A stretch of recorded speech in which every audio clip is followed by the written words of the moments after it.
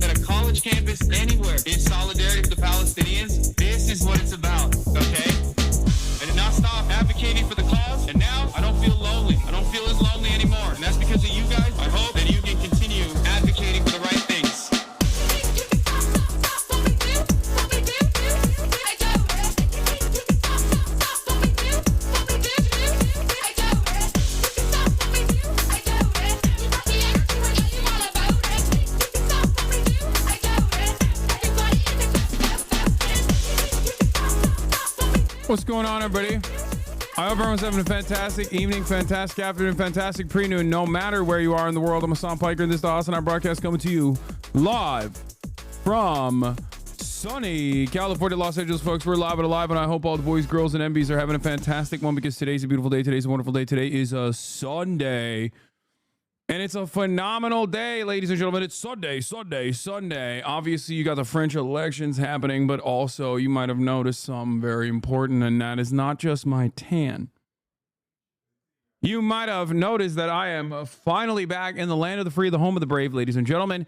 We are back. We are back. We're going to be talking about French elections in a second. Obviously, vive la France. Nique la police, all of that good shit. Anime Expo later, please. No, I will not be going to the Anime Expo this year, unfortunately, because I just arrived from motherfucking Croatia. Okay, so no. I'm live and alive. This is part of the broadcast where I tell you a little bit about my personal news about what's going on in the world of Hasanabi Piker. Obviously, people are going to be a little annoying today because they haven't seen me in a while. And when I go live for the first time ever after like an absence of God forbid 1 day absence, obviously people get really fucking annoying. But anyway, despite the fact that I have a rigorous international travel schedule, unlike the president of the United States of America, I do not need 11 days to recover. Okay. We're back in the United States. US of A will put a boot in your ass is the American way. Tell Uncle Sam is your man at the top of his list. And the Statue of Liberty on his and to be healed. Okay. Okay, and it feels like the whole wide world is raining down on you. Okay, that's it. I'm here. We're here. We're ready to go. Anyway, as far as personal news goes, ladies and gentlemen, this is part of the broadcast where I tell you about my personal news about what's going on in the world of Hasanabi Piker. And yeah, a lot has happened in the world, in my world at least, specifically for all the parasocialists out there. This is the parasocialist update. Boom. Yes, 2 days ago, I end the broadcast. I pack my bag like, 007, like I'm Agent 47, like I'm Hitman. I pack my Pelican case up. I go to bed. I wake up like a couple hours later, and I travel. I traveled from Croatia to Frankfurt, where I ate some of the worst, or at least saw some of the worst German food of all time. Got back on another flight, another double-decky flight, and flew to the United States of America. And I made it. I made it out the mud. I was just thinking of parasocial things, and you had to go call it out. Yeah. Frankfurt is the worst city in Germany. I don't think I've ever actually been like inside of Frankfurt. But let me tell you.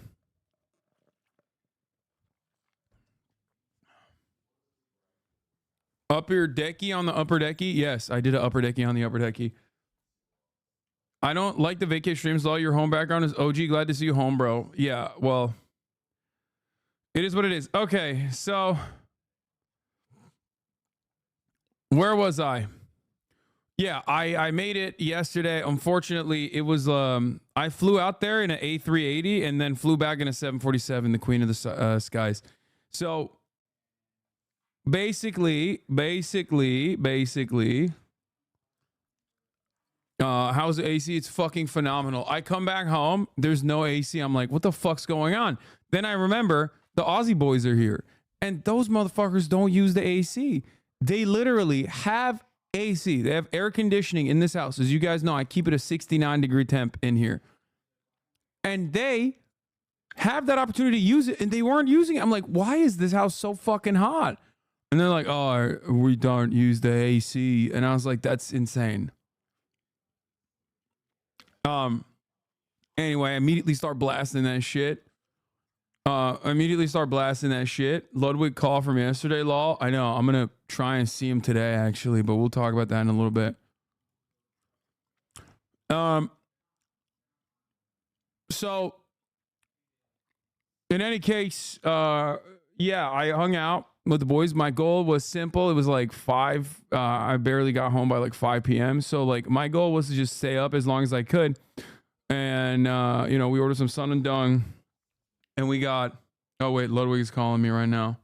Hello. I'm live. I'm live on twitch.tv/Hasanabi. Can you hear me? Yeah, I can hear you. Okay. I've been calling you a bunch. I texted you a bunch. Is because you told the Aussie boys that you want to ball with them? I do. Okay. But the time frame that you gave them is a little late. Is it possible to do it at like, I don't know, 4 p.m.? Is that a possibility? Nah, the sun's too hot then. Oh my god. I know. Why? But because I want to stream it. I want to stream now that you and I are locked into a 2v2 against Jason the Weenie and Plackboy Max. We can stream. So let's just stream ball some other time. But I feel like this is look, man. This is an offline. You know, just the boys, dicks out, drinking a couple Coronas. There's no such thing. There's no such thing. See, that's the problem. There's no. No, it's like offline. It's like just chilling. You know what I mean? It's like we can't be chilling. We have to shoot a pod after too. Like I have to, and the Aussie boys. You have to shoot a podcast. Yeah, dude. I'm back. I'm back from Croatia. I'm ready to go. Pod, then come ball. Because I'm streaming right now. People okay, stream until like 4 or 5, and then pod, and then come chill and ball. Well, the problem is I wanted to ball 1v1 with you on camera. That's the reason. I wanted to 1v1 with you on camera, but it seems like you don't want to do that. Also, happy birthday, by the way, old man. Thank you very much. Thank you very much. I mean, look, man, we can. How's it feel? How's it feel being unk status? How does it feel being unk status? Just offline, you know, like real friend type shit, but it's like, yeah, it's all about the content these days. You know, I get it. It's like, okay, bro, you literally went to Jason the Ween's stream and you went there and you balled with him, and it's like my dream, and you did it. You did my dream with someone else. We're doing it next week. Are we? 2v2. Is that next week? Is that established? Yeah, it's established. Okay, I didn't realize it was like that, but okay. Anyway, I'll see. Maybe we'll shut the stream off and then come over there at that time. It's just that like we have to shoot a pod afterwards, which is why I'm like trying to figure out the timing of it. So what time? You want to do it at 5 then? Yeah, we're balling at 5:30. Oh my god, bro, that's so fucking late. We balled this morning already, but I'm gonna do it. I'm gonna try to see if we can do it. Anyway, we'll figure it out. All right. Happy birthday. All right, bye. Shut it off and go. Chat, it's not right now. It's later. Nobody balls at 5:30. I agree, dude. I agree. Anyway, I guess streamers have lives too. LA has fallen. Oh, I saw this. I saw the Hollow live. Oh my god, this shit was actually kind of fire.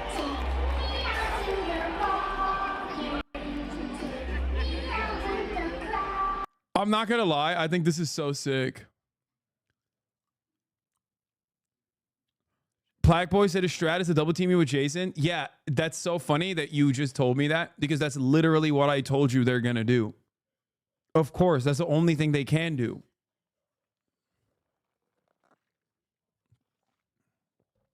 If you noticed, I literally told you that when I was covering our possible 2v2, I basically said, yeah, by the way, Japan won the war. Exactly. Like, they might have lost the war. Like the empire might have lost the war, but like Japan won the war. Just like fascism won in World War II. Like Germany lost, but fascism won. Japan lost, but it technically won. I mean, this is like pure, utter cultural domination. America is lost. America has basically capitulated to Japanese, like the worst aspects of Japanese culture. And I'm here for it. Like, obviously I'm a weeb, so I think it's cool. I've been watching My Hero Academia nonstop. So, you know, that's another aspect of the parasocial, for the parasocialists out there that were wondering like what the fuck I've been up to. I'm playing Elden Lord, Eldussy. I'm getting the Eldussy. I one-tapped Renala, like actually one-tapped it, which was crazy. And a lot of the old bosses, like, she's obviously not that hard of a boss to begin with, but I've been like going through a lot of the older places that used to scare me. Renala or Alana, the fucking mage, dude, the mage. Not everyone gets to tap Renala, shaking my head. Yeah, I mean, it's not necessarily that difficult of a boss, but like, it's like kind of crazy, like how I played it the first time versus how I'm playing it the second time. In the DLC or old? No, I'm talking base game. I'm not in the DLC. On my Steam Deck, I've been on the base game.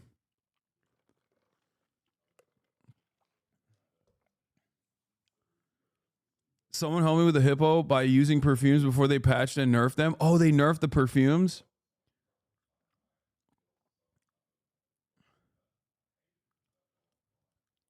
Plague Boy,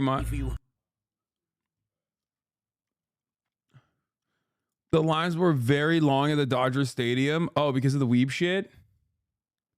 Oh, the merch. That's disgusting. You should look into the first Descendant. Yeah, after NG Plus, you're basically Elden Lord to these punks until you hit mountaintop of the Giants. Do not let Ludwig forget. What? Oh, because I own him. I bought him on an auction. Is that why? That's crazy. That's a crazy photo, bro. Anyway, what was I saying, bro? What was I talking about? Personal news wise. Yeah, I've been playing Eldussy. I've been doing a lot of Eldussy. You know? Custom stop you? Nah. CBP was like annoying though. CBP was definitely annoying. The left won the French election. Yeah, I know, chat. You think I don't know? You think I haven't been like fucking following that shit? I know, we're gonna talk about it. Anyway, folks, listen up, okay? We're gonna get to the news in a second. I need you to fucking chill out, okay? I need you to goddamn comment, cool it, okay? Anyway, I watched Godzilla -1 and I fell asleep at like 8:30 on the couch with Alexa falling asleep right next to me and Alex going upstairs and falling asleep as well. I woke up at like 4 a.m., you know, jorked it, went back to sleep. Okay. Woke up at 4 a.m., jorked it to go back to sleep. It was a sleep jork. It's an excellent move. For those of you who don't know, highly recommend it. Okay. If you want to like fix your sleep schedule quickly, you gotta hit the jork in the peanuts move. It is actually a move. I'm not even kidding. Anyway, yo, is that shirt your merch? No, this is a Carhartt shirt that I ordered for Croatia, but it didn't come in time, so I'm wearing it now. But yeah. No, I wasn't jorking at the Godzilla -1, obviously. I was, you know, that was separate. Huh. No, that was in my bed, dude. Chill out. Um. Anyway, woke back up at 6. The jork sesh worked. Woke back up at 6. And you know, I took the boys out to play basketball. They fucking got cooked. They played like one game and they were done. I played 2 games, lost both games. I'm really annoyed right now, but it's all good. At least I'm like, you know, at least I'm already back in it. I'm already back in it. I'm invested. You know, we're back, baby. We're back. Had a good ass, you know, 1,000 calorie ball sesh. And it was great. It was great overall. Even though I lost. You took some Jizzy Quill? Yeah, exactly. Is Sea-Dog Virginia in town? Yes, he is. He's here for the Anime Expo. He's here for VidCon. This is the part of the year when like all the homies come through. So that's what they're doing. That's, you know, the boys are here. I am most likely going to go to the RNC with them as well. We're going to take them. We're going to get our asses out to Milwaukee when RNC is happening in 2 weeks. So that's exciting.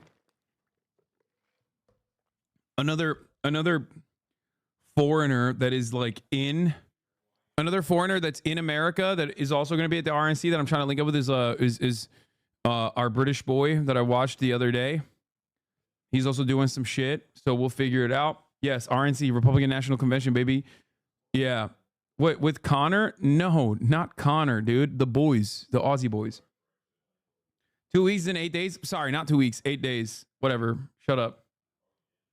Tom Nichols is going to be there too, I think. How recognizable are you at the RNC? Problem is, I haven't been able to get a press pass. And if anyone knows anyone that can help, let me know. Hit my line, hit my business manager email. And because I'm desperately trying to get a press pass. And they've been kind of annoying about it. So they don't know how much I love the Republican Party, which is annoying. Like I love the Republican Party. It's like kind of fucked up that they won't give me a press pass. Yeah.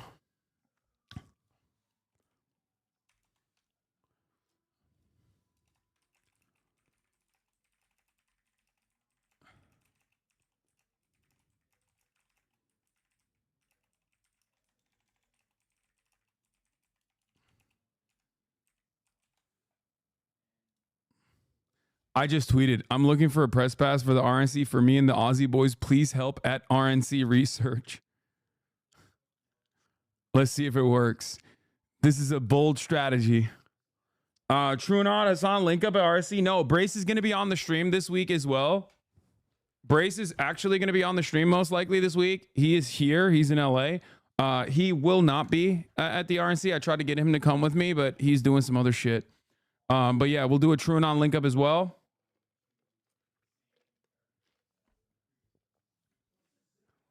Oh, and when we asked for a meetup in Zagreb, we are too close to Hungary, and you expect to get a press pass? Okay, fair. Except I'm going to the Zagreb of America, which is Milwaukee. Milwaukee is the Zagreb of America. Milwaukee is the Zagreb of America.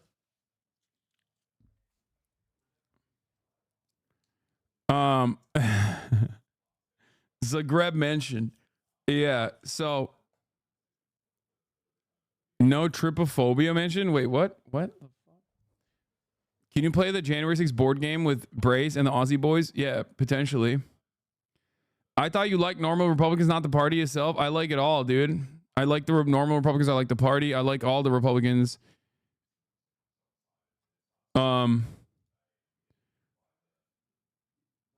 Anyway, go get a real conservative to go RNC drip shopping with you. Send an RNC clip of Hank Peckard and go in character. That's what I want to do, yeah.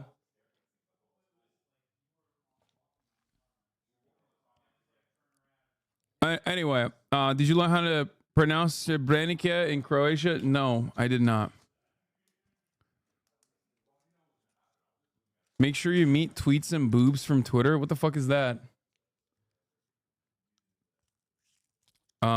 French Front Populaire 1. I know. We're going to talk about that.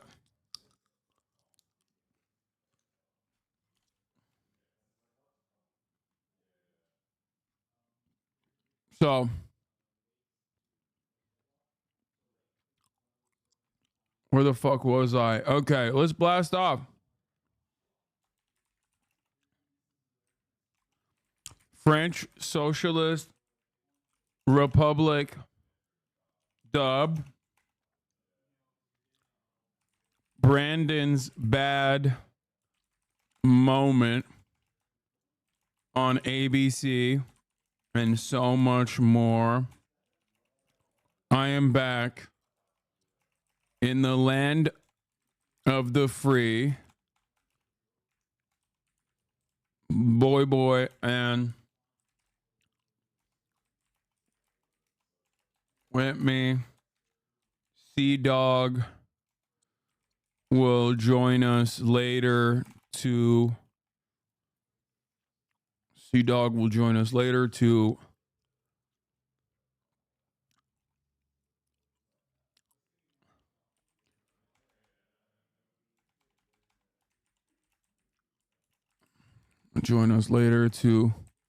find an item. Your boy's confused. What do you mean? Will join us later to find an item from my stream room to auction off for his charity. Get in now. Okay, do we have a blast off meme?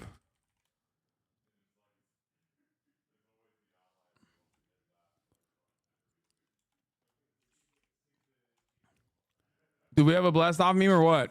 No? Bro, come on.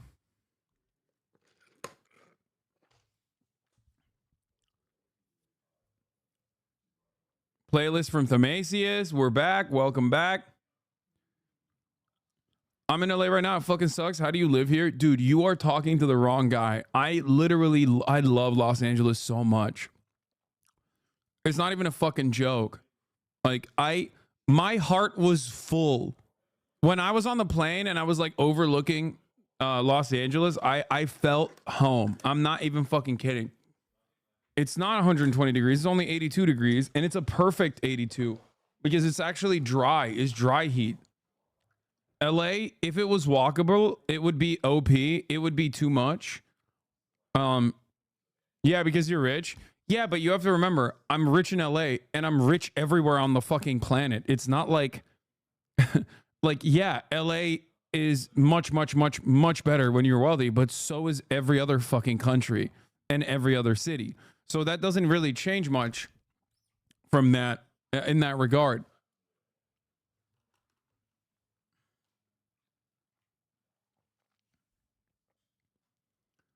I don't know. I fucking love LA, man. I love LA. Bro, we don't have a single fucking meme. What's happening? We don't have a single meme. Come to the RNC protest? No, I will not be protesting the RNC. I'm trying to get a fucking press pass. The fuck? I'm trying to get a press badge and you're out here being like, yo, come protest the RNC. Are you fucking kidding me, chat? Chill. Shh. Okay, calm down. Fuck you mean protest the RNC? I'm going to protest for more RNC. Okay? I'm going to be like, why can't we have this every weekend? Why can't we do more RNC every goddamn weekend? Like, that's my shit. I love the Republican National Convention and I love the Republican National Committee. Okay? Hello, chat. The fuck? You guys know I am a hater of the Democrats until it's time to get a DNC press pass, in which case I will be dick riding Brandon and his regime into oblivion. But for the time being, okay, I hate the Democratic Party, as you guys know, and I love the Republican Party. Okay, I am literally the nephew of a guy who tried to spoil the Democratic Party's like presidential run. Brandon's phenomenal presidential run. Oh, anyway, okay. Milwaukee does have it every weekend. We call it Waukesha. Oh yeah, that's true. All right. Anyway, folks, let's go. Let's blast the freak off. Okay, get it. Don't get it twisted.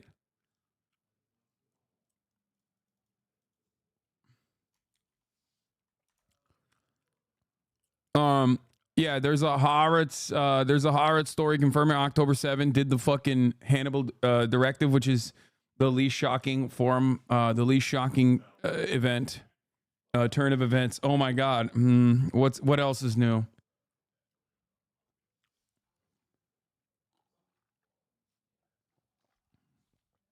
Also, this is irrelevant to the main point of contention here, but I must repeat it once again. The Dutch are officially banned from the broadcast. I don't want to fucking hear it. The Dutch are no longer allowed on the broadcast. The Dutch are actually banned from the broadcast because they're cheaters. Okay, remember they invented slavery. Something to consider. They invented it. Okay, which is really fucked up. Remember when they invented slavery? That's really fucked up. Okay. And also on top of that, they cheated. They cheated in the Euros. They bought the referees and yeah, they are fucking their fake ass country with their fake ass language and their fake ass sports team. They invented capitalism. Yeah, the Dutch invented capitalism. They invented slavery and capitalism. And they still do blackface as a national pastime. It's the worst, okay? That's right. Meanwhile, what are the Turks doing? They're defending Germany from refugees, okay? That's right. Turks are defending America. They're defending America from Mexican migrants, and they're defending Germany from Syrian migrants, which is crazy because you're fucking Turkish. Anyway, that's besides the point, though. That's like...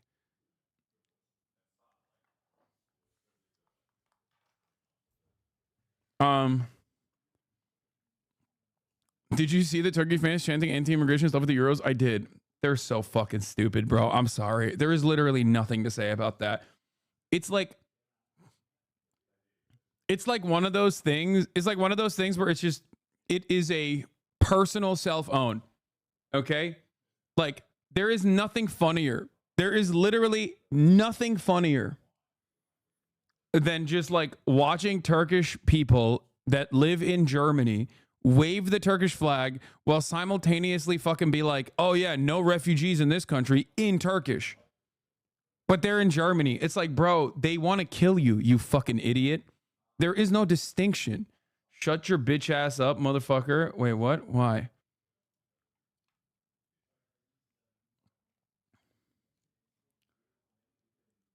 Turks are to Europe, but the Cubans are to Florida. Turkey is the Mexico of Europe, can never pass the fifth game. I mean, Turkey is the Mexico of Europe in the sense that, like, Turks are the ones doing the fucking hard labor in Germany in the same way that, like, Mexicans are in America. So they literally are. Dude, it is so shameful. Is this how the fucking Latinos feel when I talk about, like, Texas Latinos who are just, like, the most racist motherfuckers you've ever seen? This has got to be it, right? It's that, like, incredible amount of fucking shame that you feel when you see people of your background running around and being like, yeah, fuck those goddamn migrants. And you're like, what are you saying? Like, what the, it's so embarrassing. It's like, shh, dude, what, don't, what? It's the most embarrassing shit. It's the most embarrassing shit of all time. Okay? It's so fucking unimaginably embarrassing. I didn't know what it was like, and now I know. When you see your own people just being fucking pigs on the timeline, and you're like, what are you, do you have no self-reflection skills? Like, do you wake up in the morning and just, like, go through life not being aware of oneself at all? Like, what the fuck? Crazy that they're my age, 30-year-olds. Why don't you just retire? Wait, what? Why would I do that? My dad was an illegal for a long time and has voted for Trump twice. It just doesn't make any sense. It doesn't make any sense. Do we have the, do you know what I'm talking about, by the way, for the chatters who don't know? So, dude. Did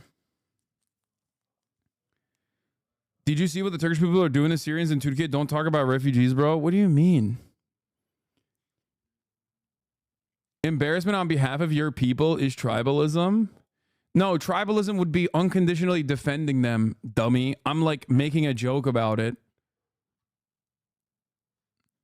And you have to remember, this is not the fucking in-group of power, okay? That's the whole point. That's why white people don't feel shame when other white people are doing white people shit. Whereas, like, if you're living in the Western world and a Turkish person does something, you are kind of like, well, these guys are going to be held up as a fucking representation of the entire culture and the entire people, because there is a capacity to monolithize, if that's even a word, a group that is otherwise a minority or marginalized. You don't understand it if you are fucking in the bosom of whiteness. You will never understand it. That's why I said this is how Latinos probably feel in this fucking community when they see a bunch of like Texas Mexican Americans who are like, hell yeah, brother, I'm voting for Trump 8 times in a row. Okay, that's how it works. When you see that, you're like, oh, gross. What are you doing? It's very different. White people don't understand that because there is no monolith for white people, because white people means like proximity to power. You are the in-group. So we automatically do not consider white people to be like a monolith. We look at white people and say like, oh, there is a broad variety of white people. You know, there's the Irish, there's the German, blah, blah, blah. Like everyone has their own background. Well, but when you're Turkish, it's like in the Western world, you are no longer in the in-group. Anyway. Yeah, it's like Caitlyn Jenner saying anti-trans shit. Or it's like when a black Republican comes out and starts chirping about like some conservative shit. Anyway.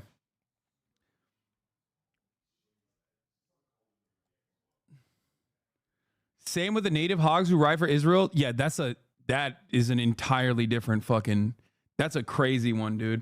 Anyway. I haven't had that perception, huh? Never thought about Turkish people like that. Especially in Germany, Turks are like the second class citizens of Germany for the most part because of the immigration, because of the migrant worker program that they had.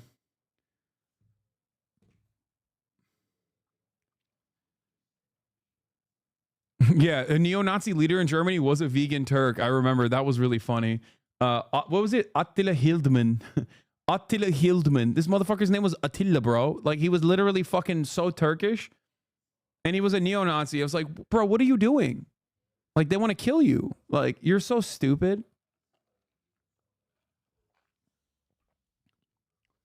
Anyway, the Turks live in Germany, also work for the German migration. What? Yeah. Guest workers.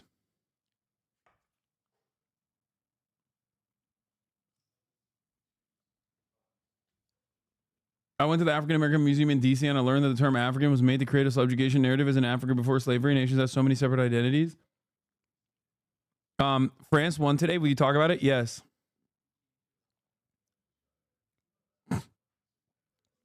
Anyway, does anyone have that fucking Turkish, the Turks that are like chanting no refugees? Do you have that shit? I want to post it. I want to show you.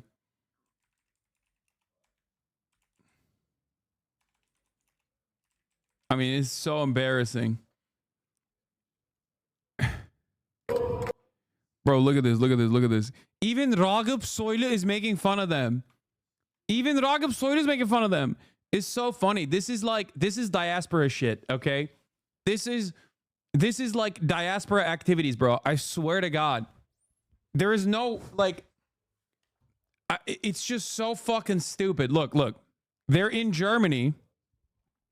Okay, they are Turkish Germans in Germany waving the Turkish flag and chanting in Turkish. And what are they chanting? No more refugees.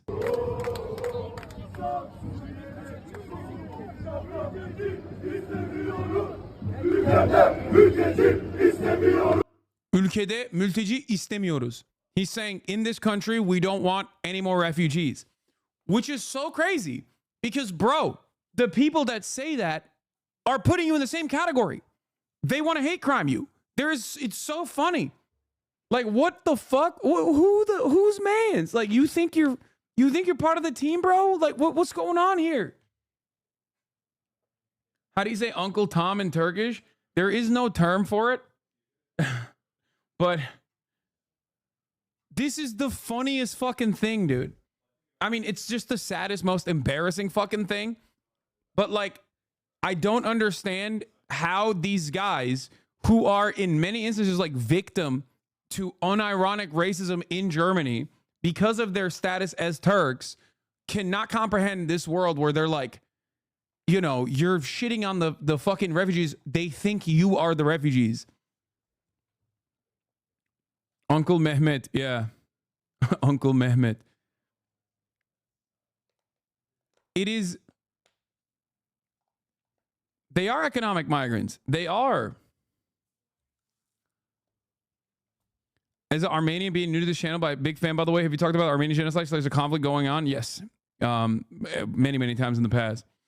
Is that because Turks have that nationalism in them, but for the place that they are? Bro, it just doesn't make any fucking sense.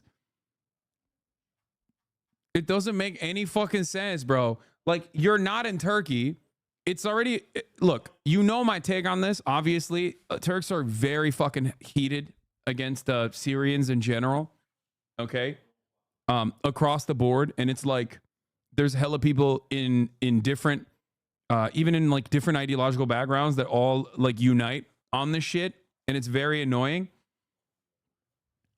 But I do personally think it's like additionally stupid to literally be a fucking Turkish person in Germany and chant no more refugees in Germany. Like, these guys are the ones who are like, Ausländer aus. Like, they're about to fucking start singing the Ausländer aus, which has been stuck in my fucking head, by the way, which is so stupid.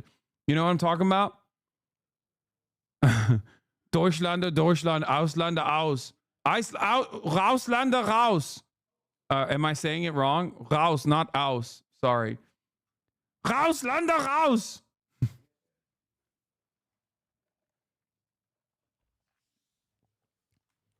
It's like, bro, you are the Ausländer. Bro, no way you know about this song. What the fuck? Yeah, of course I know about the song. Ausländer raus, Deutschland für die Deutschen. Ausländer raus, Deutschland. Okay, whatever. I don't fucking care. Okay, whatever. Shut up. I don't care about this fucking racist ass song. Okay, it's really annoying because it's like fucking stuck in my goddamn head. Anyway, but Ausländer, not Rauslander. Okay, whatever. Outsiders out, Germany for the Germans. That's what it means, which is really funny. Yeah, it's almost as funny as like Polish people being Nazis. Exactly. It's like how does this happen? How does that happen? How do you become a Polish? I mean, it does make sense, actually. That does make a lot of sense.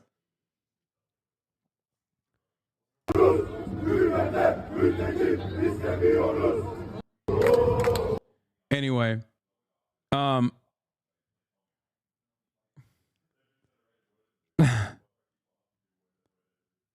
bizim iyi refüjilerdeniz değil mi Goebbels Bey gibi bir olay. Aynen, salaklığın önde gideni. Oğlum bu Almancılar var ya, iyice kafayı yemişler abi. Bunları düzeltmek lazım yani, beyinlerini bilmiyorum nasıl düzelteceğiz. İyice hepsi AKP'ci, hepsi kendisi kafayı yemişler. Yani ne yapıyorlar bilmiyorum orada abi. Almanya'da ne yapıyorlar? Ne yiyorlar? Ne yiyorlar? Ne içiyorlar? Ne diyorlar anlamıyorum. Yani bu salaklığın son seviyesi abi. İnanamıyorum. Gerçekten inanamıyorum abi. Mülteciler istemiyoruz, siktirin gidin diyorlar. Ulan sensin mülteci. Salak. Klasik. Anyway. Salaklığın new level. Aynen amına koyayım. Bunlar Almanya'daki Suriyeliler için ve TR'deki Suriyeliler için mi diyorlar? Ne fark eder amına koyayım? Almanya'da Suriyeli ile Türk arasında bir fark yok ki Almanın gözünde. Almanlara baktığı zaman hepsine bunlar şey diyor. Ne diyorlar? Kanaken mi diyorlar? They have like they literally have like an N-word specifically for Turkish people in Germany. Okay? Yeah. They have a specific N-word for like Muslims, okay? And Turks are Muslim. So for them to be like, yeah, we're the good ones, not those guys, is so funny. It would literally be like having a Reform Party member be Indian or Pakistani, okay? Yeah, Kanake, I think. The K word, not the N word.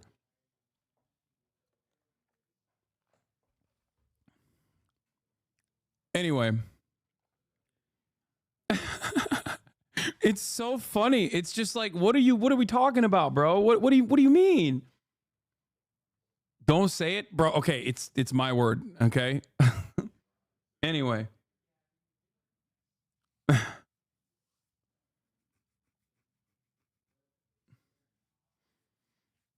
There's actually an Indian Sikh reform member. Shut the fuck up. There is a Pakistani reform MP. Are you Joe? Oh my God, bro. We need to fucking, bro. There is no, dude. I don't know what the fuck. What are you doing, man? What are you doing? I mean, I guess there's black Republicans. So like you got Byron Donalds and shit. It's just so fucking embarrassing, dude. It is so fucking embarrassing. Nothing can compare to Indian politicians, brother. No, but we're not talking about like, no, Indian politicians in India will run around loving Adolf Hitler. That's totally separate. Okay, we're talking about like in diaspora, right? Where you are not a part of the in group. You are not a part of the power group. You know what I mean? So most of the fucking rhetoric is anti-you. So when you lend credence to the anti-me rhetoric, it just doesn't make any sense. You're not like, there's no way to describe it other than you're not part of the fucking team. The way that the Germans that want, you know, the refugees out view you is no different than the refugees that you think you're different from. Okay? Like, it's just so fucking stupid. Anyway, like, so shameful. So much shame. I feel so much shame in my heart when I see shit like this. Like, it was funny when I saw the one Turkish guy that crossed the border and immediately was like, yo, you guys got to fix this border, bro. Like, rapists could be walking through. Like, no one's checking.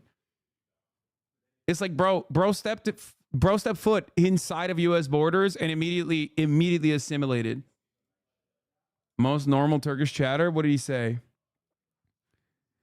They are saying Sam süreyle solum olmuş Afgan cennet vatanımdan siktirin gidin lan. Marşın orijinali bu. TR süreyle solum olmuş Afgan cennet vatanımdan siktirin gidin lan. Okay. I don't know why you blocked them. Bozkurt yapar mısın abi? Hasan buraya bak, merhaba de bozkurt yap Hasan. Gördün güldün aha. Ya Hasan bir kere merhaba de ya. Merhaba de ya. Everybody is pro-Palestinian here. What do you think of Merih Demiral? Ya siktireceğim. Niye Türk bayrağı atınca banlanıyorum?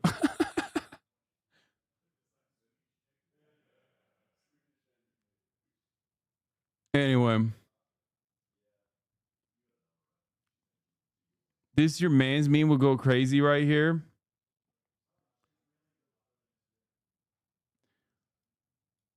Can you analyze the situation from sociological perspective? Why are Turks so susceptible to join far-right racist parties in Europe? What do you mean, brother? It's poor. It's poverty. That's it. It's the same principle behind like a lot of poor people in the South, white poor people in the South joining the Republican Party's ranks. It's literally everywhere. It's across the board. It's just when you are experiencing inequality and instability, and you feel as though your like economic opportunities are limited, you are way more susceptible to right-wing radicalization because, you know, conservatives will come in and be like, yeah, dude. Anyway, these guys are probably not AFD guys though, because the AFD is like so anti-Turk, I think. Bro, the AFD is so anti-Turk, they wanted to ban Döner, okay? Like, that's the quickest way to get the entirety of Germany to say no to your principles, to your policies.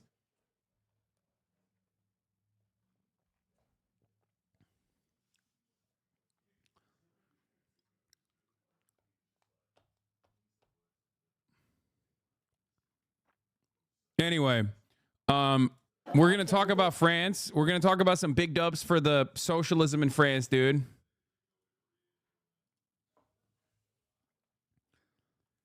Okay, we'll do that. We'll do that right now. Let's talk about some good shit, okay? Let's talk about some good shit, not some bad shit.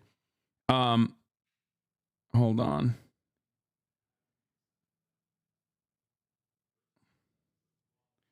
Hold on. A glimmer of hope. Yeah, dude. England, Keir Stalin. Okay, the Popular Front victory. The Popular Front victory. The new Popular Front victory in France. The Labour victory in England. It's over. Europe, a specter is haunting Europe. The specter of communism. Okay, it's the Paris Commune Part 2. Electric Boogaloo. Okay, it's happening. It's happening. It's happening pretty fucking hard. I will say this much. I have more confidence in the French New Popular Front than I do with the Labour Party, partially because I'm maybe not as well read on the New Popular Front and what their attitudes are across the board. But I do think that, like, at least with Mélenchon, there are definitely way more radical elements within the New Popular Front than the Labour Party. I will say that much. So, you know, there is a, you know, there is more, they're significantly more like real left adjacent than the current Labour is. You know what I mean? All right, let's yeah, he's good. Mao, Lenin, Sean, exactly. All right, but let's do it. Let's do it. Let's talk about let's talk about it.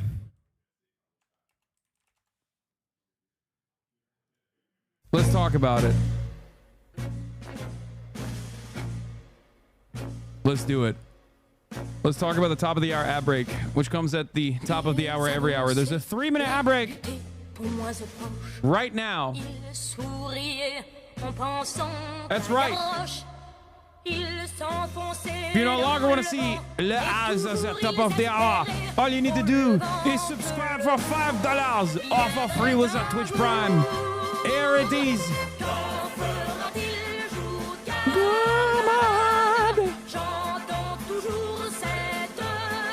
Vive la socialisme! Vive la France! Ultra rare French W. Already heard real booing here. A sense, I think there is a sense of creeping shock among these people who gathered for a celebration. This is, of course, an exit poll. Exit polls can be wrong. The one in the United Kingdom was very, very accurate. But at the moment, what this exit poll is telling us is that the seismic shock that had been so widely predicted of a far-right party taking possibly an overall majority, if not being the biggest party in the French Parliament, has not come to pass, and that actually the Rassemblement National have been punched down into third place. Bro, this morning, I wake up, there's a fucking delivery, okay? There's a delivery of a dick, like of a penis, and I'm like, the fuck is this? Like, is someone trolling me? And I threw it out, and then I was like, you know what? Maybe the fucking Aussies actually bought it. Turns out the Aussies bought a fucking penis, and Alex is away from the screen right now, waving his cock at me, and they bought it for some fucking video thing, and yeah, well, Alexa says he bought it for personal use, but anyway, yeah, no, he just came over away from the camera and he's just like waving his fake dick at me. Show us right fucking now. No, I can't. I'll get banned.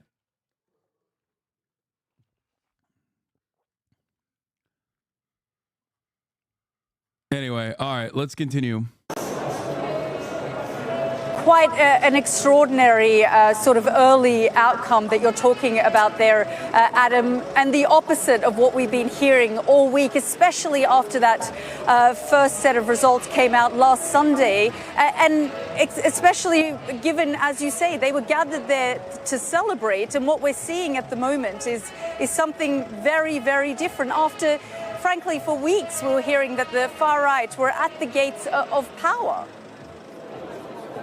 Yeah, exactly right. You just heard more booing there. I mean, I think there is a sense that is creeping into these people. On the other side of the room, they brought champagne into this meeting. These people thought they were on the cusp of history. The Rassemblement National, I don't think expected tonight to get an overall majority. They did expect to be the biggest party in Parliament. They've been hearing that for the past week. But what happened was this, what's called a Republican front, where the left and the centre came together. Now that, on the face of it, sounds like it might be straightforward. It is hard sometimes to overestimate the dislike between Emmanuel Macron, the president, the centrist president, and Jean-Luc Mélenchon, the leader. Adam, I'm going to interrupt you. Group there. At least for now, at least, and hoping the rest of the night is borne out by the initial promise. You're covering the headline. It doesn't matter. Ladies and gentlemen, France's left-wing new popular front is currently leading in the exit polls. The National Rally headquarters. Candidates, we decided to fight.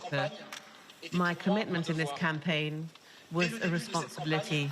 Right, they're gonna fucking guillotine Le Pen, dude. That's what they have to do. This is how it works. Majority dominated by France Insoumise, and the risk of a majority by the National Rally, and also risk of a movement that incarnates our ideas and values. These three risks were, in fact, set aside by the French people. This evening, there's no absolute majority that can be obtained by the extremes, and we owe this to this French spirit, which is so deeply attached to the Republic and to its values. And this evening, the political current that I represented during the selection, that of the Republic and that of progress, that of authority and of work, that of the ecological transition and the European construction, is certainly alive and well. Thanks to our determination, thanks to the strength of our values, we were able to hold.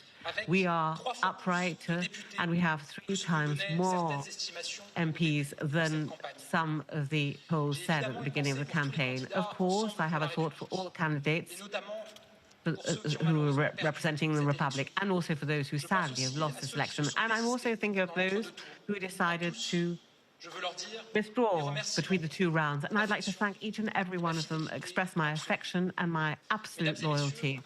Ladies and gentlemen, to be prime minister, dude, I've been hitting on my life. A lot of the Frenchies that I've been hitting up have been very, very excited. They were legitimately fucking terrified of Le Pen.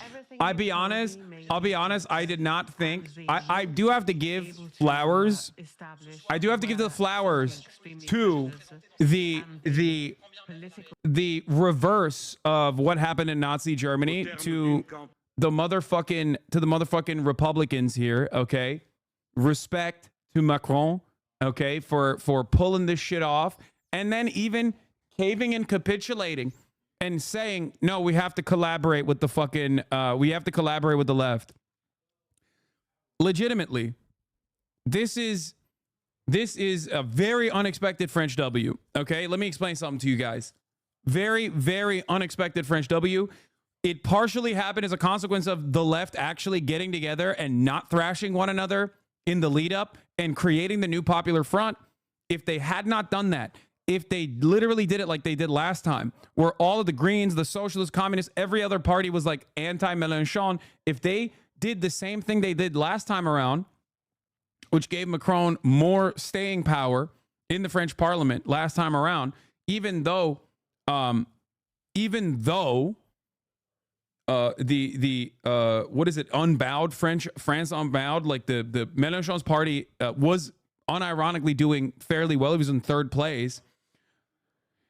If the French left had not gotten together and got their shit in order, it would have been a massive far-right W. It would have been a far-right victory. They got together, they showed unity, and they forced, because of Macron's overwhelming unpopularity, they forced the Republicans to basically bow down to the new popular front. And I will say, I don't think the Democratic Party would have ever done a similar thing in the United States of America if there was an actual social democrat that won the Democratic primary somehow. Okay? This is massive. This is genuinely a massive sea change. Macron was telling his candidates to stay in the race to give seats to the far right. Wait, really? No, I thought that, like, In case you missed it, a Macronist candidate said today that he was dropping out to block the far right in spite of getting a personal request by Macron not to do so. That's actually kind of surprising because I don't believe this, because overall, I'm pretty sure Macron and many of the party leadership literally said, like, no, we are going to collaborate. We are going to collaborate, and whoever has the best chance of winning, you have to vote for them. In districts, they're yeah, this is basically what happened. The center stopped punching left for once, and the left won over the far right. It's really not too complicated. Exactly.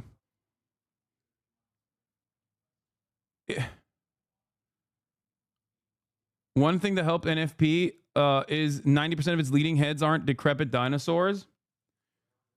Yeah, they definitely did not pull the fucking Democratic Party move. Also, another major problem, and I can't believe I'm saying this, is Mbappe. Marine Le Pen, like a fucking dumbass that she is, was shitting on perhaps one of the most popular French, like one of the most popular people in France in general, leading up to the second round of the elections, which is so stupid. Why the fuck would you do that? Like, it makes no fucking sense. It's not a joke. Like, literally. That's not even a joke. Most of the most famous French football players are like of African origin usually, and Le Pen is unironically very fucking racist. So when she shit on Mbappe, like, you know, it was cooked. She just couldn't dial back the fucking racism. She couldn't dial back the racism until she got over the fucking finish line. Okay. It's like hating on LeBron in Cleveland right before the finals. Yeah, exactly. It's so fucking stupid. France 24 was so surprised by the exit poll, they forgot to change the graphics.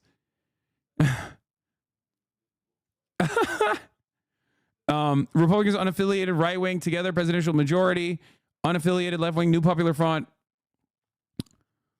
Yeah, the percentages are fucked up here. Far right alliance 132 to 152, much larger share of the vote than the 172 to 192 on the new popular front. Yeah. Anyway, only 50% of Macron voters voted for a leftist against far right, when 74% of leftist voters voted for centrist against far right. Yeah. Sports accounts literally turned against Le Pen. It is very stupid. It is a very, very stupid thing to do. You shouldn't do that. You should not shit on some of the most famous people in the country leading up to an election because of your unimaginably racist principles. Le Pen forgot what got her to this level of prominence to begin with, which was dialing back the anti-Semitism, dialing back the racism, so she could be like, oh, that was the old me. When I'm fucked up, that's the real me. She pulled the exit valve of racism, and it fucking backfired on her in an unimaginable way. Anyway, let's take a look at France's Unbound. France Unbound, Jean-Luc Mélenchon, Prime Minister Attal should step down. Let's take a look. At the end of this electoral campaign, where everybody was confronted with their choices, the people finally has chosen, and I can only recognize the efforts made by all those who finally arrived at tonight's results. And I can only hail those who accepted to run, those who accepted to step down, and all those who went door to door, face to face, to convince everyone, and at the end, obtain a result which was claimed to be impossible. There was a huge effort of civil responsibility. We can only admire this at a time when political life seems to be receding. We were able to push the threat away. Tonight, the national rally is far from having the absolute majority that seemed to be within reach a couple of weeks ago. Quite the opposite. It's a huge relief for a huge majority of people in the country, those who make up the new France and those who have always loved France with Republican passion. These voters were concerned, but now they can be reassured they have won. Avec ces bulletins de vote, une majorité a fait un autre choix pour le With pays. their ballots, a majority made a new choice for the country. The will of the people must be strictly respected, and from now on, no arrangement, no combination will be acceptable. Indeed, the lessons of this vote are quite clear. The defeat of the president and his coalition have been confirmed.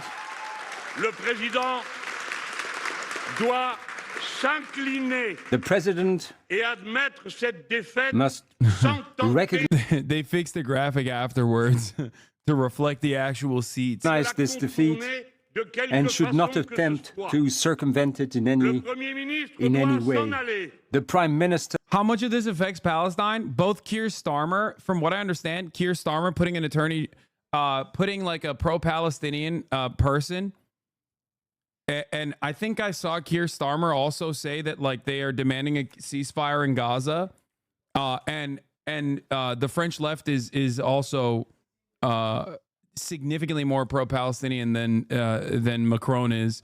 So I think that like ultimately this will be good. It will create additional pressure from two massive European countries. Like, this is from 6 hours ago. Starmer, Palestinian state undeniable right as a part of peace process. This could be lip service, but it definitely is like, I mean, I would say that it's a pretty solid start.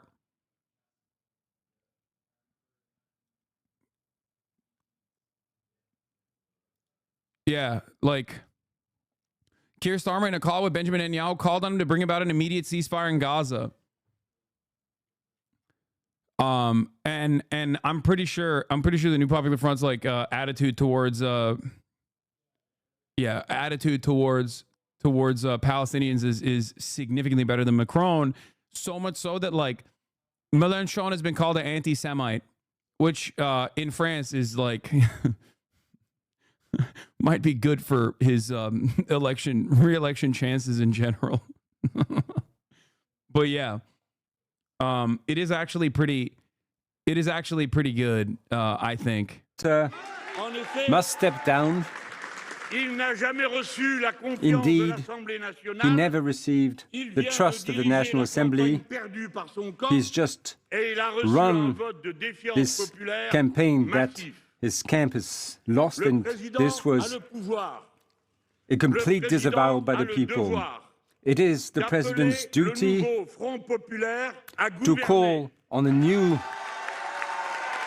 Popular Front to run the country.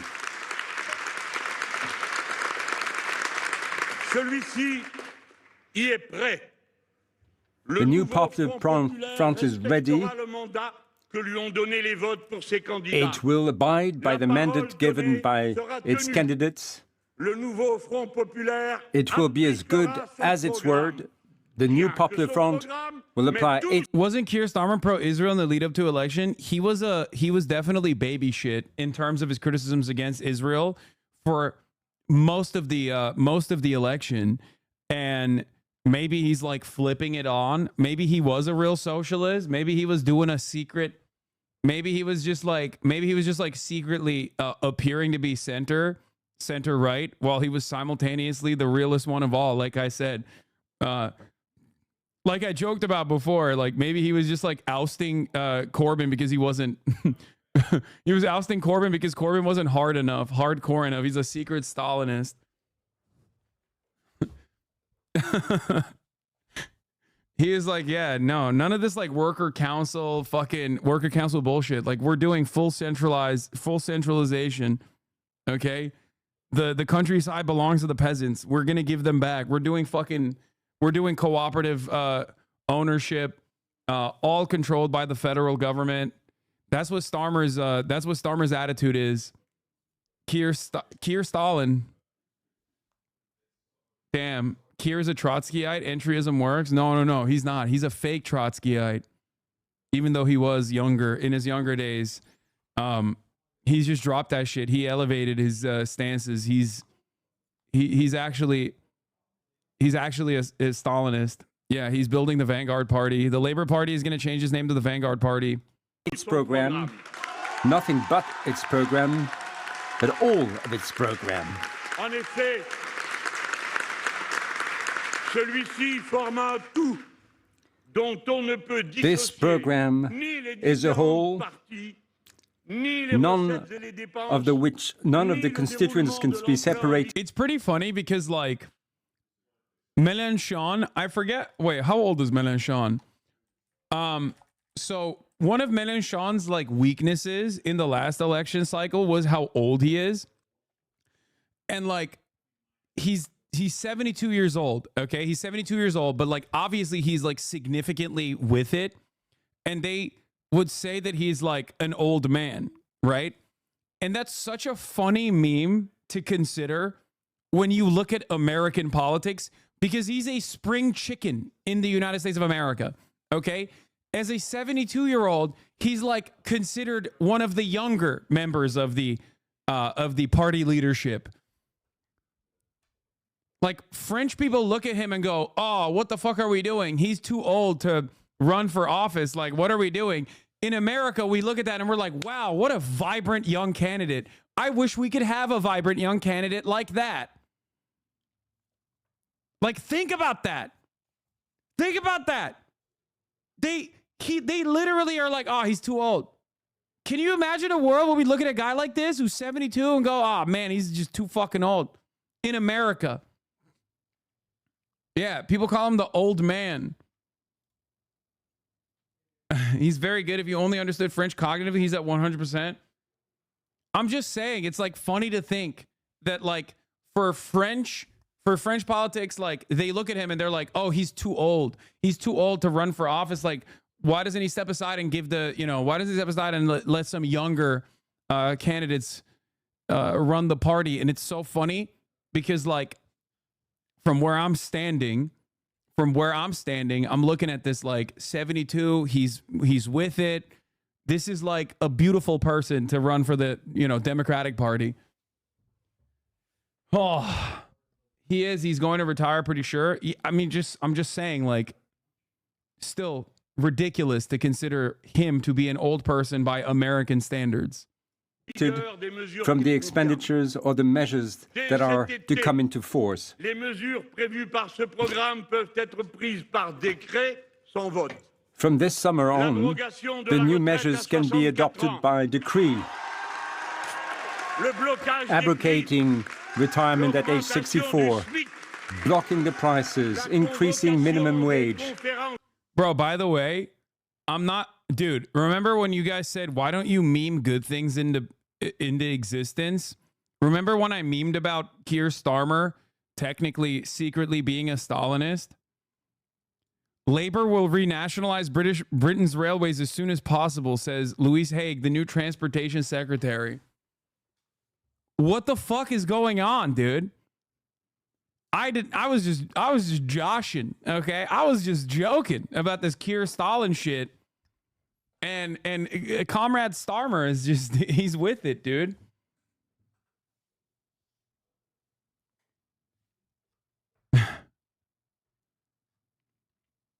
Dangism, Starmerism. Yeah, Starmer is bringing about a regime change. He's doing socialism with English characteristics. Don't read the fine print. I mean, I don't know. We'll see what happens. I still don't believe him. I still don't like him. I still don't believe him. Like I said, I hope I'm so wrong. I hope I'm like entirely wrong about my assessment of the labor. Entirely wrong about the assessment that I made, the predictions that I made overall, that like labor will be feckless.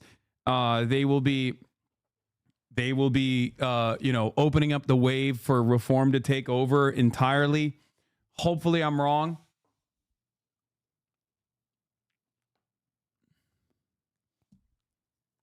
That English characteristic, transphobia.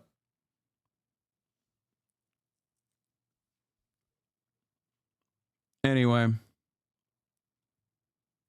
This is barely a left-wing position in Europe, to be fair. Brother, England is so far removed from the left-wing position of Europe broadly that, like, this is...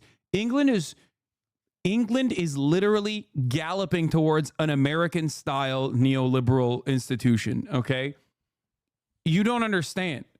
They've actually passed America on the anti-trans shit already, and they're trying to catch America on neoliberalization, on privatization of like other state-owned enterprise in general, or previously state-owned enterprise. So like low-key, this is a big move for England.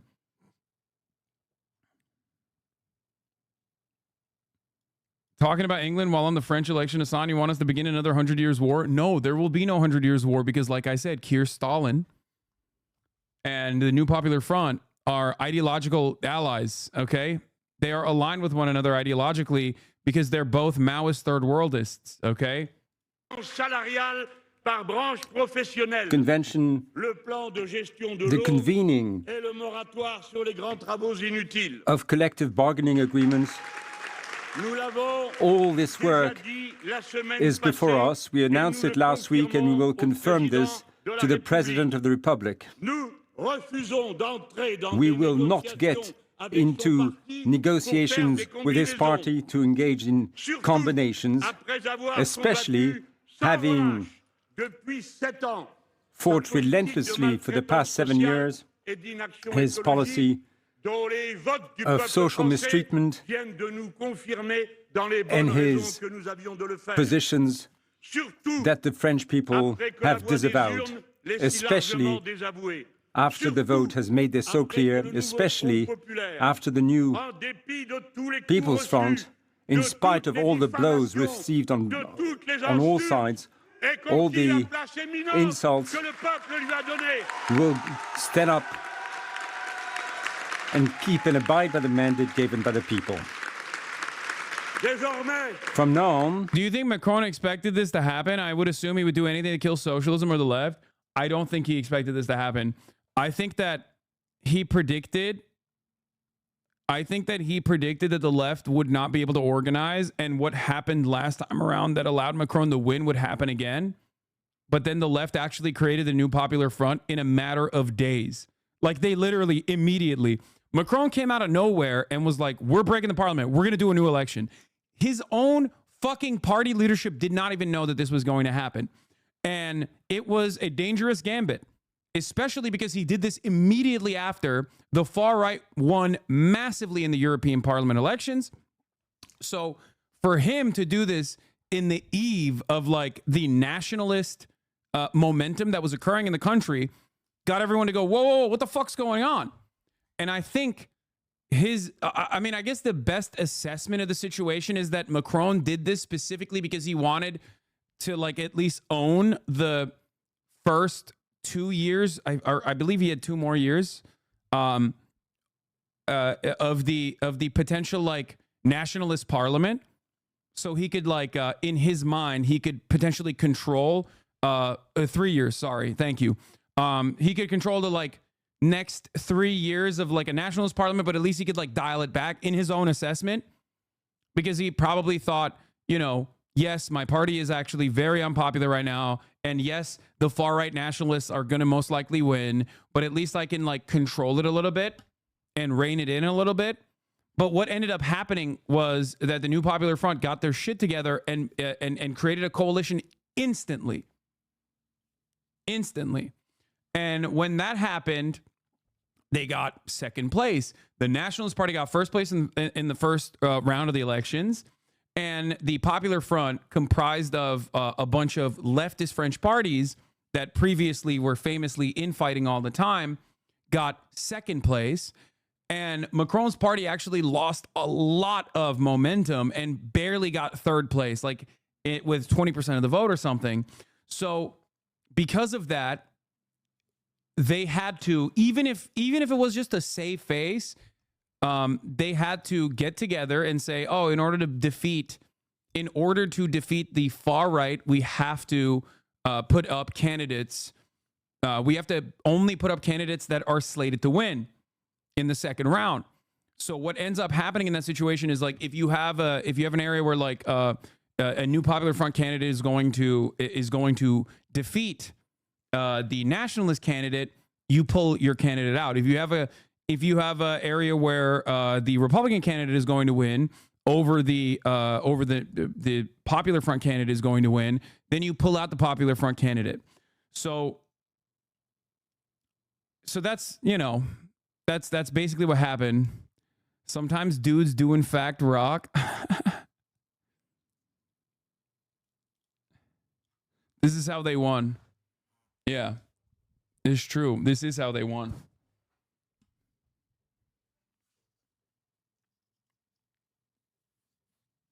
Yeah, there was 210 candidates from the left and center, which pulled out in the second round. It was absolutely massive and unprecedented. Yeah, they made sure not to split the vote against the far right, which was great. And in spite of it all, from what I understand, when you look at the actual results and the splits, it does seem like stronger than expected transfer from left voters to Macronists and vice versa to block RN. Yeah. Recap from Taniel. Exit polls 90 minutes ago show surprise. Left first, Macronist second, RN third. Since then, results in from many districts. They're confirming that big picture and show why. Stronger than expected transfers from left voters to Macronists and vice versa to block RN, which is the nationalists.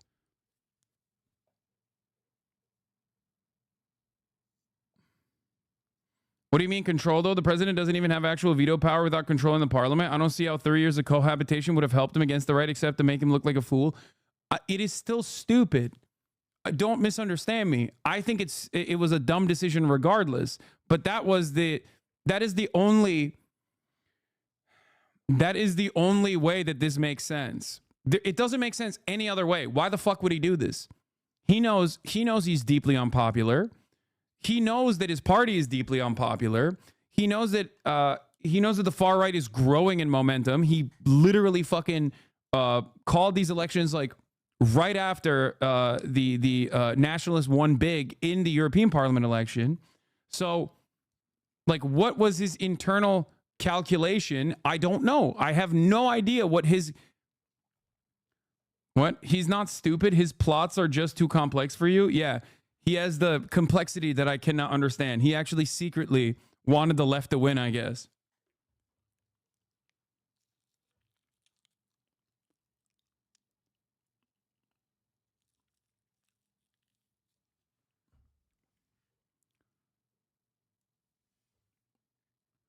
They didn't win, though. They don't have a majority without an alliance with Macron. You know that, right? Who cares?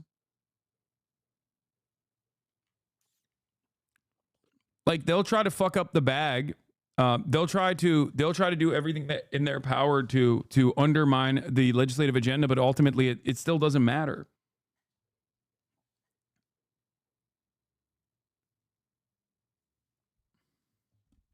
Yeah, secret Macron.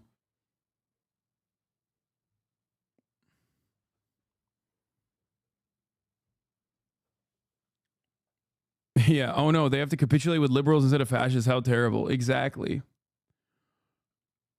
Macron famously said, I've been preparing this for weeks and I'm delighted. I've thrown my grenade at their legs. Now we'll see how they deal with it. He doesn't know what he's doing.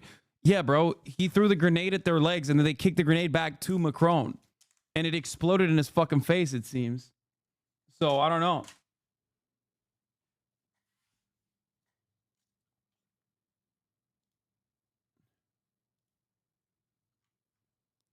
My thoughts are too complex for journalists, says Emmanuel Macron. Nobody knows what he was thinking, dude. Nobody can make sense of this man's brilliance, okay?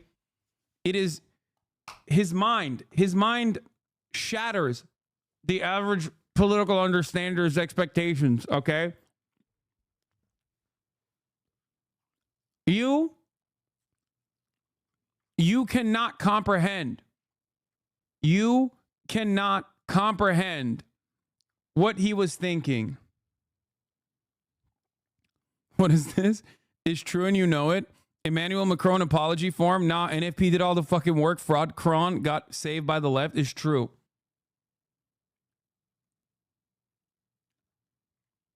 You didn't think he bet? You think he didn't bet on this? Please don't disrespect the greatest statesman of the 21st century. Are you fucking kidding me?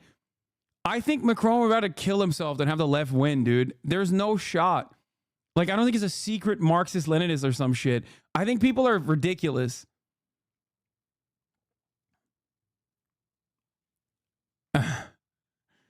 the greatest statesman of 21st century. In all seriousness, I genuinely think his initial thinking when he called the election was Le Pen will win the election, her governance will be bad, which will damage her for 2027, which is so callous and sociopathic. Yeah, he's Marx Cron. Marxism, Macronism. He's a real one. This is like reverse Germany, dude. This is reverse like Germany in the lead up to the Nazi rise of power. Okay? Instead of capitulating to the far right, he ended up having to capitulate to the left, which is shocking. Macron is quiet quitting. His party spokesperson already said Mélenchon and France Ambaud cannot be left to govern France, but that their party is ready to work with the Republican parties. Yeah. At most, first of all, it's just going to be a liberal coalition. If they want to fucking, in order to get shit done, they're going to have to, you know, the New Popular Front is going to have to work with the liberals here, the Republicans. But it doesn't matter. Together, presidential majorité, unaffiliated left wing, New Popular Front. Problem is, NFP leaders are signaling they will stick together. Bro, imagine the left winning in France and sends the left wave in Germany. Since left wins now, next presidential, the far right will switch to Macron to prevent left on top. Macron hopes. I don't know about that.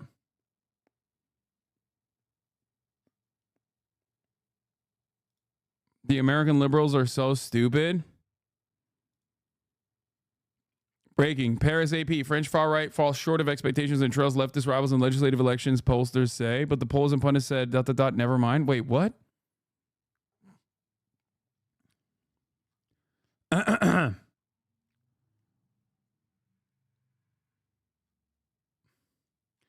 So are people upset about this in America? Like, I'm so confused.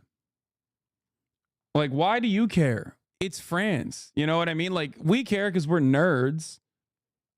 But, like, why would any American be like, oh, I can't believe Macron is no longer in power? Or, oh, no, like, the national is lost? Like, what the fuck are we doing? Like, American Democrats are upset?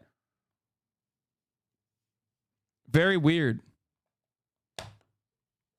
It's not even MAGA. I think it's like liberals. Anyway, let's look at Daniel. What's happening right now on TV, something very familiar in countries with a full parliamentary regime, fight over coalitions. Macronists and center-right are arguing this isn't a left wing, suggesting a center-left to center-right unity government. Left is insisting that this is a left win. This is exactly the sort of district that is causing the shock result tonight. RN got 40% of the first round, with 6% going to another right-wing candidate. Left was at 30%. Macron has dropped out, and vote transfers ended up being quite strong. Left won by 1%. Here's one that's showing a different dynamic. An RN win in a situation where vote transfers against it weren't quite strong enough. In the Southwest District, RN had gotten 44% against incumbent left MPs 37%, with no conservative candidate eliminated. Tonight, RN won 59 to 49%. This may end up being the closest result of the night. In Dordogne 4th District, with all precincts reporting per the Interior Ministry, RN is ahead of left by 74 votes. Marine Le Pen's sister lost her bid to join the parliament. Her left opponent won by 0.5%. See below for context. Macronist, who came in third, initially said she wouldn't drop out, but then changed her mind, ended up blocking Le Pen. By the way, I will say, I mean, this is still a pretty big fucking surge for far-right parties. That is another scary reality here, just like with reform in the UK. Like, you know, so it's not exactly it's not exactly just a moment of victory to be like super stoked. This is something to still pay attention to. And there is a lot that needs to be done in order to undermine the confidence that people have in the far right in France. Same goes for the UK. Okay? This is something that people need to pay attention to. And what the French government does in the upcoming years will determine whether the far right will win majorly, and the unpopularity of Macron, if that stink, if that anger and that resentment transfers to the left-wing coalition, okay, if they personally, the liberals do everything they can to basically undermine, which they probably will try to do, if they successfully undermine the New Popular Front agenda, okay, then that feckless inability to actually commit to a legislative agenda that truly tries to improve the material conditions of the French working class and try to actively undermine the radicalism that is growing in France, if they cannot fight against this with good economic policies and change the tide on neoliberalism, next time around, the far right will win majorly. They will win big, okay? And the same exact principle stands for the UK. Same exact situation that I described in the UK. This is something to pay attention to. This is a good moment. This is a moment of victory. This is a moment of celebration. And it's great and it's wonderful, but it's still very scary, okay?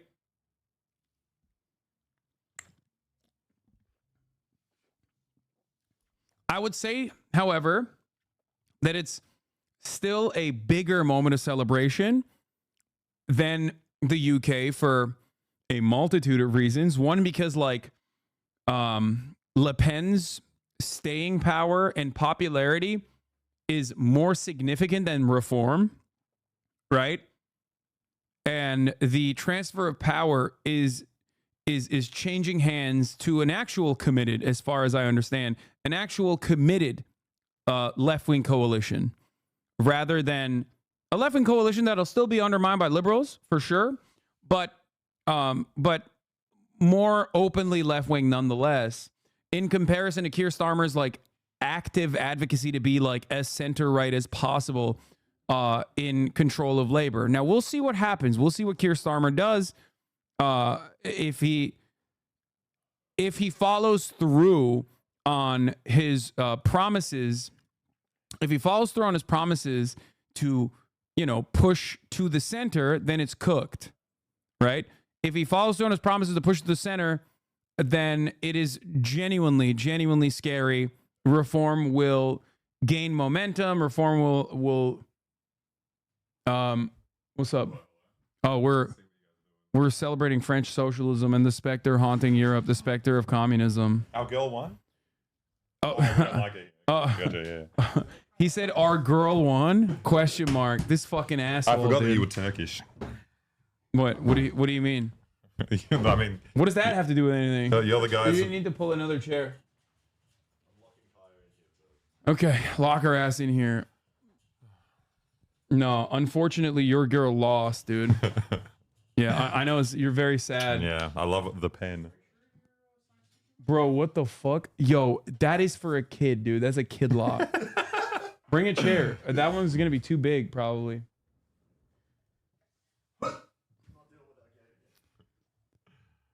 Thank you, Alexa, for stepping in to bring a real leftist opinion into the room. Yeah. It's called accelerationism. Yeah. We have to inoculate France against the far right by voting for the far right. Yeah. You sound, your opinion is shared by every centrist, surprisingly. Yeah, that's how I always do it. People saying Alexa play communist music. Be great if everywhere you walk it was just a song, an anthem with you. It kind of is like that. This haircut's looking clean, by the way. For who? The reaction of the RM voters as they get the results live. The videos are too funny. Hit me with some videos. Let's watch them fucking crash and burn. That's so good. Okay. Gabriel Attal, sitting prime minister, is now speaking. He says this dissolution, snap election call, I didn't choose it. Veiled criticism of Macron, given a lot of reporting on Attal not knowing about Macron's decision and doing a lot more than Macron to block far right this week. Attal says he will resign as prime minister. This is not surprising. Macron has did a lot better than they were fearing, but they will lose a lot of seats. They lost like 80 plus seats, I think. Jesus. They are no longer in a position to govern by themselves or nearly by themselves since 2002, like they have since 2017. What's the rationale here? They're just like, he called it because he wanted the far right in. He wanted to discipline the left. Dude, what's the absolutely zero people. I don't know. I genuinely don't know. I try to make sense of it. But, I mean, he said, my thoughts are too complex for the journalist. Yes, you do not understand. I had a very good move here.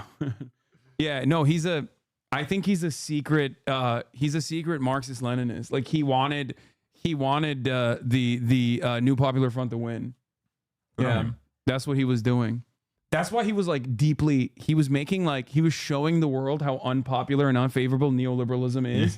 That's why he just kept doing like comically evil shit. Like, yeah, if you want to retire at the age of 65, we're going to kill you now. No one in the country wanted that. And he was like, no, but we're going to do that to show you I'm doing this for neoliberalism. Didn't he lower the age of consent as well? Was that no, he made it. I didn't think they had one. That's what he did. No, they didn't have one. Oh, no, he brought it in he brought it up to like 12 or something. Very unpopular move. Yeah. That was another way to, show that neoliberalism is bad for French. For the French. Let's spread that rumor though. Wait, isn't his wife like 100? Yeah, she was like a MILF. He's a reverse. Yeah, he's a reverse pedophile. Like he was predated on. Yeah, his wife was his wife was like his teacher. Someone has to be maths teacher. Someone has to be in a inappropriate relationship in France. Like they can't. Like one partner has to be of age and the other has to be underage. There's no other way to do it. Yeah. Are an election evening in the Bois de Vincennes, activist with a crestfallen expression who expected everything except the left in the lead. Oh, these right-wing activists.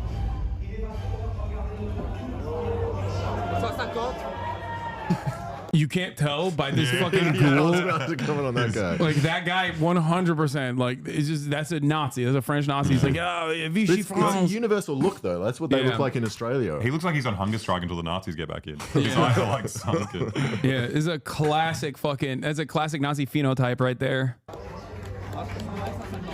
Oh, they're so nervous. That girl's staring directly at us. Another dude, that last one is also another classic. Yep. Another classic look. Get fucked, dude. Nice. This is how we have to dress if we go to the RNC. Yeah, we're trying. We're trying to go into the RNC.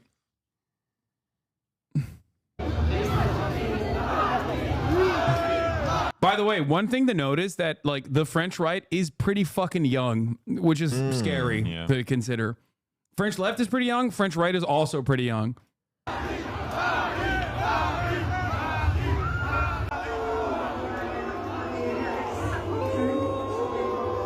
Boo! What happened?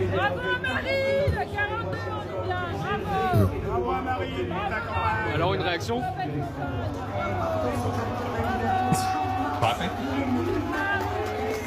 Backwatch! R.I.P. Buzzer! Une réaction?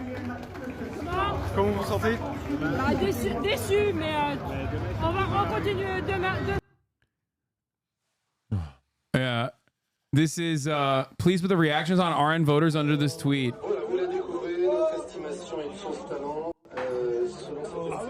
Oh, they're older. That's nice. This is more normal. This is more. But they're younger. No, they still have young people, dude. It is like this is the coalition for the nationalists. Like, it's like a bunch of young people and like super old racists, like old school racists that are like they want to bring back Vichy France. They were there. They were collaborationists.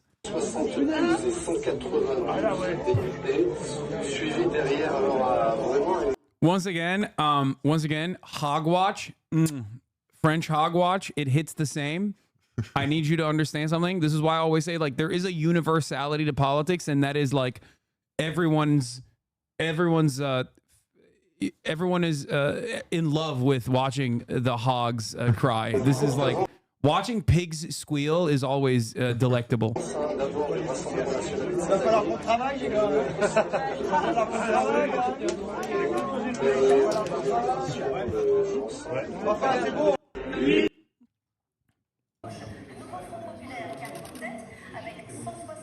I want to watch him cry. Oh, he's already cried. Oh. We will not be able to kill the Muslim. This is so sad.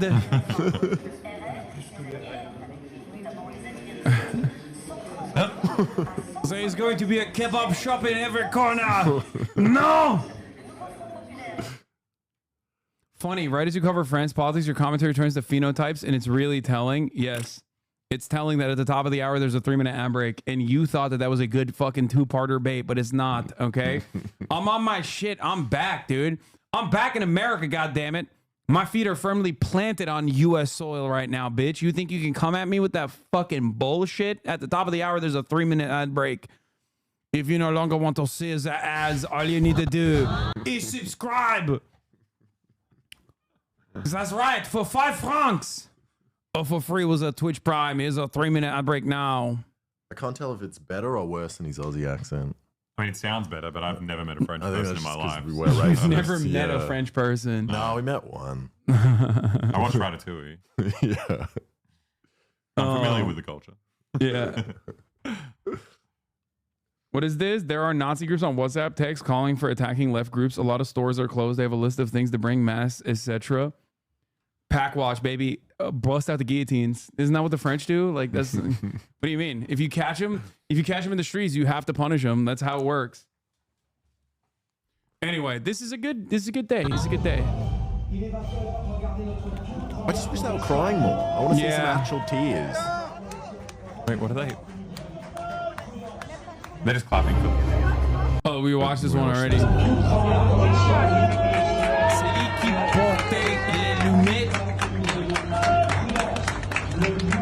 Why is the translate not working? He's double parked to the flags. That's real patriotic. What is this? Lucas Jean-Luc? Oh, yeah, I've seen that one. This is how he That's won. cool. This is why he won, bro. This is why he won. What is that guy? It says fuck me. Yeah. 300 euros. Yeah. That's a lot. That's cheap. No. No, it's not cheap. Really? But, You but ever he's tried hot, to though. fuck He's a man sexy. before? He's sexy. A man like that? Yeah. He's sexy. That's why his price is up. Yeah. Like, if he, like, that guy probably goes for less. You know what I mean? Yeah. We need election fraud hogs now. Why do the French hate Muslims so much? They're jealous. That's why. Well, their croissants are based on the there you go. I was about to Based on make a what? joke on that. Based on the what? Based Go on ahead, the, say it. Based on the crescent. Yeah. The Where Turkish. does that come from? Serbia. The Turks stole it from Oh, us. you mean the Ottoman supremacy? Is that what you were about to say? No, we were just really... I've been telling everybody at the basketball course that he's Albanian. You are. Might as well. Anyway, yes, that's right. French croissants are because of the crescent, because of the Ottoman domination of Europe. One day we will return. Oh, stop the steal. Another stolen election. French Communist Socialist Bloc victorious after making a deal with Macron. Breitbart. Americans are mad that the nationalists lost in France. Like, it's just, dude, you don't even care. You don't know anything. Shut the fuck up. Get the fuck out of here, dude. Oh, there's some tears. Yeah. Let's go. He's shaking.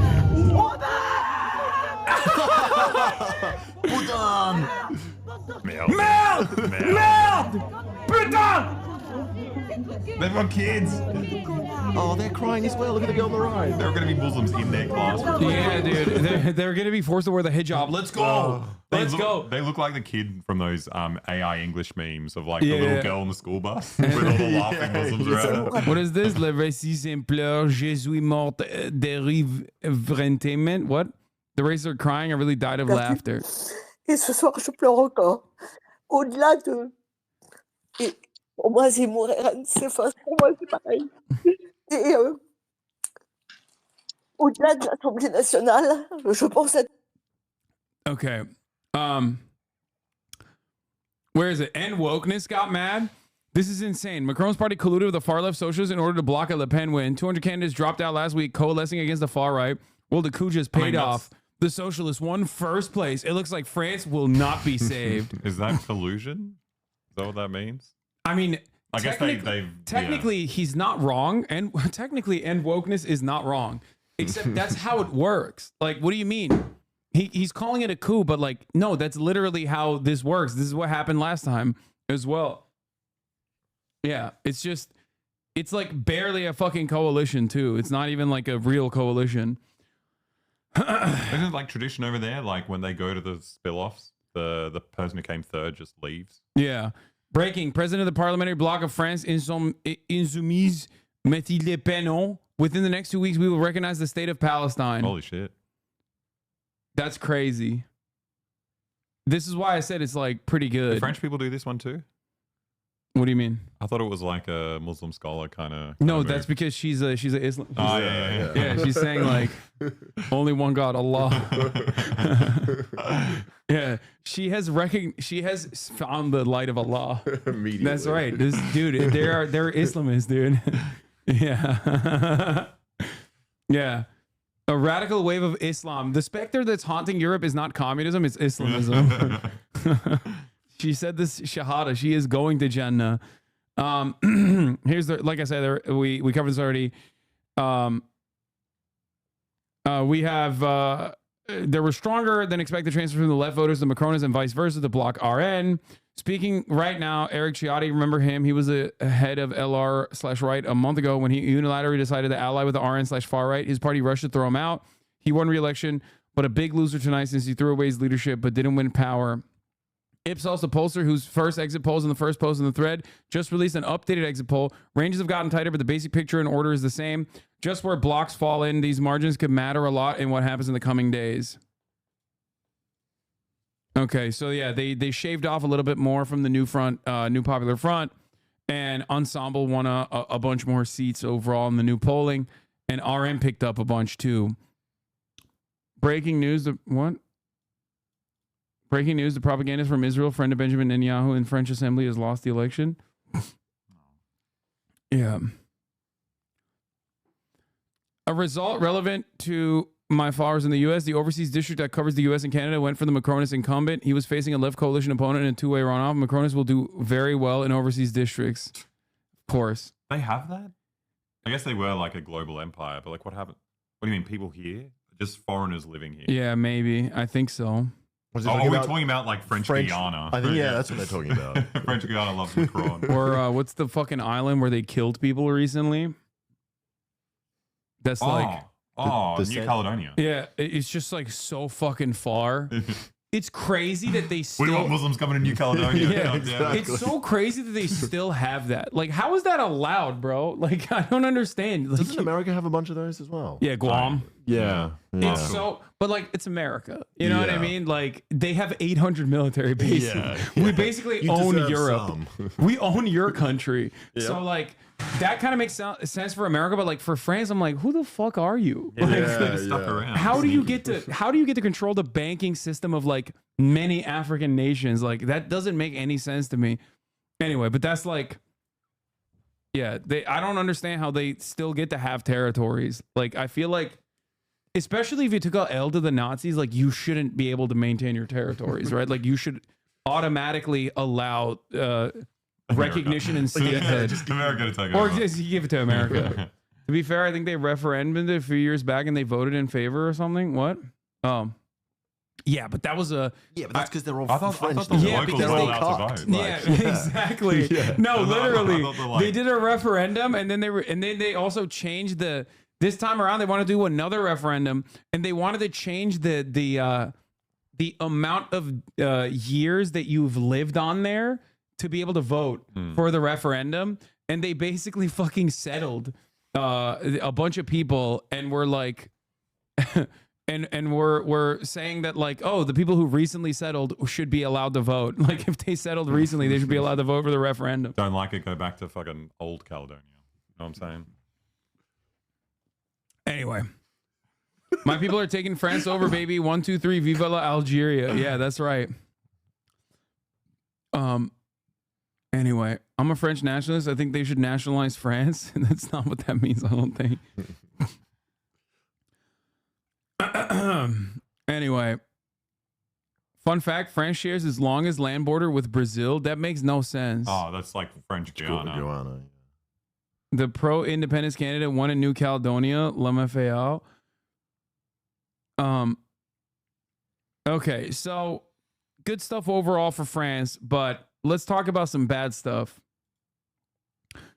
What is this? French leftist leader Jean-Luc Mélenchon reacts to a video of dancing Charizard on his Instagram story. This is why he won. Non, mais, non, mais, non, mais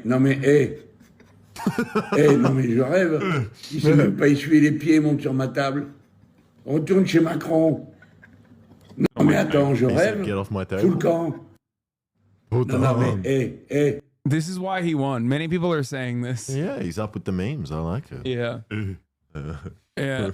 This is all Biden has to do. That's kind of what he does. He grunts. Yeah, he doesn't have dancing fucking Charizard. He took Hillary's Pokemon Go to the He said, polls. I am dreaming. He's on my table. Go back to Macron. That's what he says to the Charizard. What? He's telling him to go back to Macron and stop bothering him. What does that even mean? I don't know. I don't know what that means. While making it. Am I dreaming? Stop cleaning your feet on my table. Go back to Macron.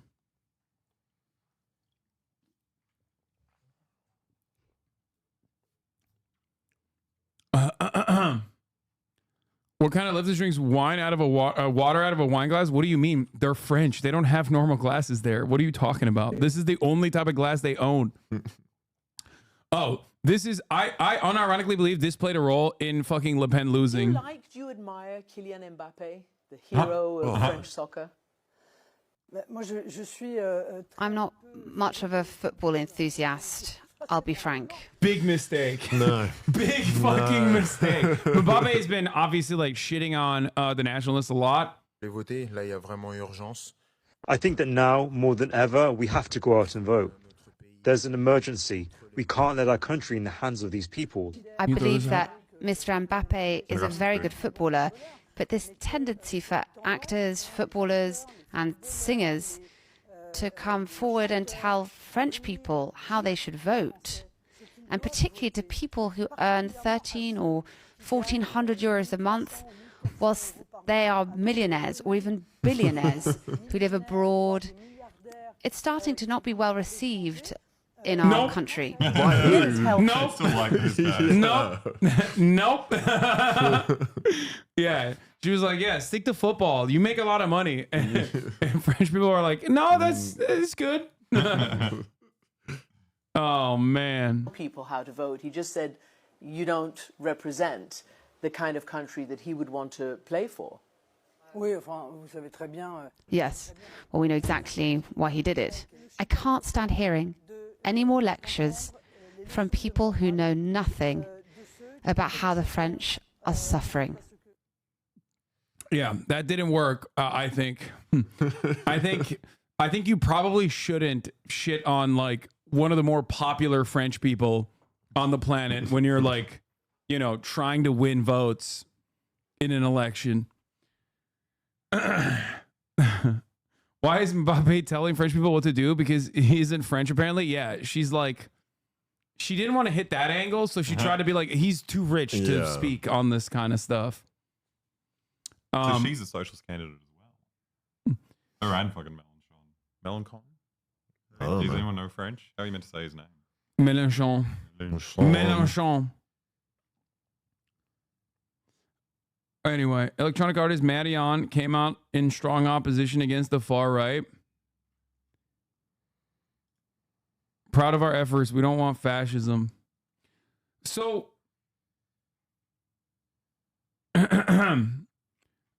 but yeah, let's move on from the fun stuff in France to the here. I'll do one more. Sorry, Bernard. I'll do one last video on it.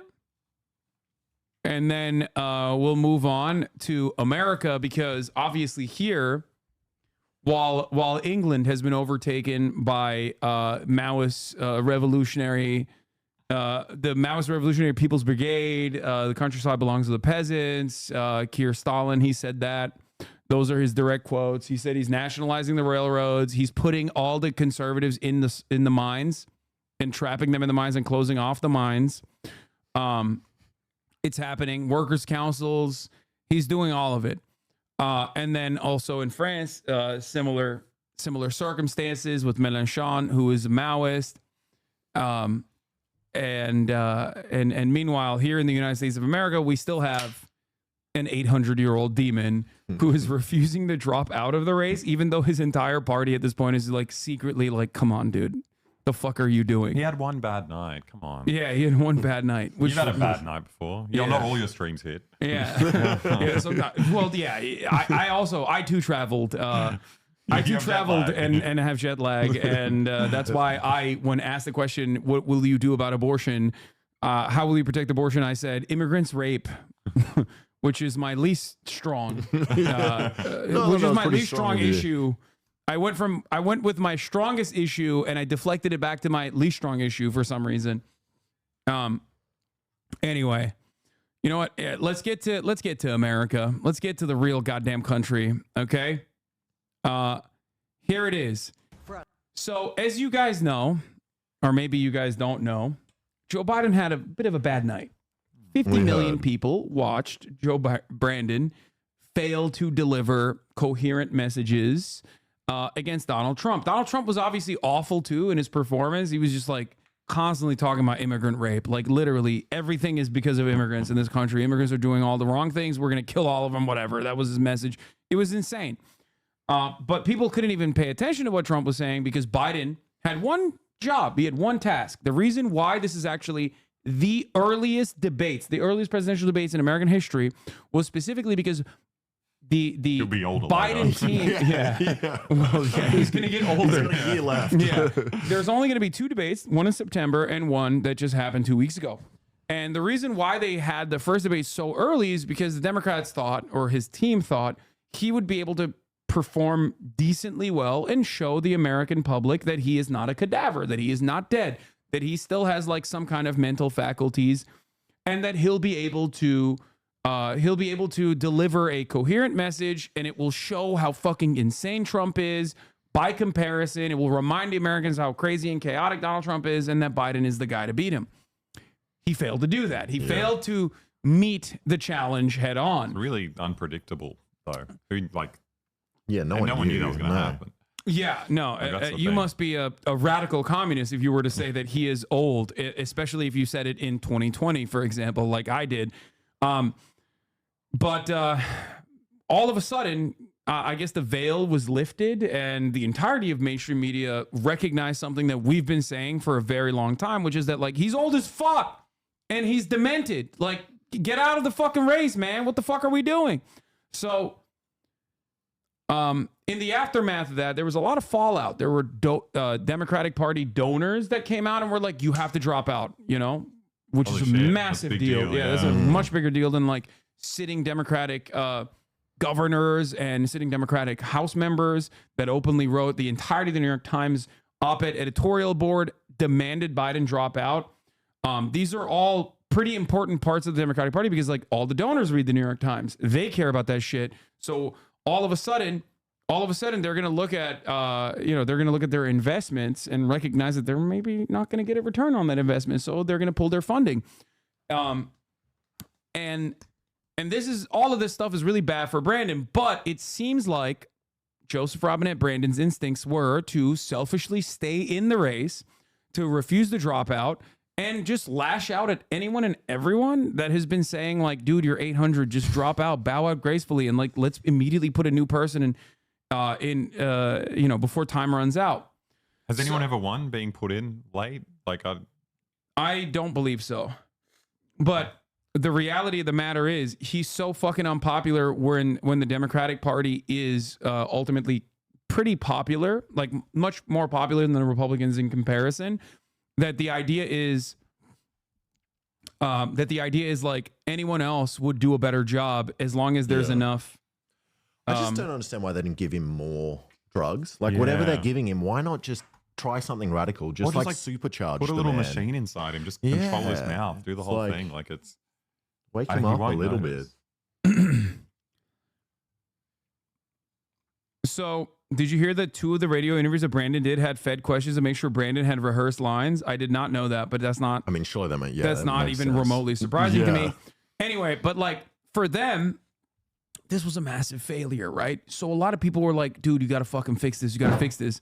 So what did Brandon do? He said, "All right, in a week from now, which was this was yesterday or 2 days ago, I am going to do an interview with George Stephanopoulos." Okay, and in that interview, I'll show that I'm dynamic. I'll show America that I still got it.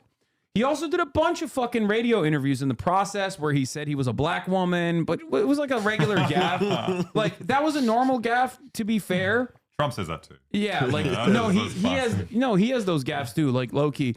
But the thing is, that wasn't enough for a lot of people who already, the damage is done at this point. Yeah. But it turns out this interview, and I haven't watched it at all. I've only seen like bits and pieces of it.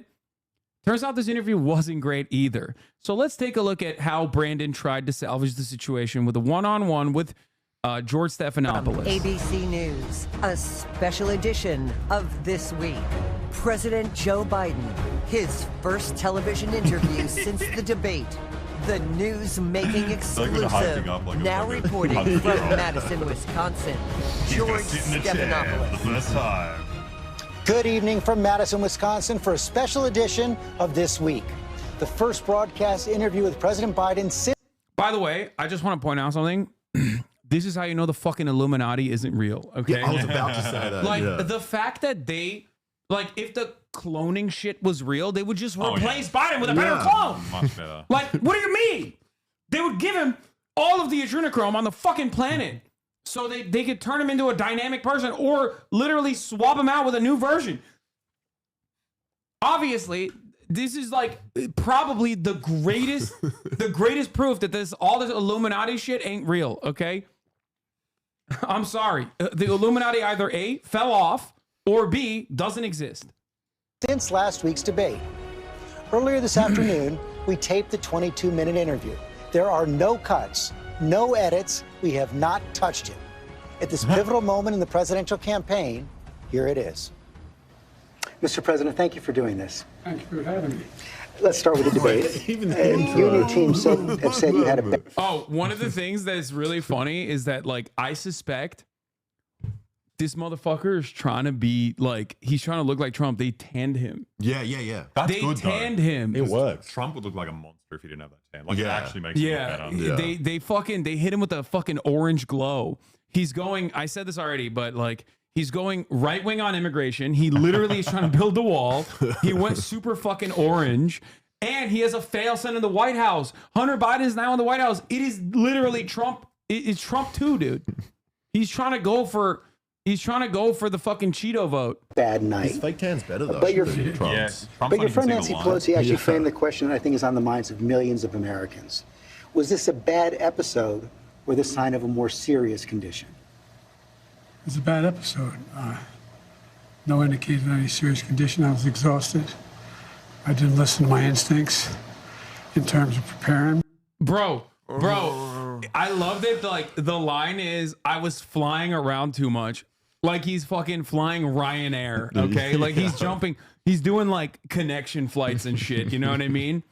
And he's sitting in a rickety old seat or something. Like, he's an Air Force One with a medical team, like, attached to his hip.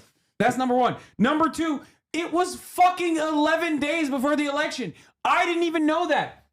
When I found out, because I thought personally, like, maybe he, like, flew a bunch of times before the election. I mean, before the debate. But, like, when I found out that the last big travel that he did from Europe was fucking 11 days before the debate, I lost my mind. We've been here for 8 days and I'm still sleepy. So you did, you did say we pulled earlier out that today this morning, so yeah. I understand.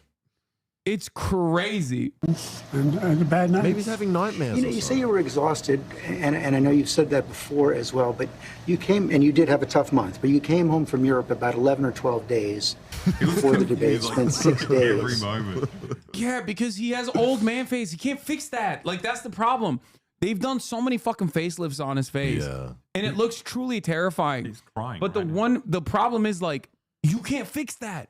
This is just a byproduct of being that old. Like gravity is working, okay? You can't fucking combat gravity. He always looks like this. He always has an old man face. In Camp David, why wasn't that enough rest time, enough recovery time? Because I was sick. I was feeling terrible. Matter of fact, the docs with me, I asked if they did a COVID test because they were trying to figure out what was wrong. They did a test to see whether or not I had some infection. I'm the bravest boy. The doctors were like, you're the most sick man in America. It's such a hard angle because you want to look like you're not old, so you're not sick. But in order to cover for not being able to talk, he you have should to have be said he was hungover because he was partying so hard.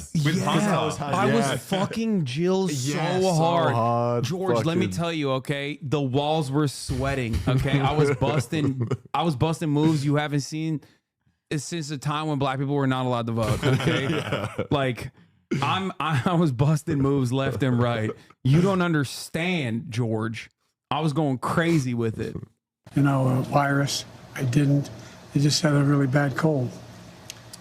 And did you ever watch the debate afterwards? I don't think I did, no. Oh, that's not good. Bro, what do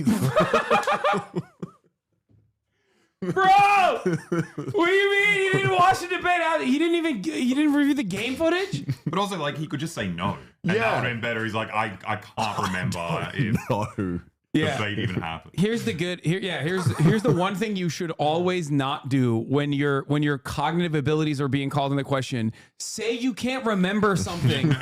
Okay? What the fuck? And it's not like they're not asking you. They're not asking you about your like legislative agenda from 1984. Okay, they're asking you if you reviewed the debate. That happened a week ago. At this point, did you watch the VOD back, Biden?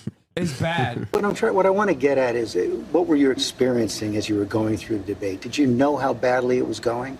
Yeah, look. The whole way I prepared, nobody's fault, mine. Nobody's fault but mine. I prepared what I usually would do, sitting down, as I did come back with foreign leaders or the National Security Council for explicit detail. And I realized about partway through that, you know, I get quoted, the New York Times had me down at 10 points before the debate, 9 now, or whatever the hell it is. The fact of the matter is that what I looked at is that he also lied 28 times. I couldn't, I mean, the way the debate ran, not my fault, no one else's fault. No one else's fault.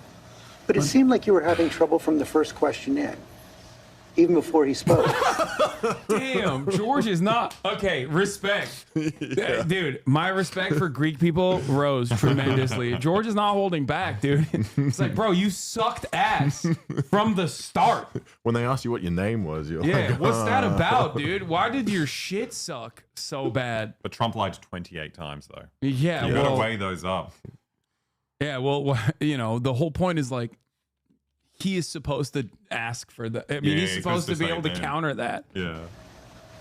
Well, I just had a bad night. You've had some bad interviews once in a while. I can't remember any, but I'm sure you did. I've had plenty.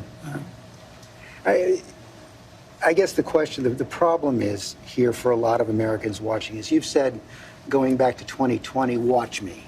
To people who are concerned about your age. Like when you know 50 your million grandparents and they're old and they're having trouble talking. I never interrogate them and be like, "What the fuck is wrong with Let you, him Pa?" sleep. Like it's like this happens to old people. I mean, I think it's valid to do that though, because your grandparents are not running for president. Well, they want to. If your grandparents were like insisting on driving the car, you would be like, "Yeah, no, we're not going to do that." Like, yeah. No, that's crazy. Let him sleep. Let him go to a retirement home and. Yeah, there is a like an air of sadness watching him perform. It is like elder abuse a little bit. It's horrible. Let this but guy also, go. you cannot. You have to remember that like while it is sad and he's like white knuckling through this process, the entire reason why he's still staying in the race is like pure malicious narcissism. Yeah. Like the reason why he's staying in is because like in his mind he thinks he's always been discounted his entire political career, and now this is his fucking moment of victory, And it's pure ego, pure spite. You reckon it's personal? Surely the DNC was backing him like up until now, right? Like, what's the? Yeah, I mean, they saw him as like a decent placeholder because they were like, God forbid Bernie wins, you know what I mean? And then like we have a socialist republic of United, you know, we do a United States of Socialist America or something, United Socialist States of America, God forbid. So I think that like he was propped up as the guy to beat Trump, right? And now that like that's being called into question in the polling, that he is not beating Trump and others could potentially beat Trump. He is, you know, he lost that. Like he lost the one reason as to why people wanted him to be the guy. He should lean into the dementia and just like nuke an ally, just a random person. And then everyone's like, you know, it's like the madman thing. You know, you don't know what America's going to do. Everyone will suddenly get in line. The entire madman theory is that you say you're going to nuke people, but you don't actually do it. He's the first one to do it. It's like he's going to do it and then forget he did it. He'll be like, I don't know if I did that. I'm not sure. Americans watched that debate. It seemed to confirm fears they already had. Well, look, after that debate, I did 10 major events in a row, including till 2 o'clock in the morning after that debate. I did events in North Carolina. I did events in Georgia. I did events like this today. Large crowds, overwhelming response, no slipping. And so I just had a bad night. I don't know why. And how quickly did it come to you that you were having that bad night? Well, it came to me as having a bad night when I realized that even when I was answering a question, even though they turned his mic off, he was still shouting. And I let it distract me. I'm not blaming it on that. But I realized that I just... But you are, though. But you fucking are, though. Oh. It's so insane. Jeremy Corbyn, France's extraordinary election results provide an urgent, valuable lesson. Don't concede ground to what sow division and fear. Build a bold left movement that offers an alternative. My goat, my king, he's spoken. All right, let's continue. Wasn't in control.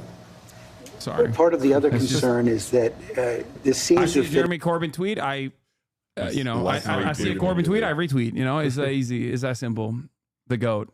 Into a pattern of decline that has been reported on recently. New York Times had a headline on July 2nd. Biden's lapses are said to be increasingly common and worrisome.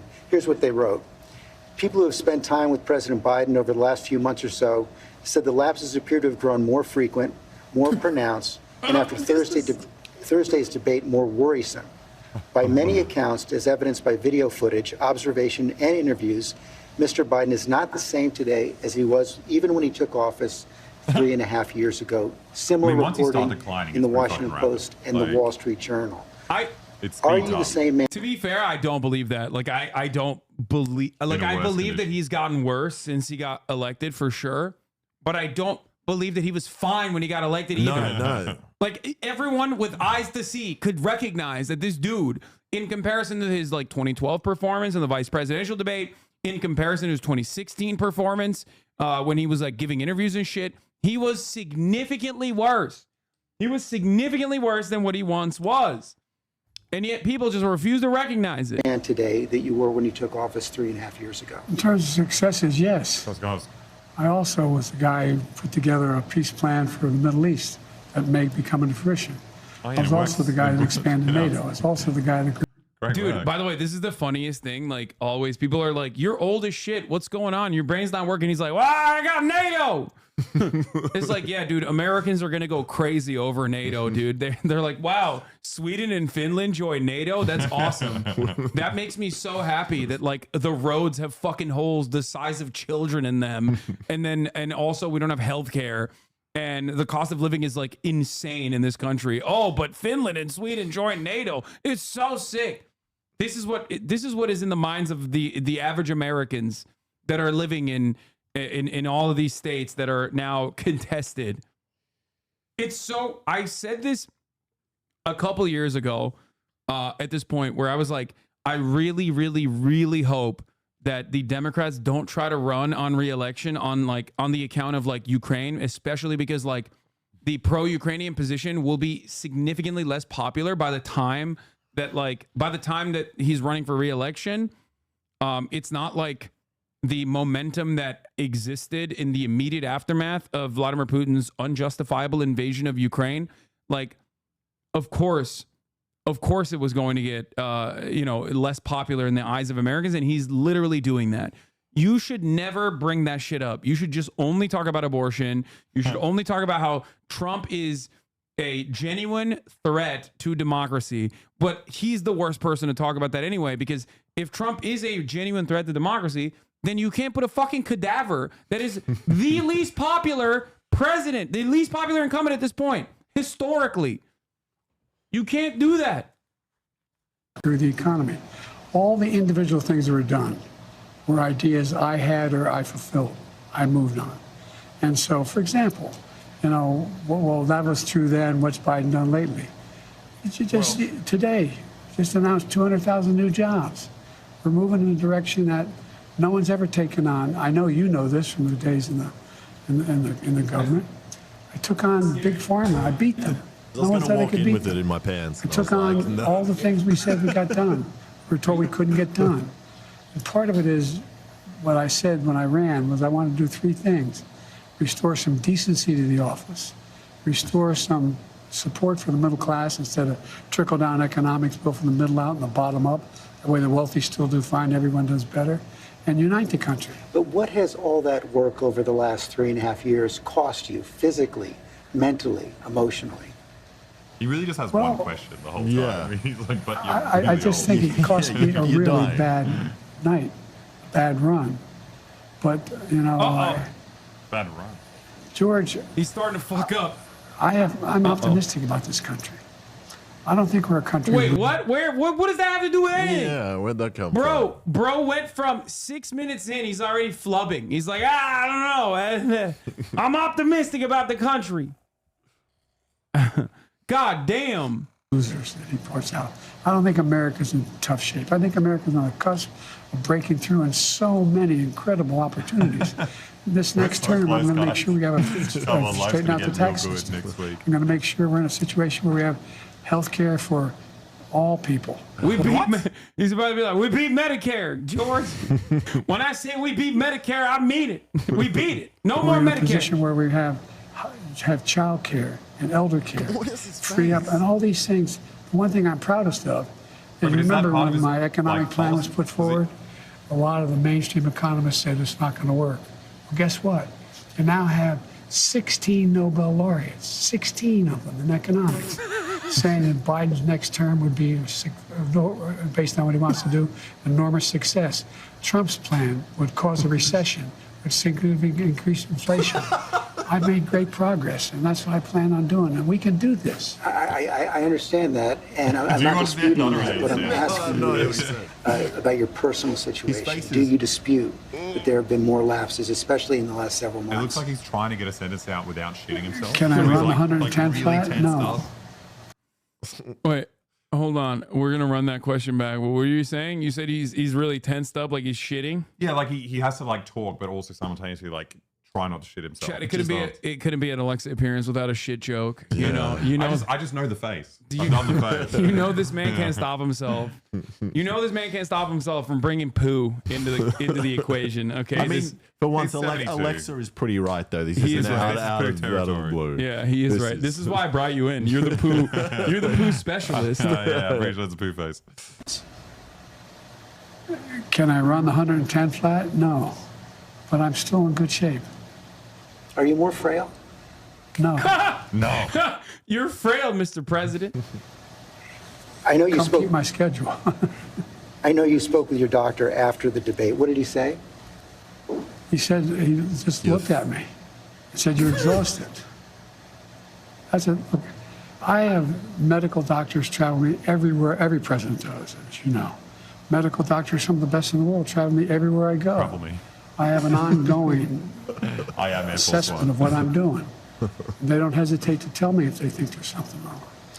I know you said you have an ongoing assessment. Have you had a full I like that he said, my doctor just looked at me. Yeah. My doctor looked at me and said, fuck, bro. He's like, we're not going to make it across the finish line, Joe. I didn't notice before, but you're 88. That's what I'm noticing. Yeah, you're not a good 88, okay? You're the bad one. Doctors are lying because they get paid well. I don't even think the doctors are lying. The doctors are probably telling him, like, your shit's fucked up, dude. He's not going to say it. No. Wait, what? Biden is making a move against Kamala. Second gentleman Emhoff test positive. Oh, Biden hit him with the COVID gun. He's trying to kill Kamala. Protect Mamala. Protect Mamala at all costs. He hit him with a COVID ray, dude. What the hell is second gentleman Emhoff? Am I missing? That's American Kamala Harris's husband, second gentleman. Wait, that's what it's called. Yeah, the first wife or the first gentleman would be the partner of the president, and the second wife or the second gentleman in this case would be the partner of the vice president. K-Hive, activate. We must protect Mamala. Okay, all right, let's continue. Neurological and cognitive evaluation. I get a full neurological test. First wife, first lady, sorry. First wife. Shut up, chat. I just traveled from Croatia. You don't understand. It's actually 1 p.m. for me. Right now, Jack. I'm tired. I'm tired and I'm running for president. I'm having a bad debate night. Every day with me. You're a bit too loud. You have to be I've like, had a full physical. I'm having a bad debate night. I'm experiencing cognitive decline, malarkey. This is the question that got clipped? What do you mean? They clipped this? Test every day. Evaluation. I get a full neurological test every day with me. And I've had a full physical. I had, I've been at Walter Reed for my physicals. Yes.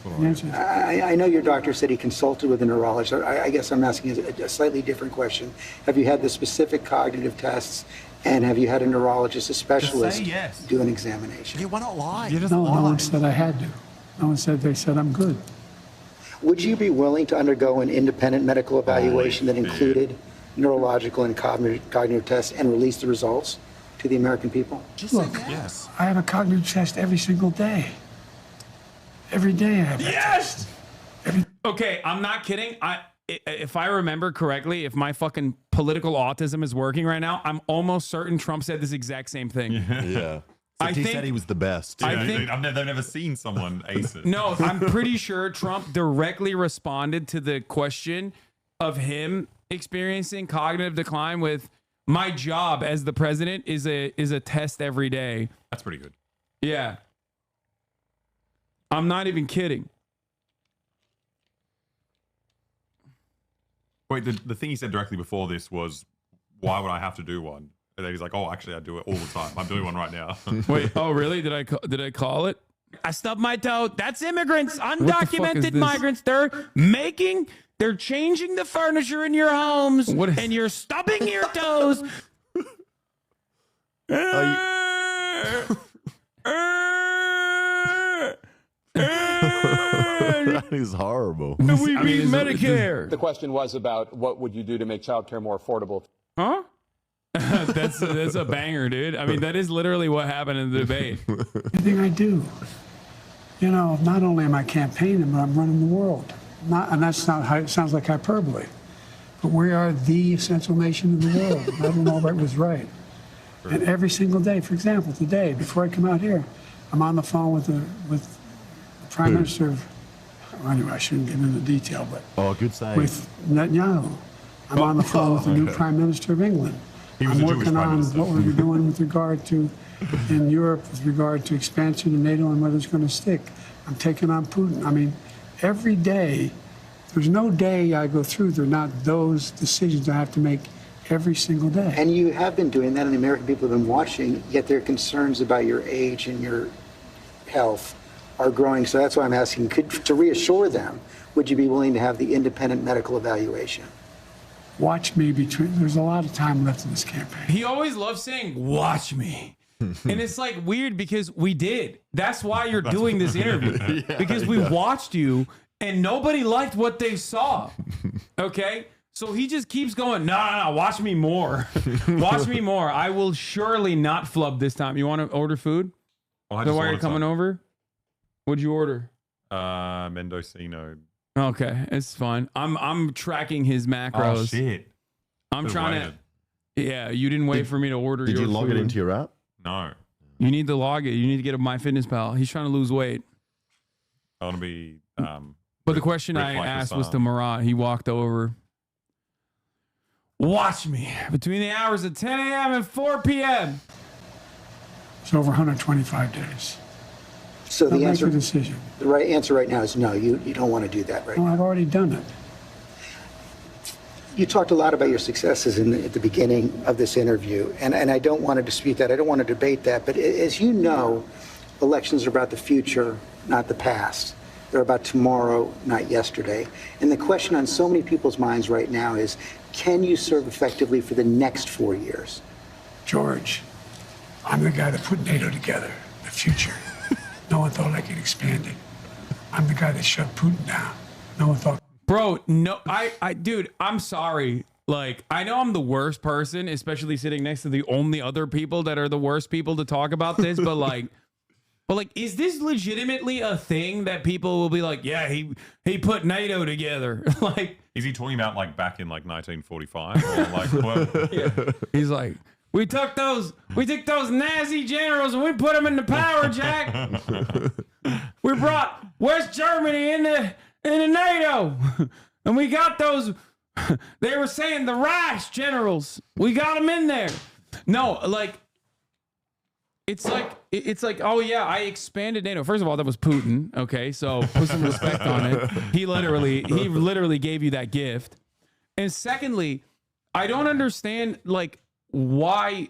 Like, is this actually a solid approach? Like, brother, liberals love NATO. No, dude, you are thinking of liberals on Reddit and liberals on Twitter. Okay, people with globe emojis do not represent the broader electorate. They never have, and they never will. They do not represent the broader electorate, just like hammer and sickle Twitter does not represent the broader electorate, okay? It doesn't work that way. Like, we're talking about, in its heyday, Twitter was like, what, 20% of the American population was on Twitter, okay? In its heyday. That number is probably much, much lower now. Like, there is no... The only way that Twitter actually changes discourse in the real world is because all the journalists used to be on Twitter. So they would write about shit on Twitter endlessly. Okay?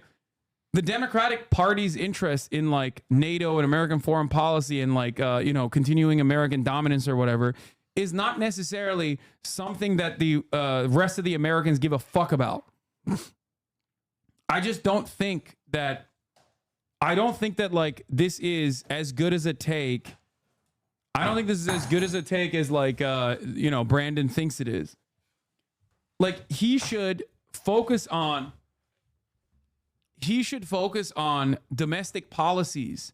He should focus on how the NLRB is, going after bad businesses that are legitimately, fucking over workers. He should talk about the IRA. He should talk about like all of the infrastructure investments that his administration was able to accomplish, regardless of the Republicans and their obstructionist capacity.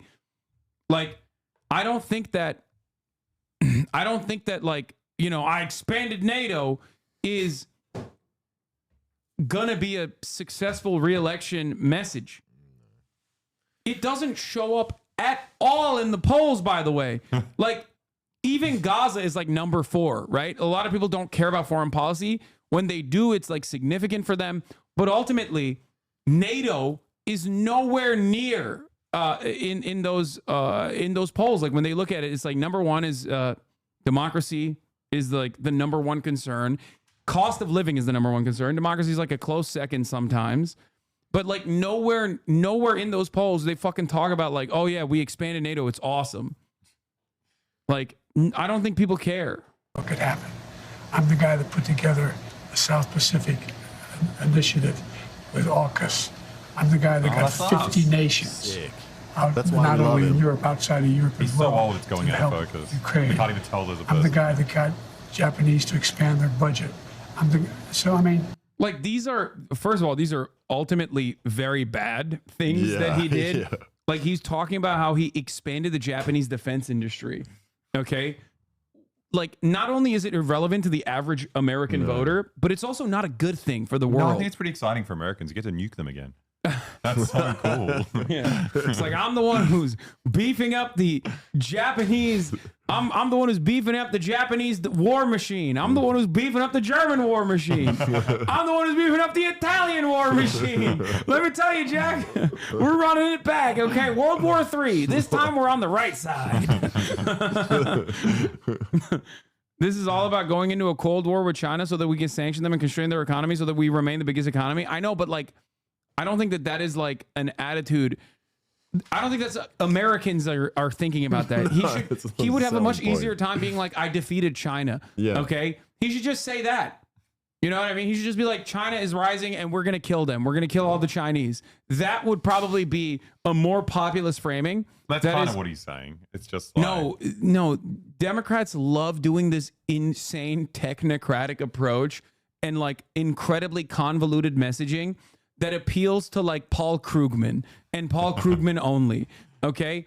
Like this is not a winning narrative for the average Americans. The average American, they're xenophobic as shit too. Like they're afraid of China for sure. They don't know exactly why, but they're afraid of China. They're told that China is bad. And that's one thing. So just say it like that. I'm defeating China by creating strong allegiances. But even then that's not a winning narrative in general. You know what I mean? And for example, when I decided we used to have 40% of the computer chip in it, we invented the chip, that little chip for the computer chip. It's in everything from cell phone to web. We're gonna run that back. For example, I love it. When I decided we used to have 40% of the computer chip in it, we invented the chip, that little chip for the computer chip. It's in everything from cell phone to weapons. And so we used to have 40%, we're down to virtually nothing. So I get in the plane against the advice of everybody, and I fly to South Korea. I convinced them to invest in the United States billions of dollars. Now we have tens of billions of dollars being invested in the United States, making us back in a position where we're going to own that industry. Making us back. We have, I mean, I just... Like this is also this is like exactly the type of shit that Trump would say. The problem is Trump would say it in a better way with enough conviction that you're like, like this is unironically like Trump shit right now. The chips, you know, those chips, they're in computers, the little chips, they're so tiny, they're the best chips. We used to make the best chips. We don't make the best chips anymore. China's making all the chips. I brought it back. I brought the chips back. The Koreans, I brought the Korean chips to America. Like he's like trying to be more. He's trying to do he's now trying to do the narrative that like is more understandable to the average American, but still failing to do so because he's too fucking old. Anyway, I don't want to take too much credit. I have a great staff. But I guess my point is all that takes a toll. You have the mental and physical capacity to do it for another 4 years. I believe so. I wouldn't be running if I didn't think I did. No, look, I'm running again because I think I understand best what has to be done to take this nation to a completely new level. We're on our way. We're on our way. And look, the decision recently made by the Supreme Court on immunity, you know, the next president of the United States, it's not just about whether he or she knows what they're doing. It's not about a conglomerate of people making decisions. It's about the character of the president. The character of the president. Yeah, it's some intractable third thing. It's just the vibes. It's the aura. It's the aura of the presidency. Okay. No, it absolutely is about like administrative competency, man. Like what are we talking about? I love it where he does this thing where he leans in and makes his voice deeper. Yeah. The president's going to determine whether or not this Constitution is employed the right way. Let me ask you a tougher, more personal question. Are you sure you're being honest with yourself when you say you have the mental and physical capacity? George, bringing it back. Let's go. It's like half an hour. George's like, okay, Grandpa, tell me about your brain again. Yeah. Let's run that shit back until you're exhausted and you do flub. At least his face is not doing the weird thing anymore. In the beginning, he's always like, and then I think he like starts. Yeah, no, I think he moves his face around until he finds a default position where he's like, okay, I'll sit here. I will say this is a better default position for his face than the. It still looks like he can't hear you. It still looks like he's like tilting through one way. Remember when there was a clip of him doing that and saying we need to cut Social Security and Medicare, and when Bernie played the clip, the entire corporate media just reported that Biden was being sarcastic? I do remember. Yeah. He to be fair to him, though, he wasn't lying. He just didn't remember what he said about Social Security. To serve another 4 years. Yes, I am, because, George, the last thing I want to do is not be able to meet that.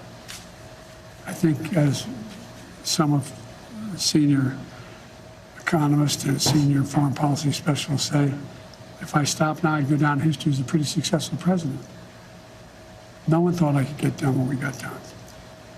But are you being honest with yourself as well, now he's about your ability Biden. to defeat Donald Trump right now? Yes. Yes, yes, yes. You say that, and let me challenge you. He's such a fucking narcissist. I'm gonna go back to this, okay? This is all ego, bro. This is a full ego run right now. Like, the entire narrative is he's still running on like I'm the best. I'm the only guy to beat Trump. When, like, obviously people from inside of the administration are saying, no, that's not the case. Here's a scoop from Alex Thompson at Axios. A look at the template that the White House sent staffers organizing events for POTUS. I staffed a simple fundraiser at a private residence, but they treated it like it was a NATO summit with his movements, a person who staffed a Biden event said. They're literally directing him specifically on, like, which directions he needs to go to. The fucking private fundraiser that he did, by the way, he actually used a teleprompter on. I think the last private fundraiser that he didn't even go off the cuff. He used the fucking teleprompter, which also got donors worried because they were like, what the fuck? He can't even talk to us? That is actually legitimately scary, okay? You should have given him more money. Since the debate, some Dems who attended and helped set up Biden events have wondered whether his team's focus on minute details were to obscure POTUS's limitations rather than just a reflection of a meticulous staff. Yeah, Disney Air is pulled out already. What is this? Reality check. Organizing presidential events, often called advanced work, is very intensive and detail focused for every commander-in-chief. Yeah, there's a difference, though. And normally, they don't use fucking teleprompters at donor events. And they definitely shouldn't use a teleprompter at a donor event, a closed-door private donor meeting, especially when people are saying, you can't talk without a teleprompter. When that's like the major concern that donors have with you, okay? When that's the major concern that donors have with you, then, you know, you need to address that concern head on by literally not using a fucking teleprompter and going off the cuff. It's a private event. I kind of respect that, though. Like, whenever we do sponsorships, I'm like, I wish I was using a teleprompter for this. Well, that's why at the top of the hour, that's why I have a script right there on the side where I tell you that there's a 3-minute ad break at the top of the hour. And if you no longer want to see those ads, all you need to do is subscribe for $5 or for free with a Twitch Prime by connecting your Amazon Prime account to your Twitch account, where you get 1 free Prime subscription a month.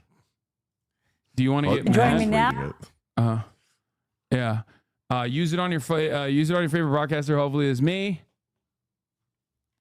I love the ad reads the boys do. You can tell they really love the product. Yeah, no, I can. Thank you. What was your last one? It was a business. They're great. Shut up. No, they're great. Yeah. No, great. I could tell. Like I'm using it now. Yeah, same. Yeah, no, I downloaded really it. good for my workflow. Yeah, I downloaded and it. Communicating with all my employees. I downloaded it after to manage my employees. Kanban's great.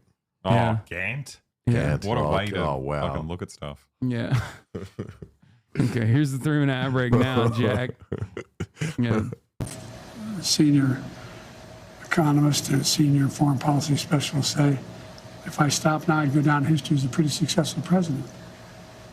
No one thought I could get done what we Yeah, that's like, bro, they're saying that so you drop out.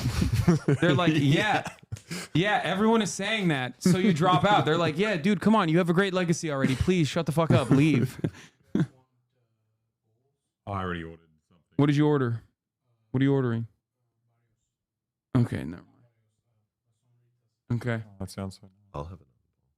Oh, by the way, damn, this man is a monster, bro. He is not stopping. He's eating, dude. You got to put on some fucking weight. Yeah, I'm trying. It's hard.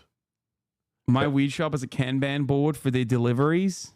Nice. I don't know if Kanban is Australian. No, Kanban is like a organizational tool for I have no idea. We learn it from our sponsors. Yep. Yeah. Which we use.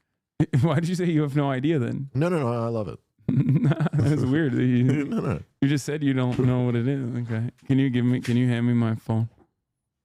Thank you, sir. Oh. My guy's here. You ordered food and you didn't get some food? I was going to ask, but he was on a roll about some unimportant political stuff. Yeah. Boo, boring fucking politics, dude.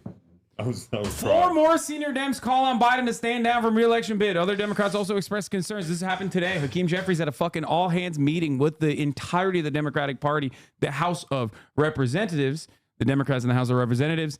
And now 4 more senior Dems are calling for Biden to stand down, including, but not limited to, Representative Jerry Nadler, who is also famous for pooping in his pants. Okay? Like, I'm not kidding. Really? He's also 800. I've got a $100 bet on Kamala being president. That's crazy. You got a $100 bet on Kamala winning the election or becoming the... No, winning. The fuck did you get? Oh, that, yeah. That is not healthy, bro. I would not have allowed you to... I would not have allowed you to eat that if it were up to me. This man is so old, he tucks his titties into his waistband. Oh my God. What an image. You're not wrong, but sometimes you should keep that in. You know what I mean? You shouldn't say that. We got time. But are you being honest with yourself as well about your ability to defeat Donald Trump right now? Yes. Yes, yes, yes. You say that, and let me challenge you. Sure. Because you were close, but behind going into the debate. You're further behind now, by any measure. It's been a two-man race for several months. Inflation has come down. In those last few months, he's become a convicted felon, yet you're still falling further behind. You guys keep saying that. George, look, you know polling better than anybody. Do you think polling data is accurate as it used to be?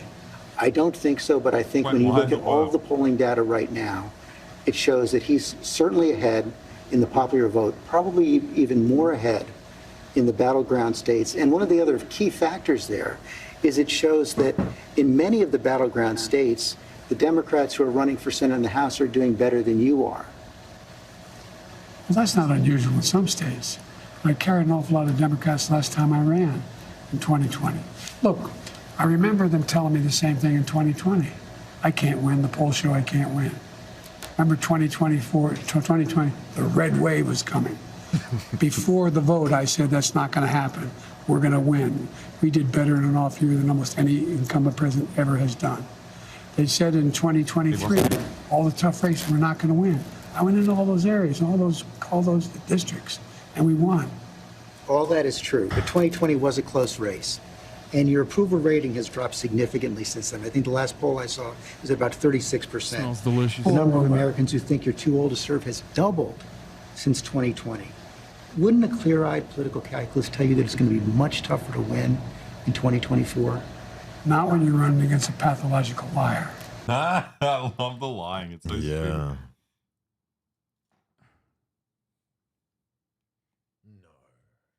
That's the guy I told Brandon. That's beautiful. Yeah. People say he has a disability. That's why he walks like that. But I think yourself is a disability. Yeah, I think it's because he pooped his pants. I refuse to believe people that say that. Okay. Anyway, he's the guy who told Brandon to step down because he's too old. That's pretty crazy. I know what that looks like when you fucking, when you fart and then it turns out there's more to that fart than you previously assumed. Okay. Yeah. And We've all been there. We've all been there. If he was walking like that, that was a big mess. Yeah. That's when it gets down to your ankles and you have to kind of slide. Yeah. We know what that's like. Don't fucking lie to me like that. Oh yeah, he's a disability. Not when he hadn't been challenged in a way that he's about to be challenged. Not when people... You've had months to challenge him. Oh, I sure had months, but I was also doing a hell of a lot of other things, like wars around the world. Like keeping NATO. Yeah, I was doing wars! I was doing too many wars! That's good, man. It's a good take. You're fucking killing this interview, dude. Congratulations. I was doing wars! I was doing NATO! It's pretty stressful. Like working... Anyway. But look. Oh, Oh, and he hit the anyway. That's my favorite, when he just cuts himself off and he's like, anyway. That's smart. Smarter than continuing. Yeah. No, but he already goes too far. He already says it when he's been silent for 10 seconds. Yeah, and then he just shuts up. He's like, we shouldn't explore that avenue any further. Do you really believe you're not behind right now? I think it's all the pollsters I talk to tell me it's a toss-up. It's a toss-up. Yeah, because your closest allies and your staffers, I think, are lying to you. Yeah. Like, and also it's not even true. You know there's bad polls. You fucking an internal poll leaked from the Biden camp. Like one of the numbers they were looking at that they did not want out there that was leaked to Axios that showed post-debate performance, like he dropped significant points in key states. Also, even when his own internal posters are telling him, or his staffers are telling him, "Oh, it's a toss-up, Mr. President," that's not good. That's bad. That means you're not fucking winning. Like, it shouldn't be a toss-up. You're the incumbent. As an incumbent, you have the advantage. You're supposed to have the incumbent's advantage. Do they historically win? What? Do they historically win? Yeah, usually, unless there's usually. Unless they like fucked up big time, like Trump with COVID. Unless there's like a once in a lifetime, global event like COVID. Yeah, usually the incumbent has the advantage.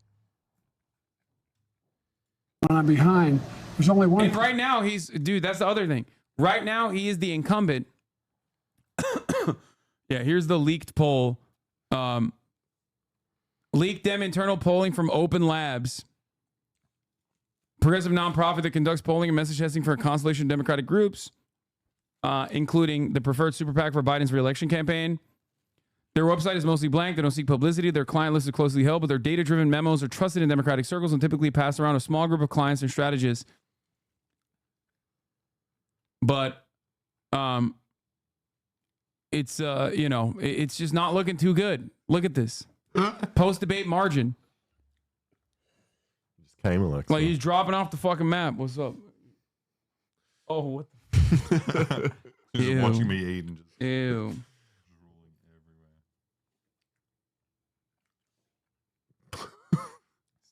Upside down. Son.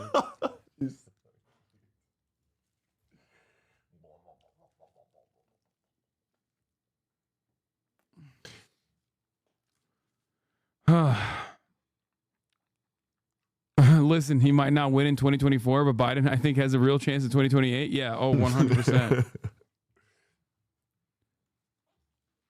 Poll, I'm really far behind. CBS poll and NBC, and New York Times and NBC both have you about 6 points behind in the popular vote. That's exactly right. New York Times had me behind before anything happened to do with this race. Had me behind 10 points. 10 points had me behind. Nothing's changed substantially in the debate, the New York Times poll. Just when you look at the reality, though, Mr. President, I mean, you won the popular vote in 2020, but it was still deadly close in the Electoral By College. 7 million votes. Yes, but you're behind now in the popular vote. I don't buy that. Is it worth the risk? I don't think anybody's more qualified to be president or win this race than me. You know, the heart of your case against Donald Trump is that he's only out for himself, putting his personal interest ahead of the national interest. How do you respond to critics who say that by staying in the race, you're doing the same thing? Oh, come on. Well, I don't think those critics know what they're talking about. They're just wrong. Wait, is that the face? Did I miss it? He did the really good face. Happy. You know, the heart of your case against Donald Trump is that he's only out for himself, putting his personal interest ahead of the national interest. How do you respond to critics who say that by staying in the race, you're doing the same thing? Oh, come on. Well, I don't think those critics know what they're talking about. That is actually a really solid question because it is exactly what he's doing. Yeah. The only reason for him to stay in this race at this moment is his own personal ego. He is vindictive. He is spiteful. And that is the only reason why he's staying in the motherfucking race. I think his motives are too complex for the journalist, to be fair. Yeah, just like Macron. Yeah. Dude, but like, it's just so stupid. It's just like, how can anyone look at this interview and go, wow, he really made a solid case here. I definitely feel like he's the only guy to win when polls are showing the exact opposite. And that was the only reason why he was propped up as the candidate in 2020. It's so confronting seeing it now, like the first time the media is like doing their job with him. Yeah. Like it's like this should have been fucking like 5 years ago. Yeah, that's why it's so annoying. You're Yeah, like, what it's is like, wrong with you? he would You have saw buckled this like this before. Like, yeah, no, if they did this okay, to him in 2020, we'll Bernie. finally ask the fucking 90-year-old if he's too old. They're just wrong. It's wrong. Look, Trump is a pathological liar. Trump is, he is. Have you ever seen anything Trump did that benefited somebody else, not him? You can't answer, I know. I've questioned him and his allies as persistently as any journalist has. No, I know you have. I'm not being Yeah. critical. Yeah. I'm not being critical. But look, I mean, the man is a congenital liar. As I said, they pointed out in that debate he lied 28 times the times, or whatever number, over 20 times. Talk about how good his economy was, how he brought down inflation, how this is a guy who, unlike only other president other than him is Hoover, who lost more jobs than he created. This is a guy who told us to put bleach in our arms to deal with COVID, when over a million people died. This is a guy who talks about wanting to get rid of the healthcare provisions we put in place. This is a guy who wants to give the power back to big pharma to be able to charge exorbitant prices for drugs. This is a guy who wants to undo every single thing I've done. Every single thing. I understand that. I understand that's why you want to stay in the race. But have you convinced yourself that only you can defeat him? I convinced myself of two things. I'm the most qualified person to beat him, and I know how to get things done. If you can be convinced that you cannot defeat Donald Trump, will you stand down? Yeah. It depends if the Lord Almighty comes out and tells me that, I might do that. Well, What are you? Oh my No, God. that was smart. Everyone I speak to here is Christian. Yeah. No, That's they're just an not. American thing. Yeah, if Jesus Christ comes down and is like, bro, you got to drop out, then I'll drop out, is really good. That's sick. I mean, I don't think they really have an option though. If an 81-year-old doctor who struggled to complete sentences looked down at me on an operating table and said he didn't care if I lived or not as long as he tried his hardest and did his best, I'm not sure that would be comforting. Hey, doc, there are other people invested in the outcome of this procedure than just you. Yeah, I mean, he's right. That's a good take from Ryan. I'm not that invested in the outcome. Yeah, but you're in Australia, dude. Okay. I'm happy. If he Yeah, tries his best. he's like, yeah, we already got AUKUS, which is what he was really stoked on. He's like, we already got the nuclear submarines. That's fine. Fuck I'm yeah. good. I got my bag. Yeah, over my dead body is basically what he's saying here, which is crazy. I mean, on a more practical level, Washington Post just reported in the last hour that Senator Mark Warner is assembling a group of senators together to try and convince you to stand down because they don't think you can win. Well, Mark is a good man. We've never had that. He also tried to get the nomination too. Mark's not. He didn't. What does he mean? Am I wrong on this? I don't think Mark. Wait, what? Did Mark Warner run for president?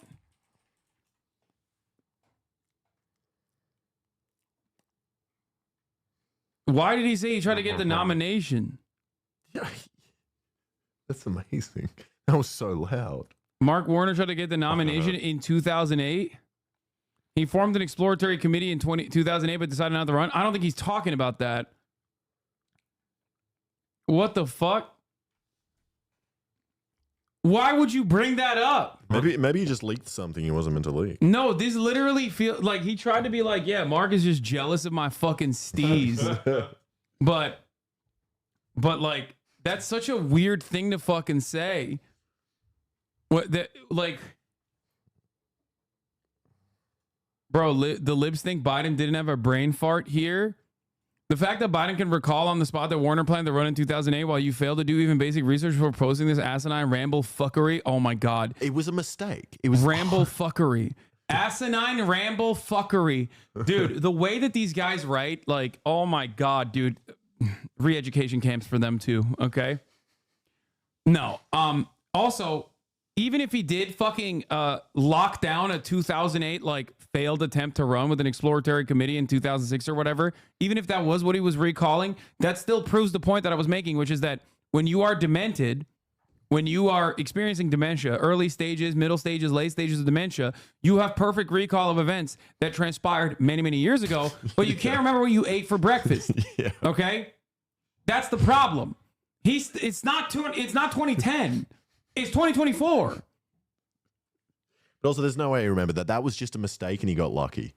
He made it. He slipped. I don't think. Yeah, I think he just fucked up. Yeah. I don't think he's like doing perfect recall. Mark and I have a different perspective.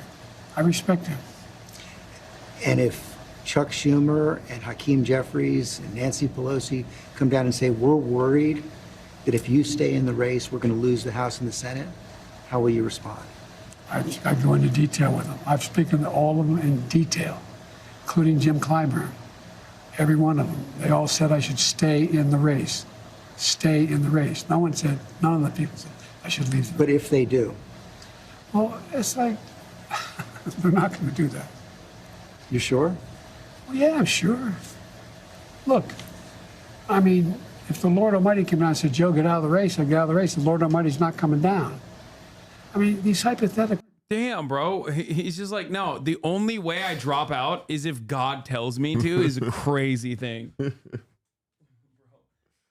look at all that drool. Yeah, but also you covered Kaya in food. Yeah, there's like she likes that. She was picking it off herself. It was so cute.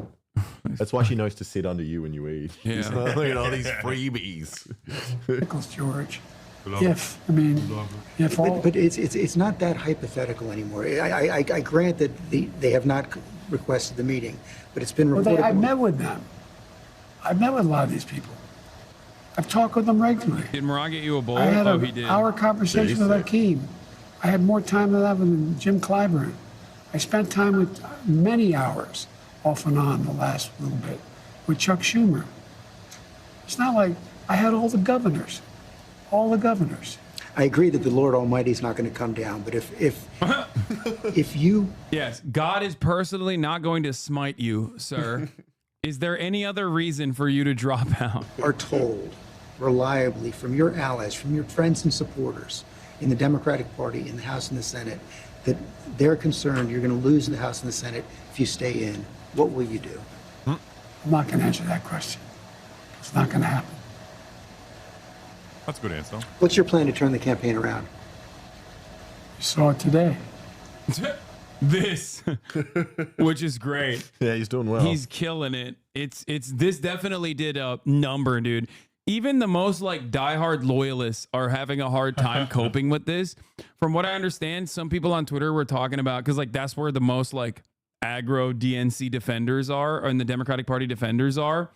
And even they were like, oh, they actually cooked Biden. They fucked up the audio deliberately. I heard that. This feels more like an intervention than an interview. It feels like George is a grown son trying to convince his dad it's no longer okay to drive the Ford into town. Yeah, I've never seen a president with 36% approval getting reelected. It's true. It's bad. It's really bad. How many people do you draw crowds like I drew today?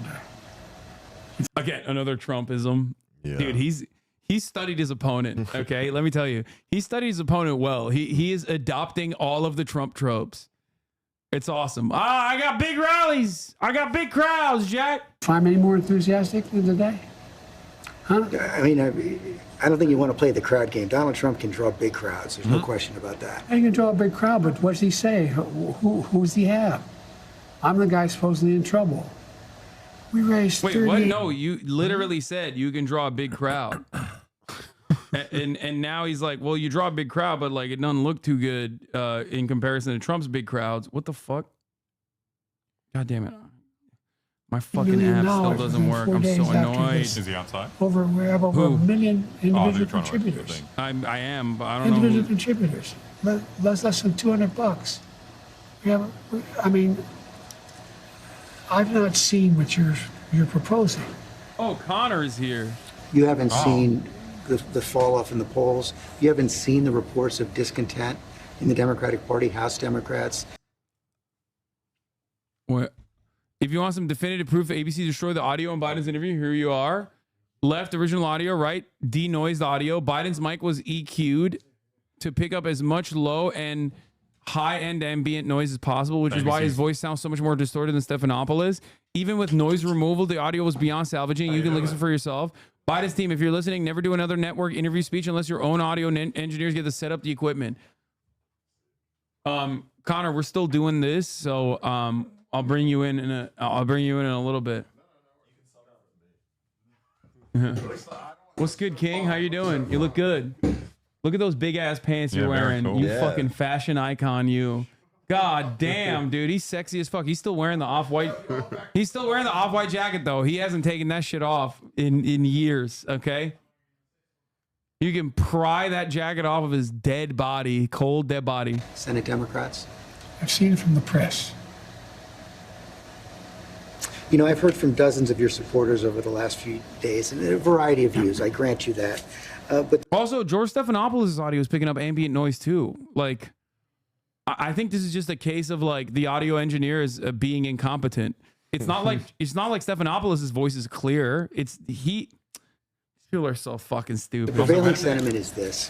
Where do they get access to the non-gated one? And they will be forever grateful to you by the way, for defeating Donald Trump in 2020. They think you've done a great job as president, a lot of the successes you outlined. But they are worried about you and the country, and they don't think you can win. They want you to go with grace, and they will cheer you if you do. What do you say to them? I say the vast majority are not where those folks are. I don't doubt there's some folks there. Have you ever seen a group at time when elected officials running for office aren't a little worried? Have you ever seen that? Bro, that's a little different than fucking polling at 36%. What are we, dude? 36% approval rating is so bad. You're underwater. Like, what the fuck? Like, this is a little bit different than this, and it's getting lower too. This is a little bit different than like being worried about your reelection chances. You know what I mean? It's legitimately, it is legitimately worse than any other historic low at this point. I'm not. Same thing happened in 2020. Oh, Biden, I don't know, man. What's he going to do? Someone older than him is giving you advice. Nothing changed except his voice just went deeper. That's a good one. I like that. He should do that voice more often. Same thing happened in 2020. Oh, Biden, I don't know, man. What's he going to do? He may bring me down. He may. What? Mr. President, I've never... What? Oh, no! His old man is exactly the same as normal Biden. Yeah. An even older man than Biden has come out and told him with his grovelly voice that, I don't know, he might be a little too old. I completely understand why Biden hasn't watched the debate. I would not watch any of this. Have you watched a video of someone like filming you drunk? You like very actively try to avoid seeing that. Yeah. We're seeing a president at 36% approval get reelected. Well, I don't believe that's my approval rate. That's not what our polls show. What? What? He's just on pure cope. He's like, nah, those polls are fake and wrong and gay. I don't care. I don't care, Jack. Polls are lying. I'm so goddamn popular. And if you stay in and Trump is elected and everything you're warning about comes to pass, how will you feel in January? I feel as long as I gave it my all and I did the goodest job as I know I can do. That's what this is about. No. That's not what this is about. You're insane. You are fucking insane. What an unimaginably selfish response. He's like, if you fucking lose because everyone told you you're too old and you're going to lose to Trump and you refuse to drop out, how would you feel? well, I still try my best. It's like, no, dude, you can't fucking say that. Yeah. Who, like, dude, people watching this is not just Jill Biden and your mom, okay? Like, this is like the entire American public, or at least much less than the people that watch the debate, but like still a pretty decent number of people are watching this conversation.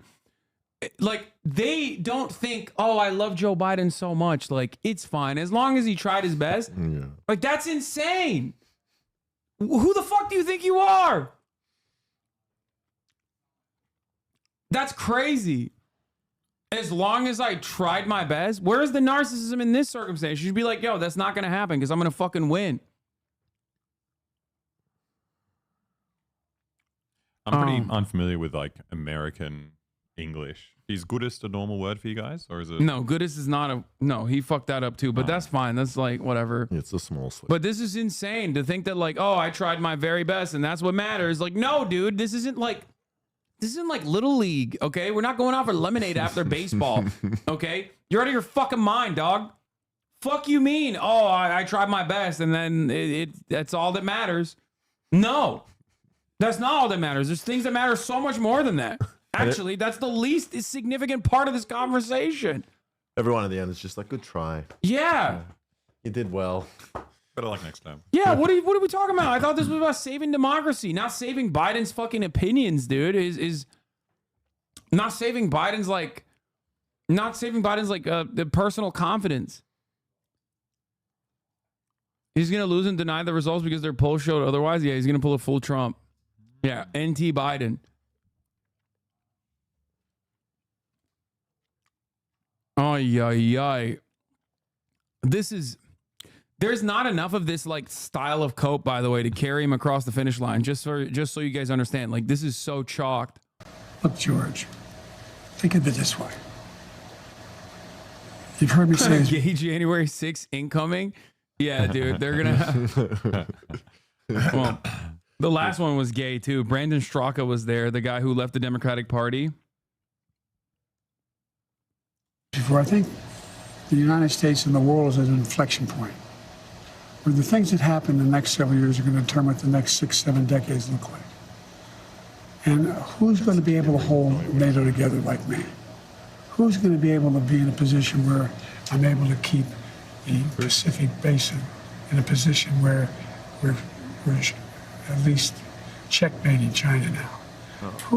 Checkmating? Checking in. What up, China? How you going? That's another thing that like Trump was, again, this goes back to like the immigration conversation.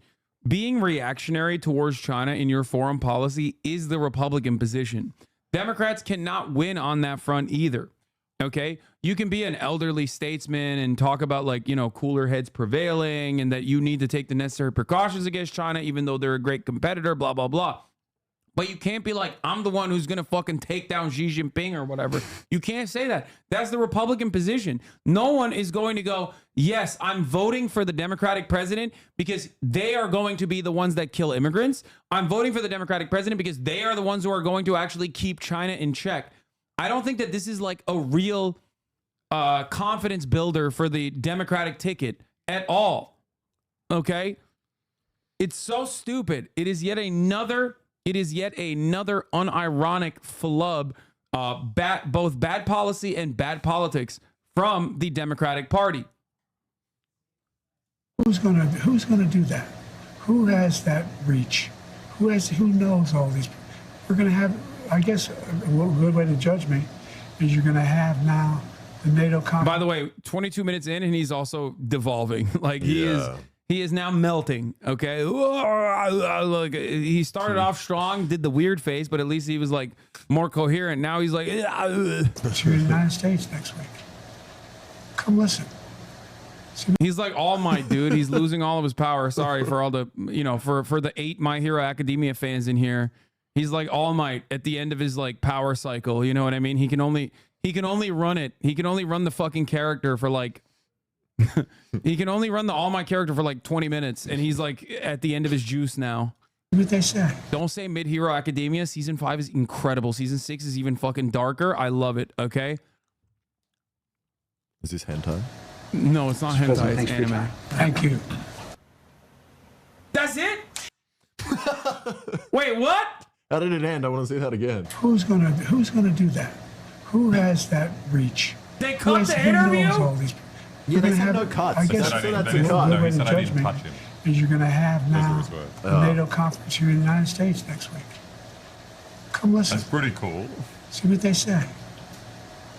Mr. President, thanks for your time. Thank you. That was a cut there. though. ABC News also offered a one-on-one interview to Donald Trump after the debate. He declined. Let's bring in our political team for what they're hearing. Let me start out with our chief Washington correspondent, John Carl. That's just And John, dividing the you week. watched That one in the middle. you watched the interview. You've been talking to people all across Washington. What are you hearing? Well, George, look, Biden looked better and certainly more coherent than he looked during the debate. I mean, yeah, but because there- he looked really bad in the debate. Yeah. It's like, that's a low bar to set. You know what I mean? He looked a little bit better than the debate.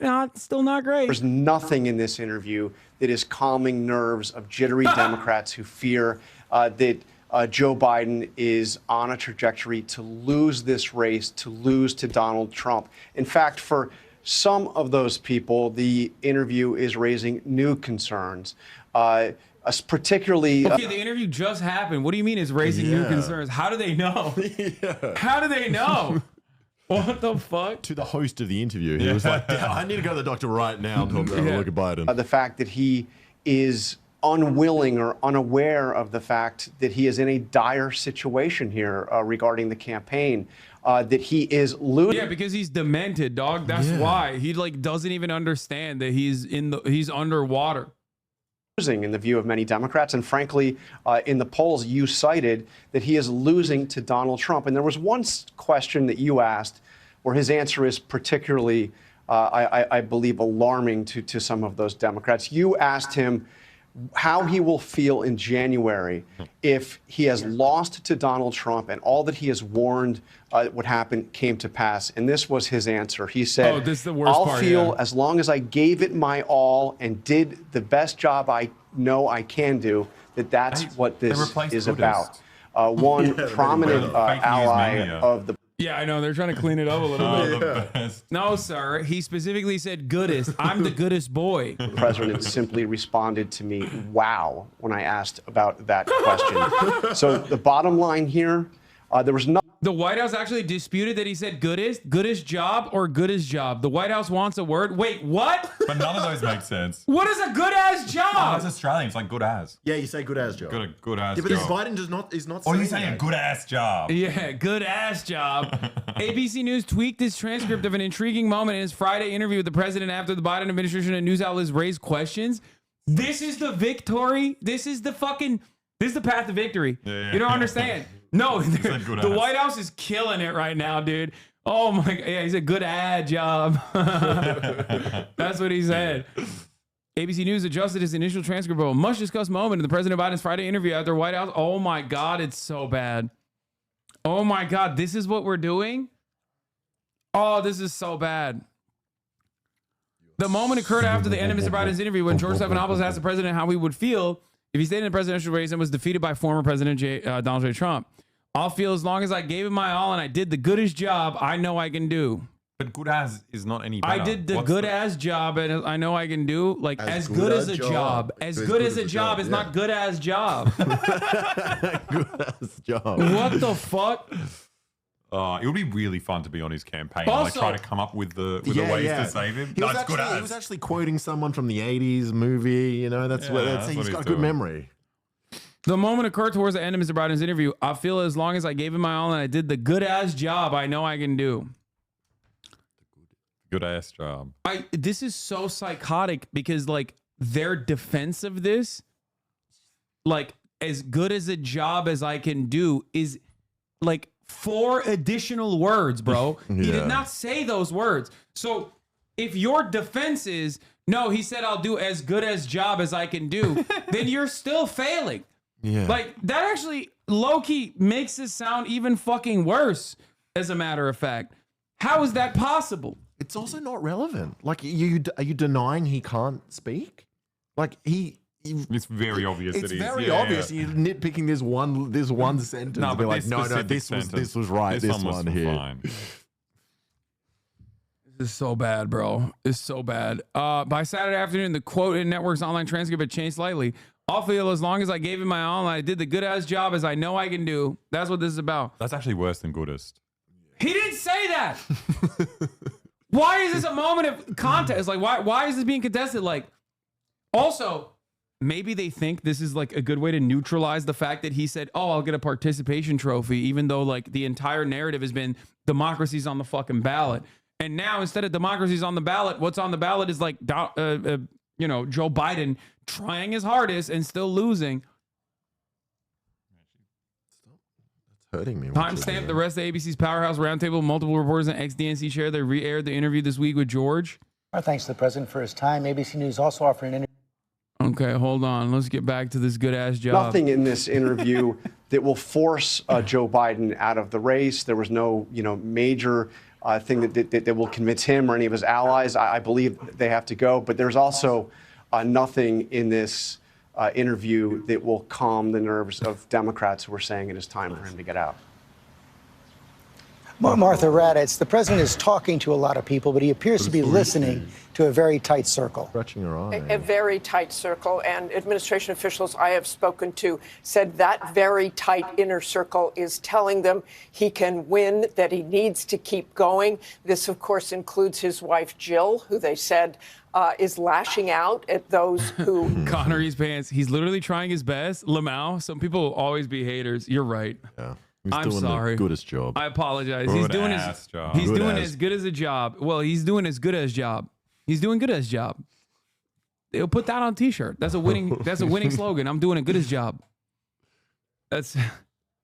Fuck. Want him to get out of the race. This was a Joe Biden pumped up on his inner circle, telling him that again and again. They think he will have many opportunities, but those not in the inner circle say this will also expose him to a great deal of risk. And George, I've talked to a few people too, and texting with a few people as well on the Hill. They say it was better than they expected, wasn't as bad. I told you guys that he wasn't going to have like massive flubs, and he didn't have like ginormous flubs in the sense that like he did in the debate. But if there was no way to salvage the situation unless he became an entirely different person, unless the Illuminati cloned him and brought forward like a sexy ass clone. He's just like wearing a fucking flowy ass silk shirt. His pectorals are glistening in the fucking sun. He's toned and tanned, He got a he's tan, just like, at least. Yeah, he did get a tan. Yeah. And he's just like super competent, super with it. He like basically became like a Gavin Newsom type, then maybe. But that's not going to happen. The Illuminati is asleep at the wheel, okay? He just looked less worse. Still bad, just less worse. Bad as they expected, but that's a pretty low. Stop asking me if this Turkish Chicagoan can meet me in the DNC if I come to the DNC, okay? You have literally spammed it nonstop. Okay, I will be in Chicago for the DNC. Just stop asking, please. Oh my God, you've asked 1,000 times, dude. Holy shit. Even if I were to say yes originally, now I'm a little scared, okay? I feel like you're gonna fucking kill me now. Oh, bar, George. Chill. And Mary Bruce, what are you hearing from the White House? George, the White House tonight reacting in one word, strong. Look, you heard the president there, and his team strongly do believe that this is all being overblown, that Joe Biden has been underestimated and written off before, only to come back strong and win. They believe if he can continue to do interviews like this, if he can continue to get out in front of the American people, that this too shall pass. That's but crazy. The president there truly did. Yeah, I said this before. They are... Let me know if you want press pass for the march on the DNC. No, I don't want press pass for the march on the DNC. I want press passes for the DNC. If I'm marching on the DNC, it's going to be to say, I love the DNC. Okay, come on. Stop fucking up the bag, Cenat Marxism and everybody else. Jesus Christ. I love the Republican Party for the duration of me trying to go to Milwaukee, and I love the Democratic Party when I go to Chicago. Okay? Please, stop, stop saying stuff like that. Okay? I am trying to get press pass for both, and they are very... very aggro about it, okay? I'm the goodest boy, and I think the president did a good-ass job and is doing a good-ass job. He said good-ass job, and that makes sense to me now, okay? Anyway, also, this is great. This is good, man. He is literally trying to be helpful. No, hold on. We'll talk about it offline. Okay, chill out. No public statements against the Democratic Party or the Republican Party. We like both here. Okay, I'm just an extreme centrist. I like both of the parties. Anyway, I'm doing a good as job. Fuck. Beyond that, shit. What was I gonna say? There's so much momentum here. There's so much movement. Connor is here. I'm trying to like fucking rush through this coverage, but so that we can have Connor come in and we can pick up. We can pick like a audition thing. Or not an audition, an auction thing. Wow. See, I'm Biden. I'm Brandon. It's happening. Dude, watching. Yeah, I love him so much. I'm sundowning. Yeah. That's how it is. All right, let's keep going. To grasp the severity of this moment, the magnitude of that growing chorus of concern from Democrats. He dismissed the trends that we are seeing in the polls. But what we are hearing from Democrats isn't concern about one bad night. They are concerned that Joe Biden doesn't have what it takes not only to continue governing, but that he has what it takes to win. But the president is adamant that he is still the best one to take on Donald Trump. And you heard there, he clearly doesn't want to entertain the possibility that Democrats may come to him and urge him to step aside, saying only the Lord Almighty could convince him of that, George.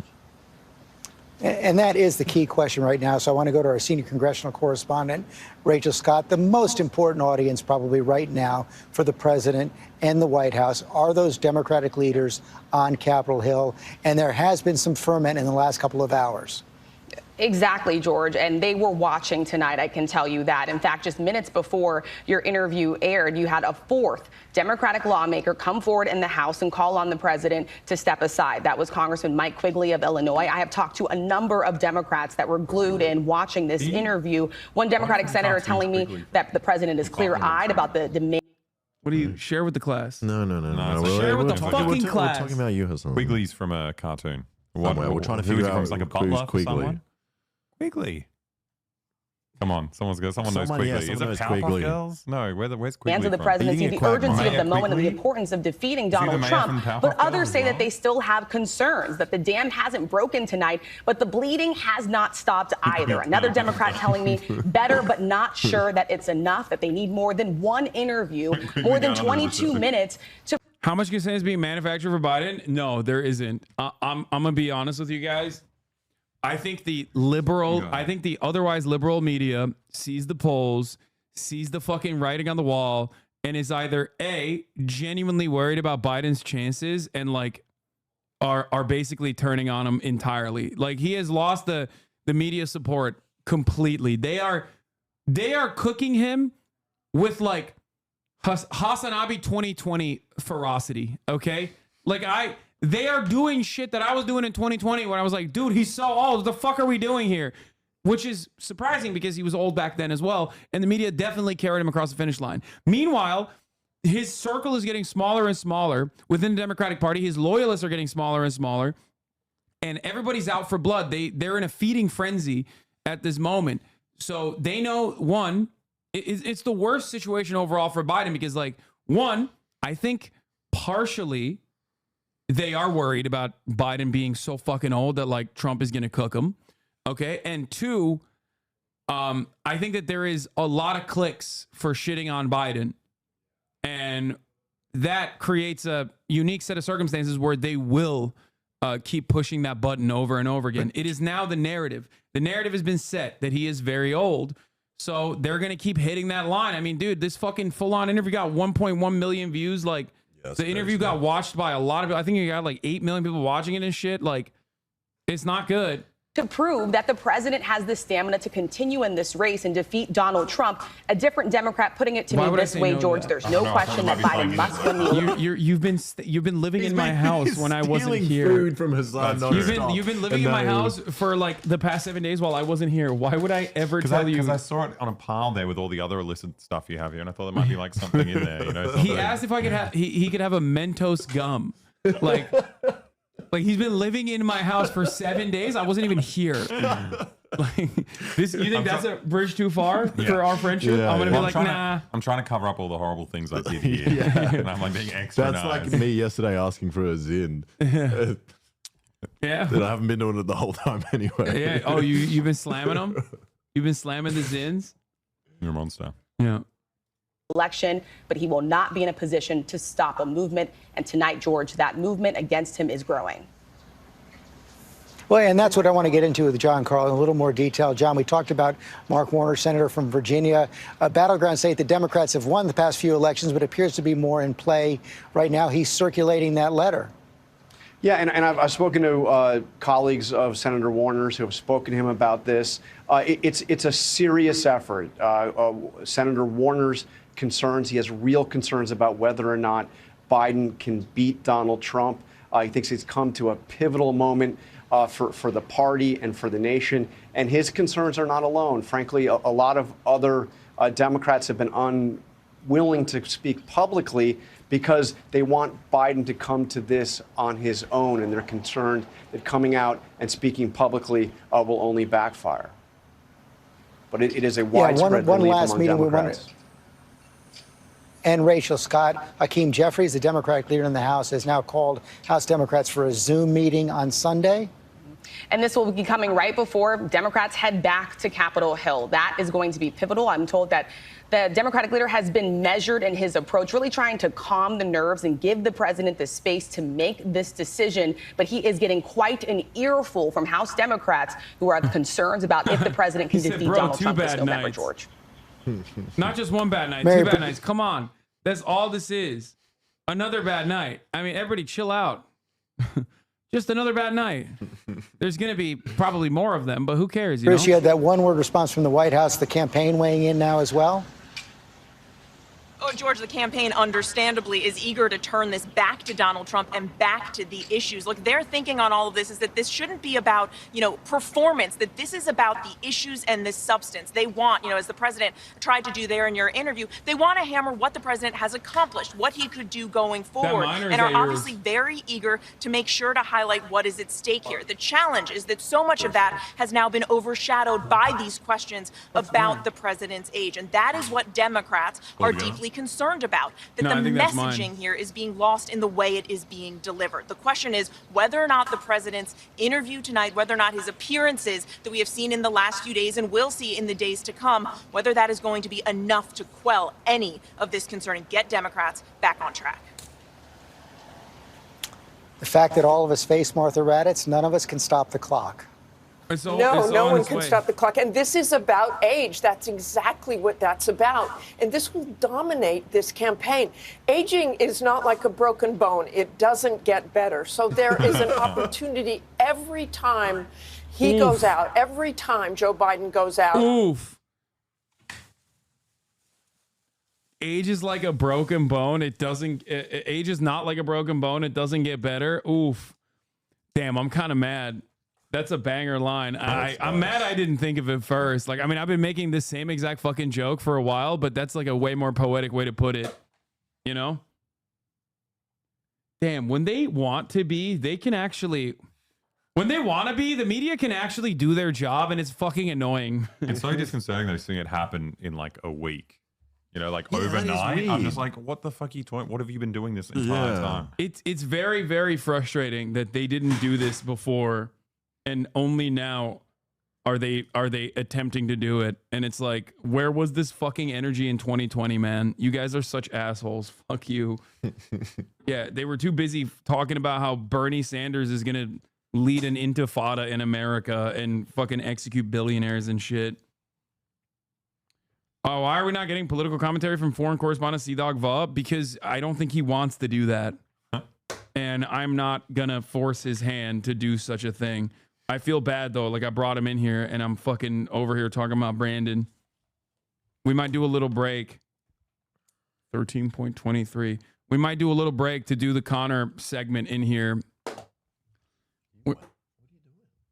I'm weighing my chicken, 13.23 ounces. And he cuts it with glass and sells it for more. What? Like cocaine? Yeah. Yeah. Oh, shit. It's the only time I've ever seen those scales used.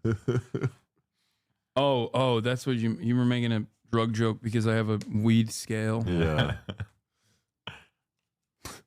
That's awesome. I think it's more important to hear about veterans' affairs in this race. Yeah, I'm a protein pervert. That he will show his age. I mean, he said he is not more frail. You ask him, you told him, you say, watch me. Everyone is watching, and believe me, they are going to be watching even more closely as we go forward, George. It is funny. I mean, I do feel vindicated. Thanks to all of you. And Thanks, it's kind of funny to hear, like, the ABC senior political correspondent panel basically reflect all of the things that I've been saying about the situation. It's like kind of an odd, making sure the restaurant's not undercutting you. No, man, I just Excuse me. It's not 130 grams of chicken. No, I'm just trying to fucking figure out how much protein I'm putting in my bod. I'm the goat. I don't think it's gratifying, though. I think it's offensive seeing them do it. You know, it makes me feel like they're up to something there's a whole different. I'm new like, plan. what's happening now? Who Like, are you replacing him with? Why are you saying it now? An even older guy. Yeah, that's what I'm Jimmy gonna Carter. Welcome back. Welcome back, Jimmy Carter. OCD calorie counting is ruining your life. No, it's not. Look who suddenly came. That's funny though, because I get a lot of like MAGA right wing Twitter, and they're still claiming that like the mainstream media is running cover for Joe Biden. Yeah, no, yeah. While pointing and only to we can see it. while pointing to how hard they're cooking him too. Yeah. They're like, damn, even ABC's saying this, but they're still running cover for him. It's like, dude, what do you mean? You're watching the footage. Yeah. You're watching their commentary. They sound like they're ripping into him. Democratic Party in turmoil this morning, just 4 months from Election Day and weeks before the nominating convention. More Democratic lawmakers are abandoning the president. ABC's Selena Wang joins us now from the White House with the latest. Good morning, Selena. Hey, good morning, Gio. President Biden is trying to stop the bleeding, but panic in the Democratic Party is only spreading. More donors and allies I'm speaking to say the president is in denial about his ability to defeat Donald Trump. This morning, crisis in the Democratic Party deepens. Now a fifth Democratic lawmaker calling for President Biden. Yeah, there's not any new photos you can use that look good. That, to be fair to the media, they can't do nothing about that. To drop out of the race. Congresswoman Angie Craig from Minnesota saying, I do not believe that the president can effectively campaign and win against Donald Trump. Not with that More attitude. lawmakers could soon join the chorus. Minority Leader Hakeem Jeffries is planning to hold a meeting with Democratic leaders in the House this afternoon, sources tell ABC News. And ABC News has also learned Senator Mark Warner is working to get a group of Senate Democrats together to discuss whether Biden should step aside. Senator Tammy Baldwin from Battleground, Wisconsin, says she'll have lots. I like that. I like that. Biden's response to that was, he's just jealous. He wanted to run for president one time. Like, that was cool. Not that it's like a genuine panic setting within the Democratic Party, because like for the first time, the top of the ticket is actually hurting the chances of down ballot races, because the down ballot races are outperforming the top of the ticket. And it's actually just like that he's jealous. Lots of discussions with our colleagues when Congress reconvenes on Monday. I'll be seeing and interacting with my colleagues. I'm sure we'll have lots of discussion. But when George Stephanopoulos asked what Biden would do if top members of Congress asked him to step aside, the president was defiant. Well, it's like, they're not going to do that. You sure? Well, yeah, I'm sure. Look. I mean, if the Lord Almighty came down and said, Joe, get out of the race, I'll get out of the race. The Lord Almighty's not coming down. More donors are sounding the alarm after that interview. Mega donor Reed Hastings, the co-founder of Netflix, saying Biden is unfortunately in. It would be pretty funny if you I can't say it. Never mind. The Lord Almighty could come down. That's all I'm going to say. That happens. That's not like he's at a point. Let's just say he's at a point in his life where like he could be visiting the Lord Almighty soon. You know what I mean? Like, that's not outside of the question. In denial about his mental state. He needs to step aside to let a vigorous Democratic leader beat Trump. They're trying to push me out of the race. Well, let me say this as clearly as I can. Oh, he's loud. He can yell. But who?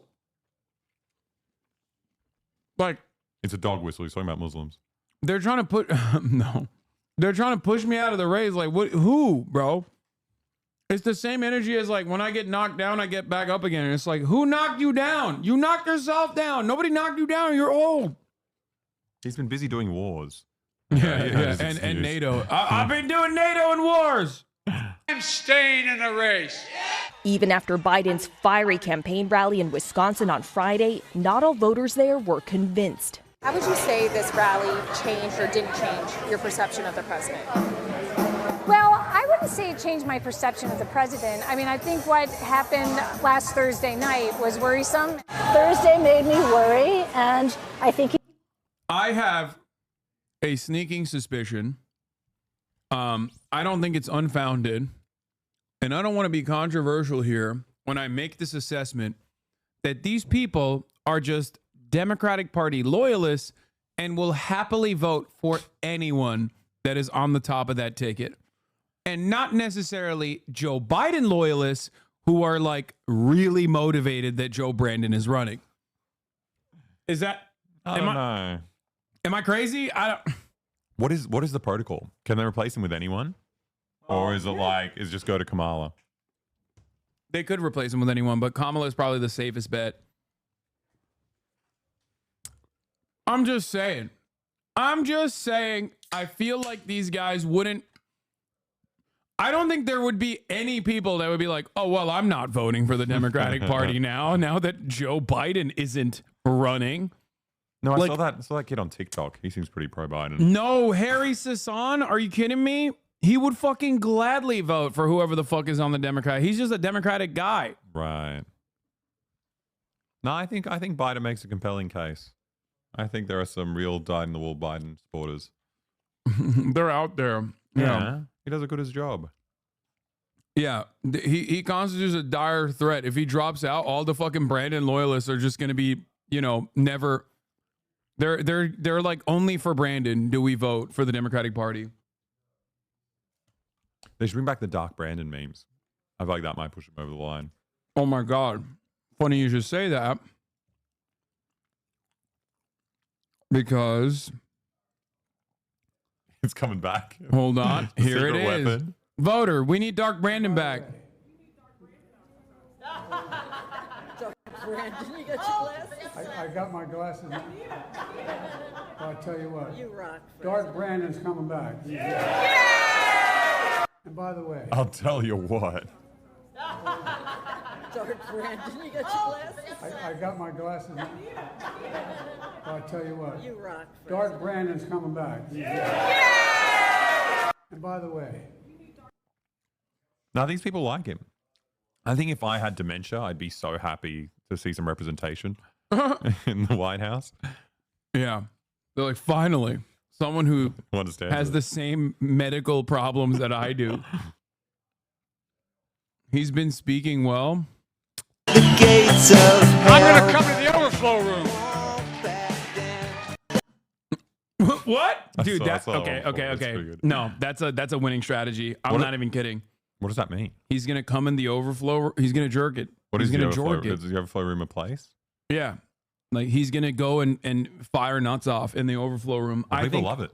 Those hands are in the air. I think this is a solid electoral strategy. He needs to start talking about how he's nutting a lot.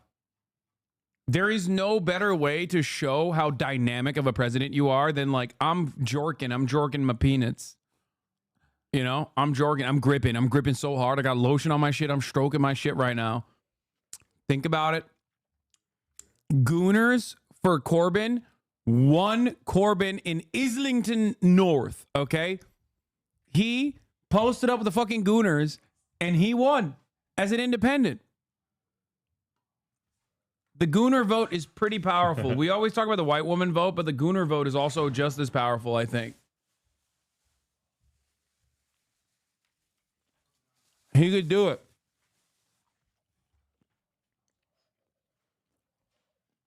What are you doing? Just communicating. She understands. You guys have your own little he's way of bounced talking? back in this kind of setting. I want to see him in other settings. The Biden campaign believes they can still turn things around by getting the president out on the trail more. He's making 2 campaign stops in Pennsylvania today. but many in the party are saying there's really not much the president can do to change his image. The damage, they say, is already done. Whit. Selena Wang for us. Thank you so much. Before the president sat down with George Stephanopoulos, he spoke with two black radio hosts in the battleground states of Wisconsin and Pennsylvania. Both are with me now. Earl Ingram is the host of the Earl Ingram Show in Milwaukee, and Andrea Lawful Sanders is the host of The Source on WURD in Philadelphia. Welcome to you both. Congratulations on such a big week. And Earl, let me start with you. And I'm going to play here the president's answer to your question about his performance in the debate. Here's what he told you. I had a bad night. And the fact of the matter is that, I screwed up. I made a mistake. And but I learned from my father, when you get knocked down, just get back up. Get back up. Did you hear the version of the president, similar to one we saw the debate, that alarmed so many Democrats? Gauge for me what your exchange was with the president. Well, you're talking about a person, myself, who has followed the president for over 45 years. I've watched him from a very when I was a very young man to where he is now. Clearly, not just the president, but any person over a 45-year period there's going to be some changes to who they were. As this guy still sounds pretty like. I'm not surprised that Joe Biden is not who he was 45 years ago. I am a little surprised that the Joe Biden of today is different from the Joe Biden of 2 years ago, of even a year ago. He's not. How so? Well, clearly, cognitively. Oh no, dude! I thought this was I thought this was not hostile territory, bro. He got the fucking interview of his lifetime, and now he's talking shit. Oh, brother. No, but he's still playing along. He's pretending that it wasn't like that in the first election. That's crazy. That's crazy that he's just fake friends all around, dude. Fake friends all around. God damn, dude. Anybody who hears him and knows of him and who he has been will detect that there are some differences in his speech. People attribute that constantly to the fact that he has a speech impediment. He's always had a speech impediment. Biden's like, I didn't believe in magic before I saw my dogs turn into snakes.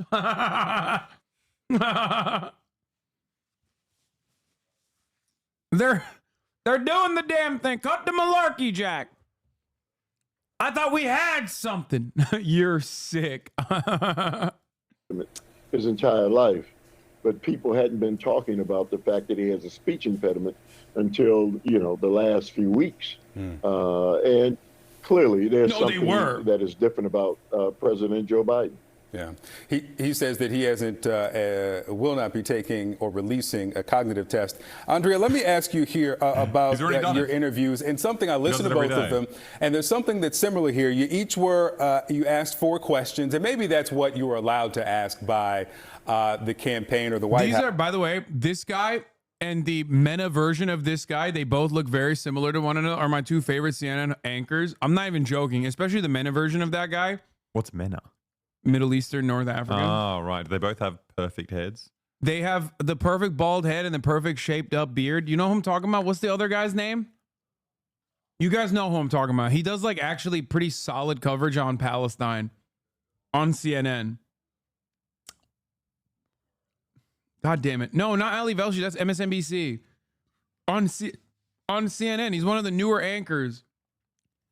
I don't even know if he's actually MENA. He just looks Arab, though. Let me see. Yeah, Boris Sanchez. I guess he's not MENA at all, actually. What the fuck? But dude, I mean, he looks very Arab. Arab coded. He does. He looks hella Arab. Bro, come on. Tell me how this guy is not just the MENA version of this guy. Okay? And they're both my 2 favorite. They're both my 2 favorite anchors on CNN. He He is so Arab coded, it's not even funny, okay? Mena, what? Yeah, Boris Sanchez, he's Latino. But like, obviously, as you guys know, Flexicans are Turks, so. And to be fair, global Latina belt. Bro, if this motherfucker went to Egypt, they literally would not cook him in the cabs, okay? He would be paying the local rate for the taxis because everyone would just immediately take him for granted. They'd be like, "Oh no, you're like an Arab guy. You're one of us." I'm not even joking. Mena, Mexican North America. Al Andalus still lives in this man. Bald, by the way. I know. I do love my balds. Anyway, let's continue. But they were essentially the same questions, both interviews, about accomplishments, progress in your respective state, what's at stake in the election, what he has to say about his debate performance, and what he would say to voters who think their vote doesn't matter or might sit this election out. Were those questions given to you by the White House, or did you have, or the campaign, or did you have to submit questions ahead of this interview? The questions were sent to me for approval. I approved of them. Okay, so the White House sent the questions to you ahead of the interview? Yes. Okay. I got several questions, 8 of them, and the 4 that were chosen were the ones that I approved. Okay. And the reason I ask is not a criticism of either of you. It's just that if the White House is trying now to prove the vim, vigor, acuity of the president, I don't know how they do that by sending questions first before the interview so that the president knows what's coming. Let me play here a bit of your interview. This is... Wait, guys, I'm confused. Is this good?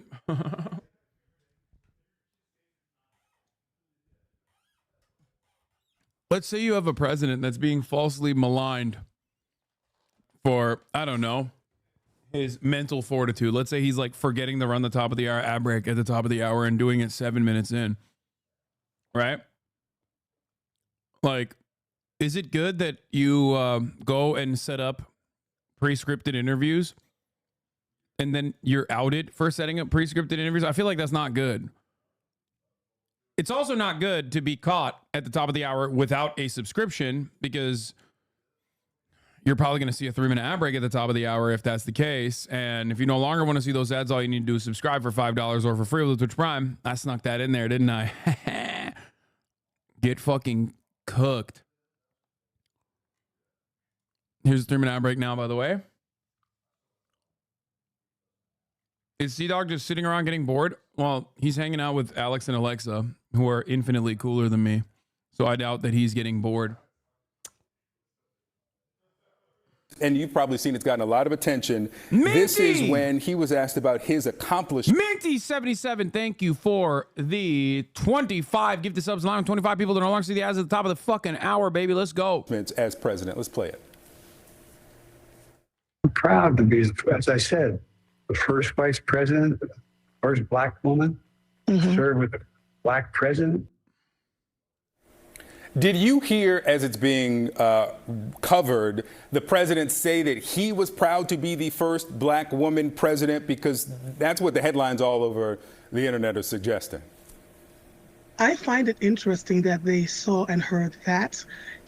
What I got from him was that he was intimating that Kamala Harris was the first black woman vice. I mean, she's right. Like, he fucked up. But she's right. Like, if you notice, like, I'm there. When it comes to shitting on Biden, I'll be there no matter what, okay? And what is the first thing I said when that dropped? I said, under normal circumstances, this would be completely written off as like, oh, he's very obviously trying to say something, but he like fucked it up a little bit on the delivery. He paused weirdly, whatever, right? But these are not normal circumstances. The narrative is now set that Biden is cognitively declining. All eyes are on him, and any kind of fucking flub, and he has many flubs. Even when his mental cognition was actually A1, he still had a lot of flubs. Biden, for those of you who don't know, was always a gaffer. I don't mean that in like the Hollywood production sense of the word. Like he always gaffed. He was a gaff machine. He was always a bit of a goofy guy. He always made these like, you know, silly mistakes and stuff that maybe even made him a little bit more relatable at times. The problem is now people are not as charitable.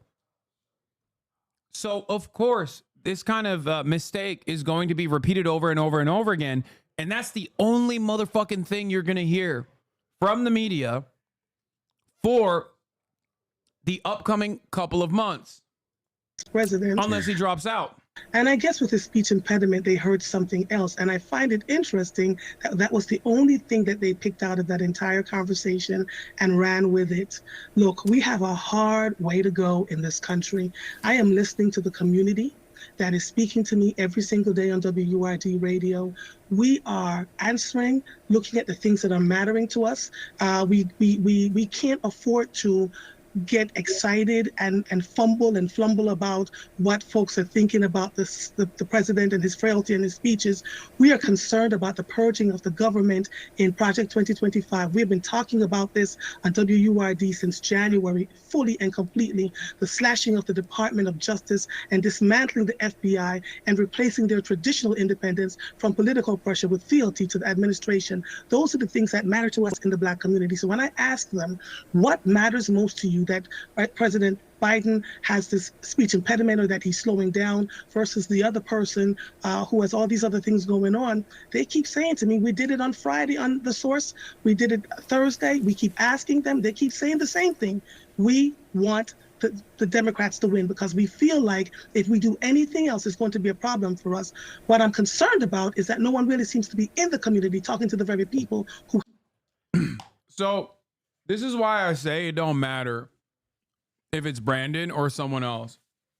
Like, these people are not going to be like, oh, it's not Joe Biden. Well, I guess I'm not voting for the Democratic Party. These are the... If someone is willing to vote for the fucking carcass, they've already demonstrated their position that they would vote for anyone that's not Trump. So you can only go up from here. You're not going to fucking lose voters. You're not going to lose voters for people who are saying...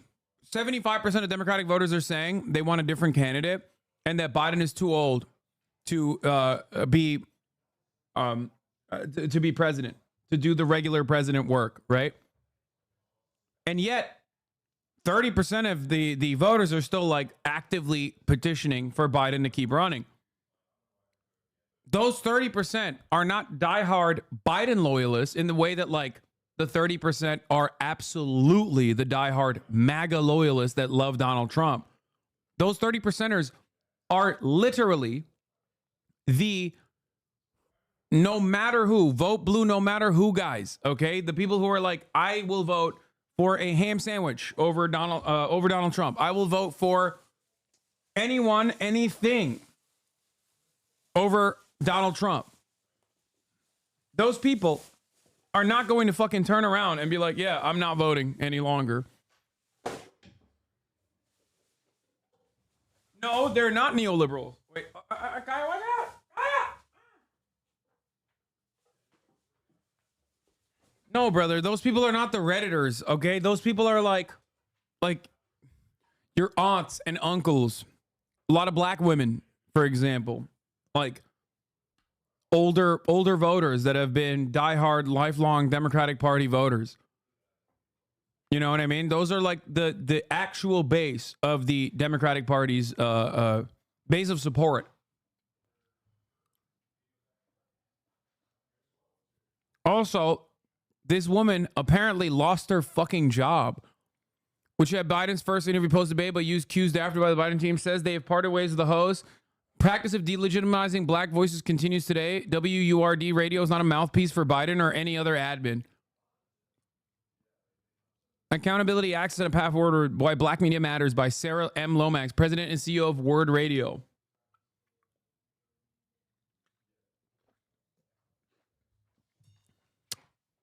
She lost her fucking job.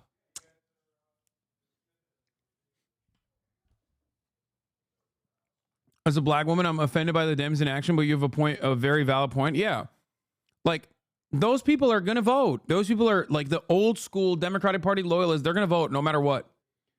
They don't care. If someone is demonstrating their capability of voting for Joe Biden at this stage, while still being very cognizant of the fact that his mental faculties are no longer what they used to be, that means they're going to vote for whoever the fuck is on the Democratic ticket. Okay? So the way I see it is like, for the Democrats, you have only room to gain in this situation. Does that make sense? This is not like a Trump calculation, okay? This is not a Trump calculus. For the Republicans, there are a lot of people who might not vote for the Republican ticket if it's not Donald Trump.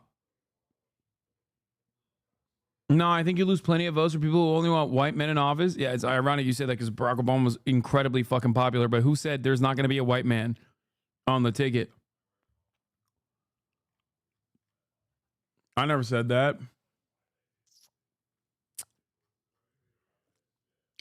By someone else, we just mean Kamala, right? I mean, who knows? That seems like the most likely scenario at the moment as it stands. But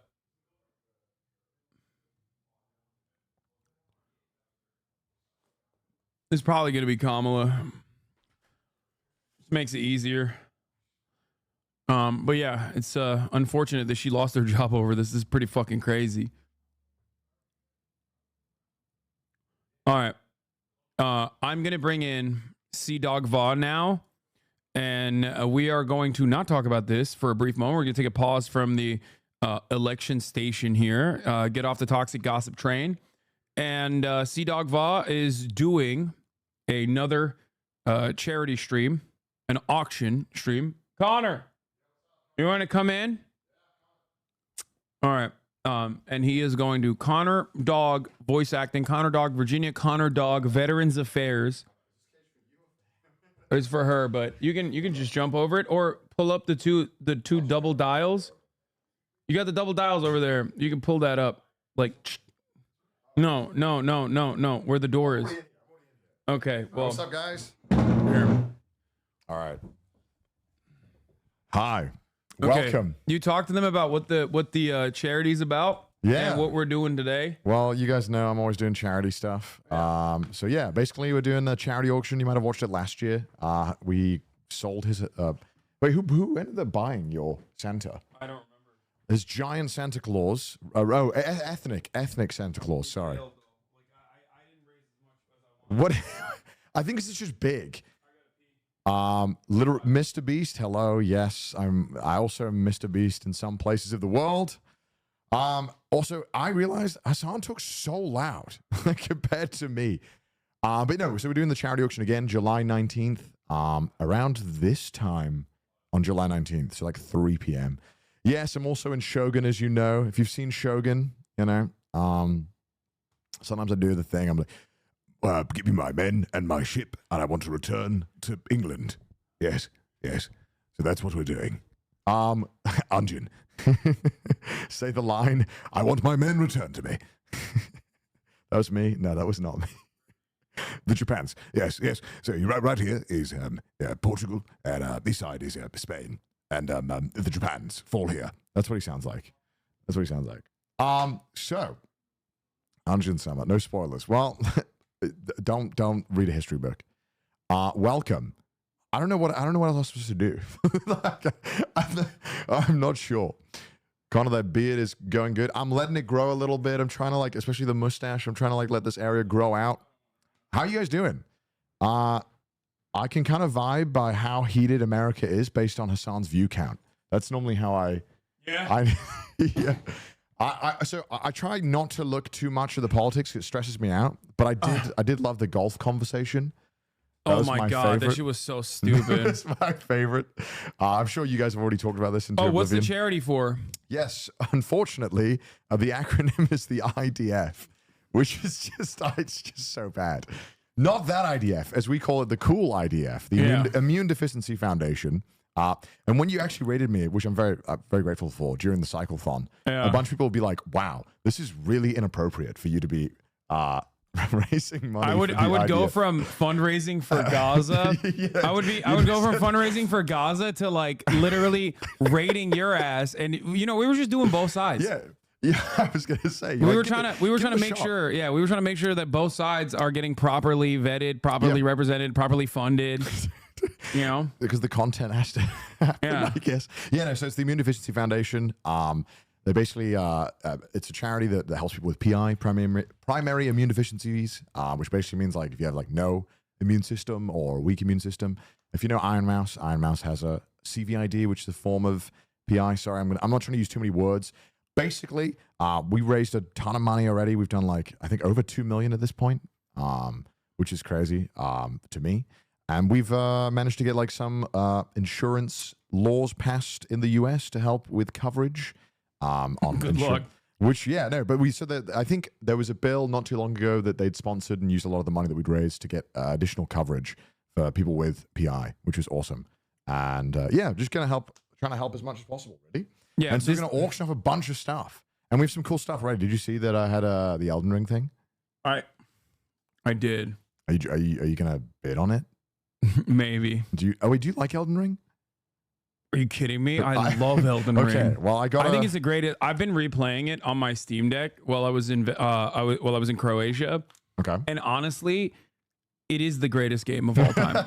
Like it straight up is. Like I don't want to hide it anymore. I used to say Metal Gear Solid 3 is the perfect game. Okay. And I still think it is, but I think Elden Ring might be the best game of all time. Offline gaming, Matt. Oh, you offline gamed? Yeah. Okay. I do all the time. But so I managed to get a signed Elden Ring poster by Miyazaki. No, I know. I'm just telling chat if they any like extremely wealthy people who want to raise money for charity and get a signed poster.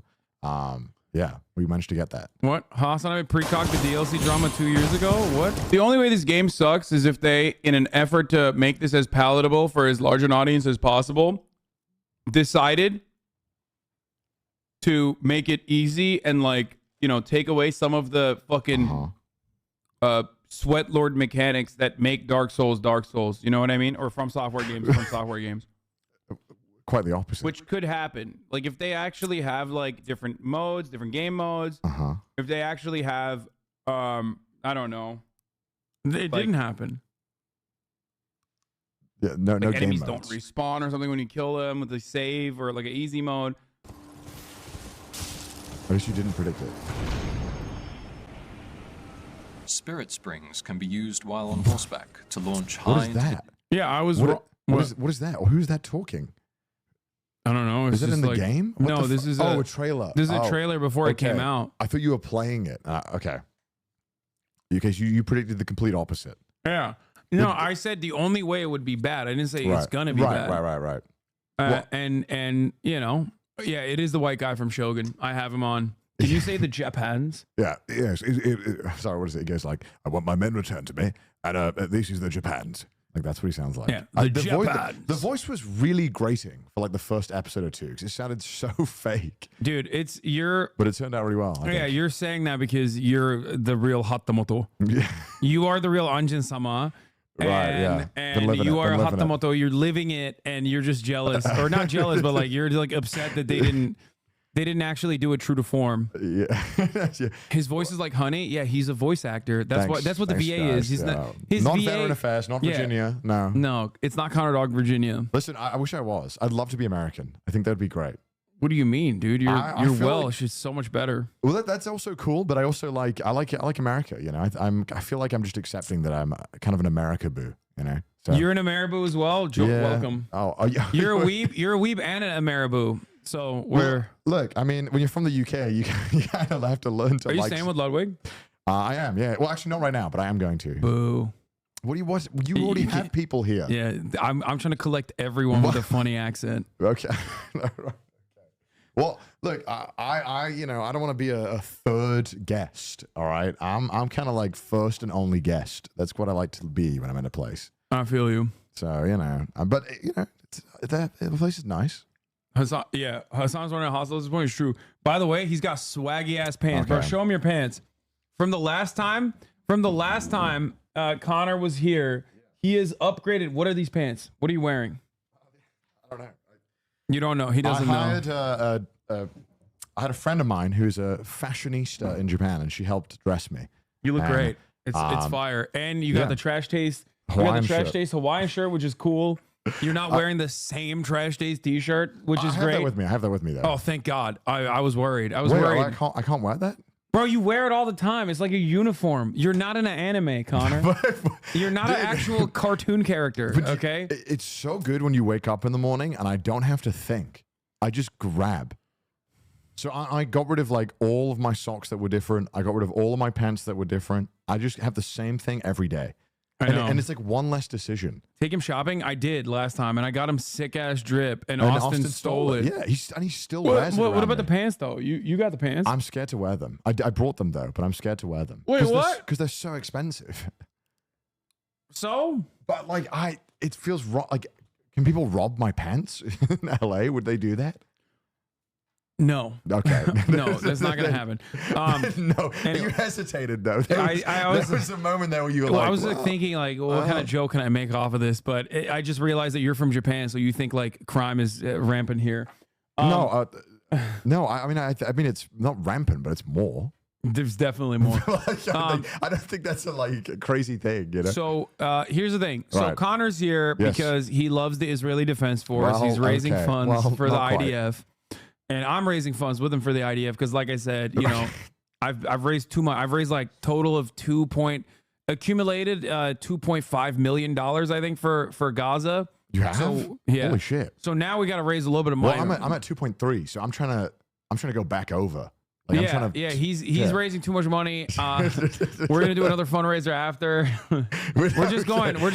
You know, every time I side by do one, side. you can do one. That's how I think that's a good way of like making it go back and forth. So I thought it would be fun to like promo the true. charity Yes. and also you know, figure out. I have a litany of items back here. And we can go through them, and Connor can pick something out that we can give, that we can auction off. Okay. Instead of Ethnic Santa, because I was a little disappointed with Ethnic Santa that didn't sell for that much money. I think it's just big. When it's big, it's hard. Yeah. But okay. People are going to unironically think that it's going to be real idea if you keep talking like that. Okay, it's the Immune Deficiency Foundation chat. Foundation. Jesus Christ. Of course, it's not fucking. Also, July 19th, probably like around this time. So it should be fun. Someone in the chat actually brought up a good one. First item that could be up for auction. Hold on, we're going up. Whoa.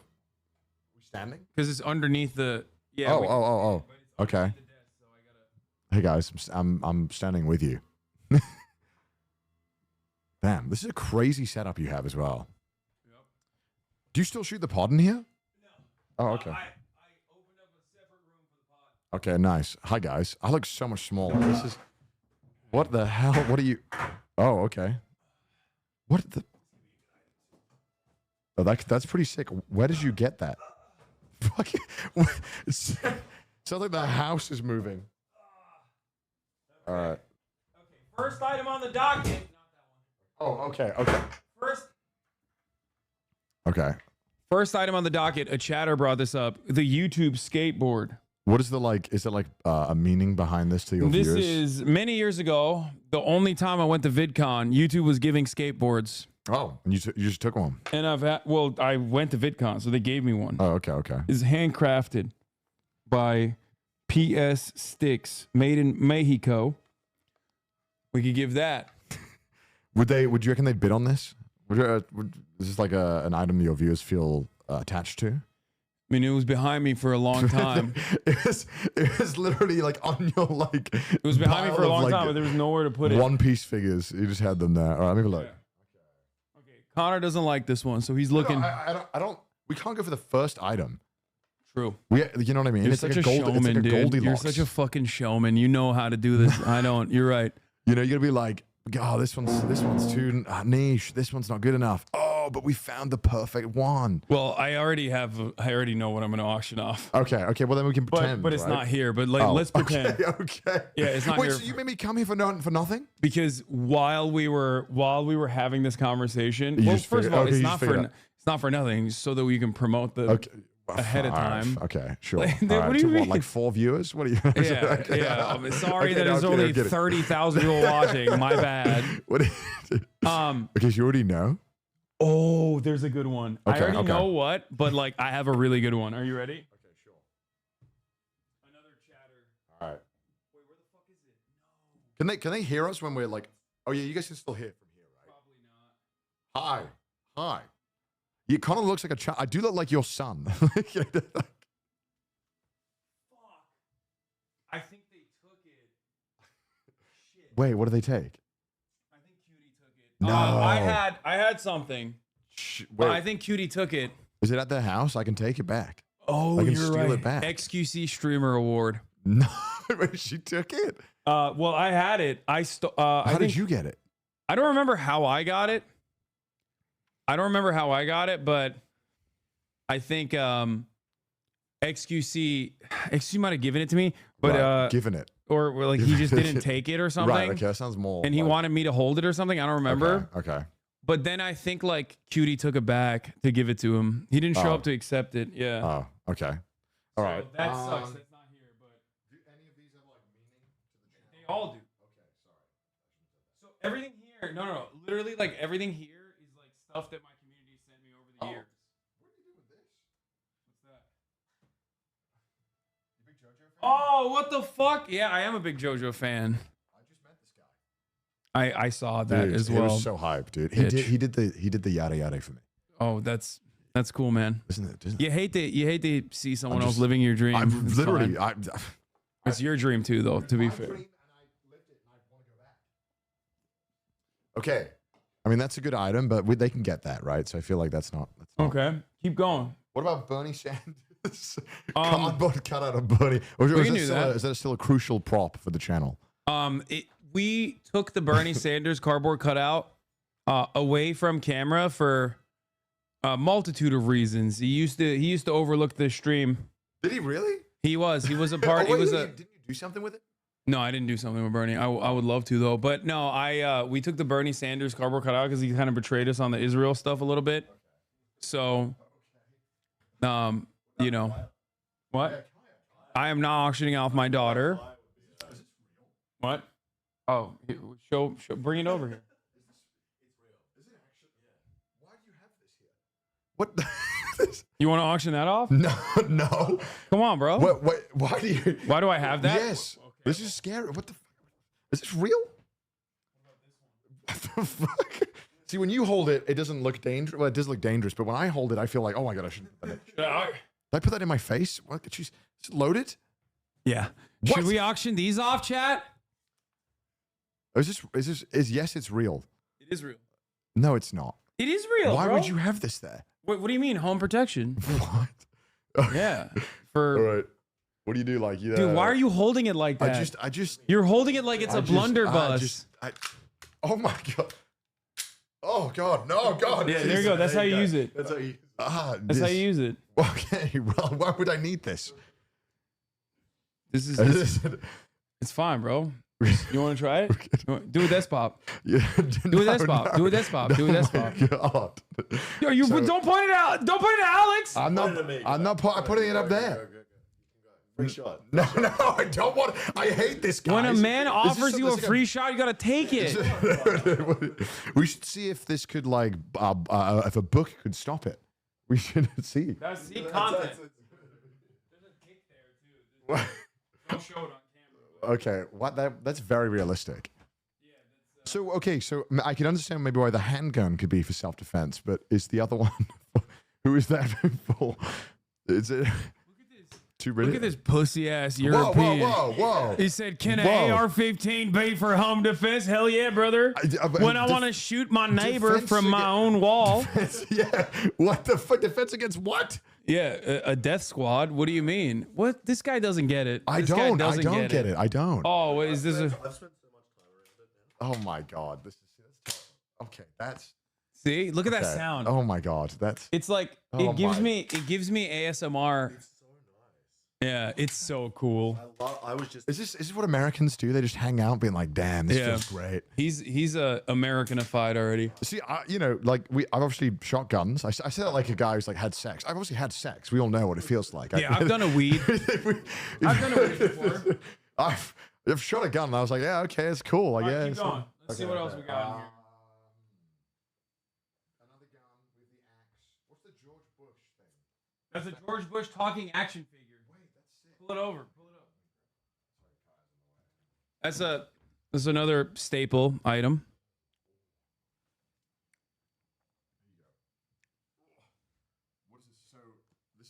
Wait, was this like a real thing or like a fan-made thing? This is it. No, this is a real thing. This is president number 43. Unfortunately, it doesn't make sound anymore. I think it like ran out of battery. But this is like a real unopened collector's item. Toy Presidents Inc. from toypresidents.com. We're dedicated to the highest quality product. Exercise your right to vote. What else do you think? And he has the hand-tailored presidential suit, true-to-life details with the realistic presidential boots. Ooh. Oh! Can I see it? Can I? Shit, okay.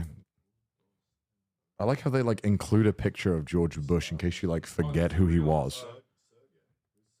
That's a real passport, I think, from the U.S. Listen to the authentic phrases by pressing the lapel pin. Yeah. Oh, that's so cool. Realistic presidential boots. Wait, that's awesome. Oh my god. What did some chatters exercise your right to vote? Chatter saying Hasan has to sell his queen. That would make the bucks. You think the queen would sell? That is iconic. That has been behind my stream for years and years. I know it's iconic, but and after the queen died, I put X's on it. She's already dead, you know. Yeah. Is this the plane that hit the World Trade Center? Yeah. No, it's a 787. I don't know. I think it was a 747, maybe. I don't know what planes hit the towers. Hasan has to sell the queen. What other items do you know are like peak Hasan? Donnie painting, Clean Boys? No, I'm not going to fucking sell the... No, dude. I'm not going to sell a painting that... Is that what you got it? North Korea. Wait, did you actually get that from North Korea? Yeah. Dude, what are you kidding me? No, I'm not selling the fucking North Korean poster that like Otto Warmbier almost died for. No, I have a really good one anyway. I have a really... You already know? I have a really good thing. You want to tell or you want to... No, let's keep going. Keep picking up shit and I'll tell you. Is this real? Yeah. Yeah, Mr. Beast sent it to me. Why? I think it was Mr. Beast. This note is made from plantable biodegradable. No, Mr. Beast didn't send it. Oh, it's fake. That's fake, right? Yeah, it's actually a plant. Prop, I think like money. you literally. No, it's not even prop money. I think it's like like you put it in the ground. You put it in the ground and a plant. Oh, that's grows. Sick. Attention for botanical use only. Do not open unless planting. What are these guns? What is It's from Anime Expo. Yeah. What is this model? Oh. I don't think so. I think it was ebony and ivory. No, I think it's DMC. Devil May Cry. Oh, Helsing maybe? No, I think it's DMC. Oh, is it actually? Right? Isn't ebony and ivory DMC, chat? There's a black one too. Devil May Cry, chat saying. Yeah. Trigun. Yeah, the black one's over there too. Is that from? Oh, okay. Yeah, it is DMC, right? Connor, surely you just grab the most expensive thing in the Well, room. yeah, Like, that's what you should do. Yeah. He gave you free reign. I mean, what's the most expensive thing you got here? his computer. Yeah. How did you get that? That's pretty good too. San Francisco Police Department. Are we allowed to auction that off? Is that like legal? Like, wait, is it real? Yeah. Wait, it looks fake. Oh. Construction asset. Did someone steal it for you? I think it was a Hollywood set, yeah. Oh, a set. Okay, I got it. There's this. Yeah, what is that? Cop medals. What? I support the police. What do you mean? How did you get that? Why do you? You don't want to know what I did to the cop that had. It was so it's. I sucked his dick. Okay. I sucked him off. Okay. This is from a brave cop who I sucked off so hard I sucked the soul out of him, and that's why he died in the line of service because of getting his dick sucked too hard. I guess the acorn finally got him, huh? Yeah. Wait, to completion. What are the when do they get this? Like, what is this for? Like when you... There's a thin blue line badge in there. Right. Yeah. Right. I was thinking, like how many... There's a what Saint kind of Michael KDA? Protect Us badge in What kind there. of KDA do you need for that here? There's like 3 thin blue line badges in there, but the thin blue line didn't protect him when he nutted so hard he died. Okay. Okay. Yeah. They give Sounds you good. they give you your first badge after you shoot you beat up your first black teenager. That's how they get it. Yeah, what is that? Australian politicians, prime ministers. Yeah. Oh, I have this. What about this? Oh, the big MAGA hat? Hell yeah. The rootinest tootness. You did turn it around. That's background. That's backwards. This is a Yugoslavian Socialist Republic hat, helmet. Okay. You get that in like the Mr. Beast video too? What Mr. Beast video? The one where he goes to like the abandoned town. No. You wait so long. I like this hat actually. It's got a good weight to it. I think it looks really good on phone. Well, thank you kindly. Yeah, I do go to a Buc-ee's. It's from 1984, before Yugoslavia fell. Okay. It says Tasev Dragi on it. Got a good flip to it. Strunica. I've never looked inside of this before. I didn't even realize there was shit in it. He likes how it leans right. I don't like it. Oh my, bro, you fucking freak! Oh my god! He put I thought your dick was out. He took his dick out and was like flinging it at Kaya. Someone said child soldier helmet. Which one? This one? No, he's saying this is a child soldier Oh, helmet I thought because this one. head, I was they're like, saying yeah, my this head's too small, so it. Oh, I see. It was for a child. Yeah, he had a fake penis out. I hope it was fake. No, this is real dick. His dick is like super tan for some reason. It's weird.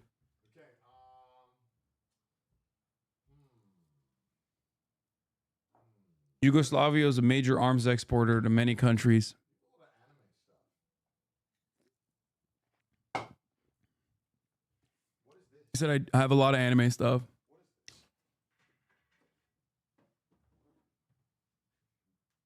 What is this? Who is Kimberly? I can't even pronounce that. What is that?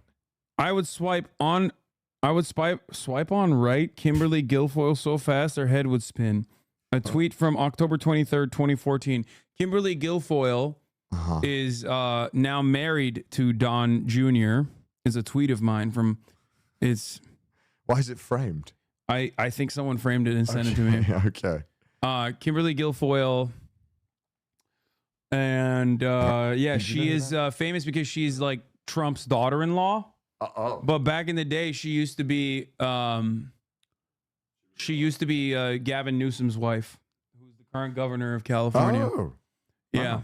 I don't know where the cracker pass is, chat. Oh, you have one of those? Yeah, Nabisco gave it to me. Nabisco? Yeah, the company that makes wheat thins.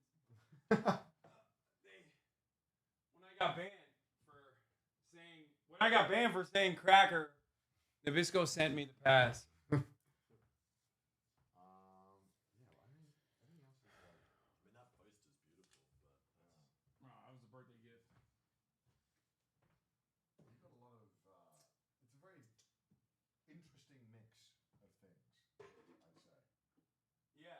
I got a cool Elden Ring thing.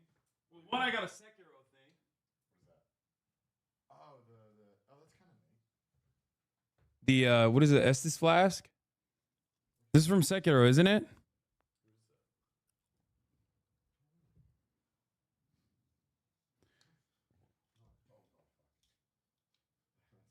Or is it from Dark Souls? Fake fan. Whatever, bro. I'm coming off of a flight. I don't remember. Yeah. They're all Lenin. Who's this? Communist Party. That's the Ayatollah, I think. Yeah. Ayatollah. I did not realize I was holding that up. They're breaking shit. What the fuck, dude? I don't know what that is. This is just a ghost. I don't know who. We got the God of War axe. Yeah. That's kind of neat. Jordan Peterson. What? No, we can't sell that. What? Because that sucks. It's priceless, dude. That sucks. Oh, there's fucking the colonel, Muammar Gaddafi. Okay. Let me put this back before I break something.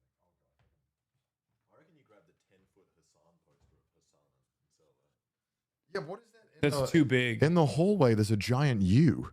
What's up with that? Jordan B. Peterson. Sorry, guys, just getting back in the frame. Welcome back. There's a weird story with that I don't want to elaborate on. I feel like you got a lot of stuff. And not anymore. Everything is held together. Great philosophy. He commissioned it. Did you commission? What? How much of the stuff did you commission? No, none of it. None of it. Fans make it. He's being humble. What? No, I'm not being humble. Me being humble would be if I said I commissioned, or no, never mind. All right. Do you guys know what he's going to pick? I have no idea what he's picking. The thing I'm going to pick is not here. Oh, is it not? What is it? Okay, are you only going to make it a surprise, or I was checking to know? How was Anime Expo? Oh, sad Hassan wasn't there. I'm sad I couldn't make it this year. He stands out more than anything ever. So it would be fun to see which anime fans recognize him. Okay, so Can I have it? Can I have it? So the thing that I'm actually going with, is going to be something that we were actually going to auction off for the Creators for Palestine charity that we did, where I tried and failed to complete 1,000 buckets that Ludwig did. Ludwig did a 1,000 buckets challenge. You remember? Right. Yeah. And then he challenged me and many others, and no one else actually ate the bait except for myself. And in that challenge, we actually took one of the basketballs that we were using in the challenge, and we got everyone that participated to sign it. So it's a signed Wilson Evolution basketball with all of your favorite content creators and me. Maybe not your favorite content creator. Can I sign it? Yeah, it's the Spalding with like everyone's it's got my blood, sweat, and tears on it. Hell yeah. And also on top of that, it has every content creator's signature on it as well. Oh, fuck yeah. Okay, nice. Yeah. So we are like everyone that was there, valkyrae, Fusli, Ludwig, everyone that was there, Blau. I think Blau signed it too. Yeah. Okay, damn. That's nice. Then that's like an easy collectible, good size. Yeah. A lot of people will want it. Exactly. What is this Gucci shirt that people keep talking about? Oh, it's the classic Gucci shirt that I Really? bought that got me canceled. Wait, which one? It's this one. So look, I don't think I know this one. Wait, how much was this? The shirt. The shirt itself, I was trending. The shirt itself was $1,000 retail when I bought it. And it's a staple. It's iconic. It's a staple. Yeah. It's supposed to be an ugly Hawaiian shirt. Oh, so you'd never sacrifice a shirt? I would, but I think the basketball is better. I think the basketball is pretty good. Like I don't mind it. I would actually. No, I think the basketball's better. But obviously, maybe some guy in the audience likes it. But I would literally auction off the shirt. Next time. We'll save it for next time. Yeah. Hassan responds to Backlash over his $1,000 Coachella outfit. That is crazy for a shirt. I mean, I don't know. I've never. It is very expensive for a shirt, for sure. But like, it's ridiculous that like people were like, I can't believe this rich guy bought a fucking article of clothing that's $1,000. Like, it's so stupid. Fair enough. I guess you could wear that to the show. Yeah. The fit. Well, yeah, I guess it would.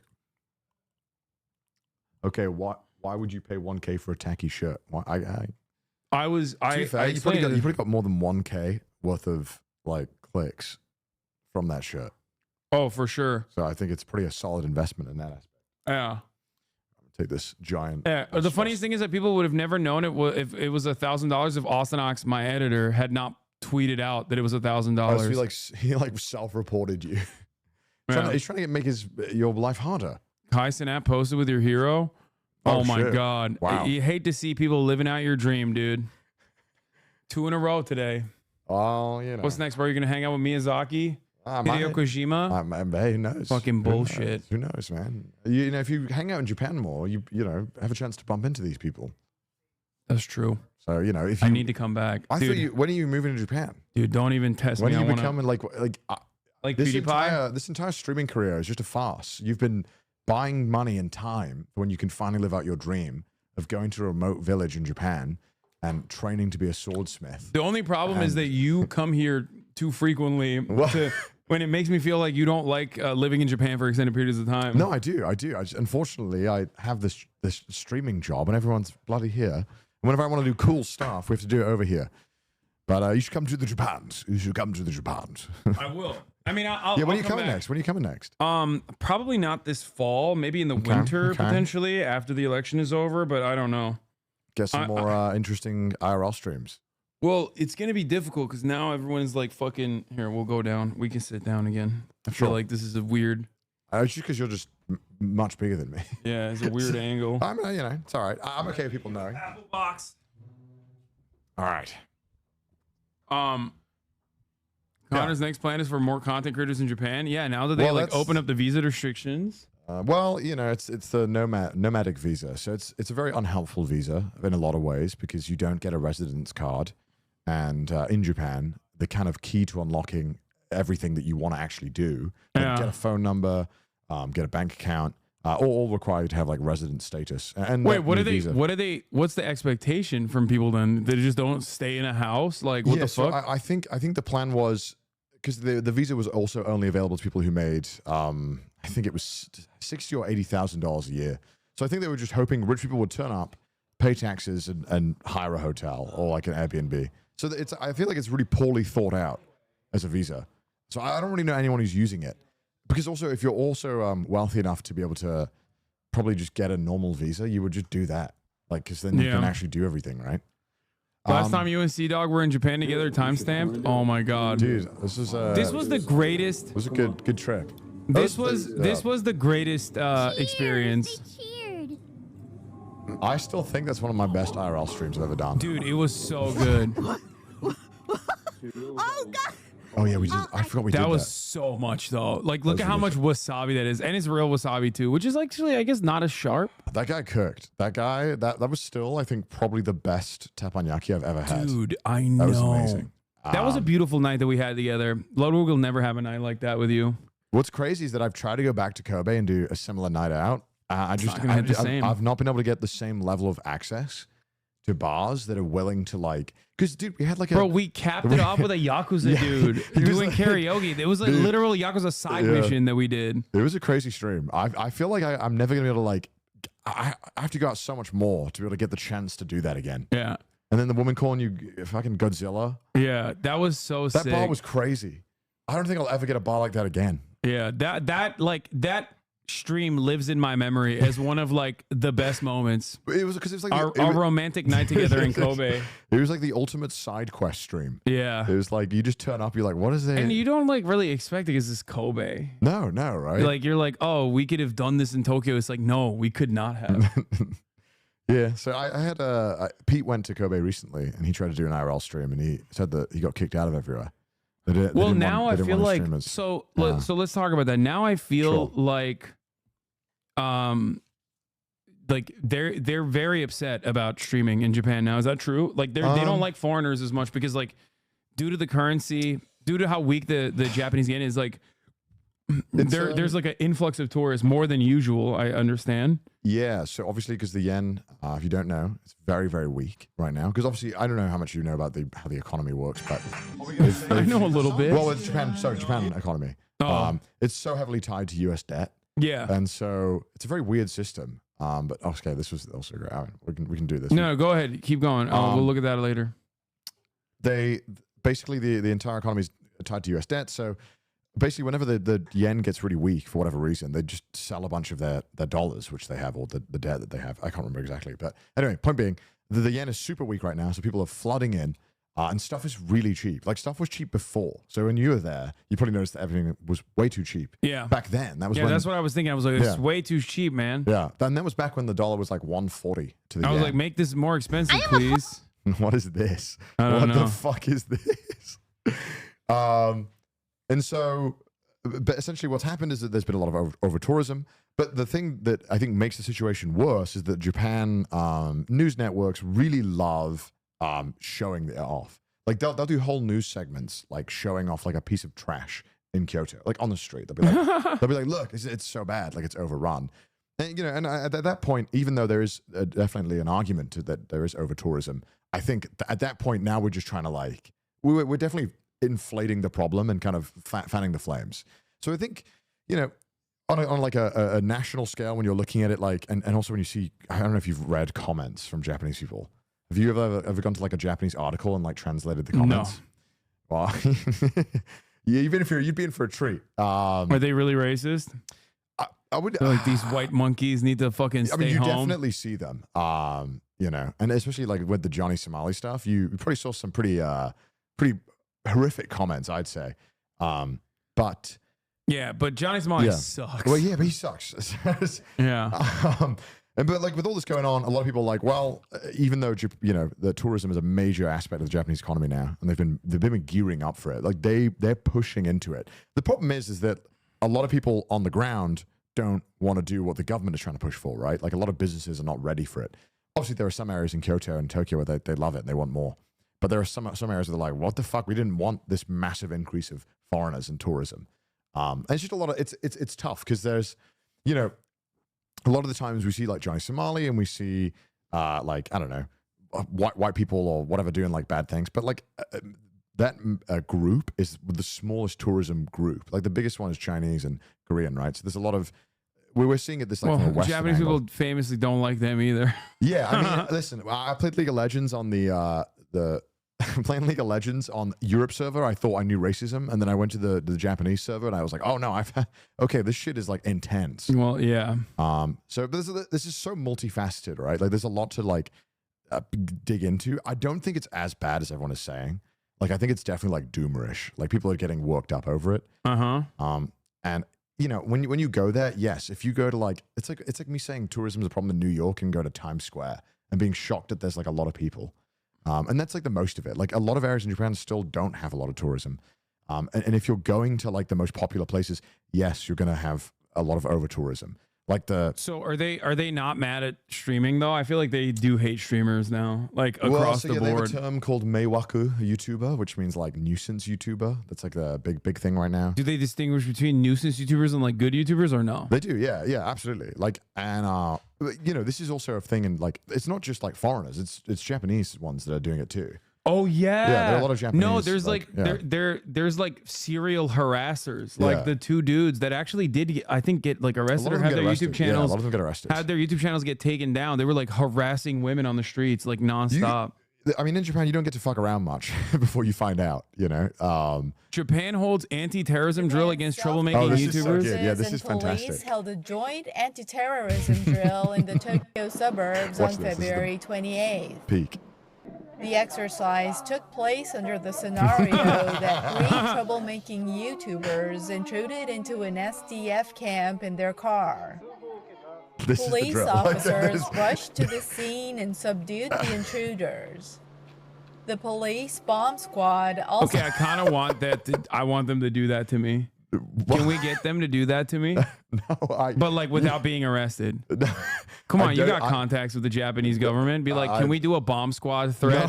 No, absolutely not. This is a joke, by the way. Please let me back in the country. To dispose of an explosive found inside the YouTuber's car. Wait, okay, well they're like literally okay. But like they're faking being YouTubers. They're like actually trying to do 9/11 in Japan.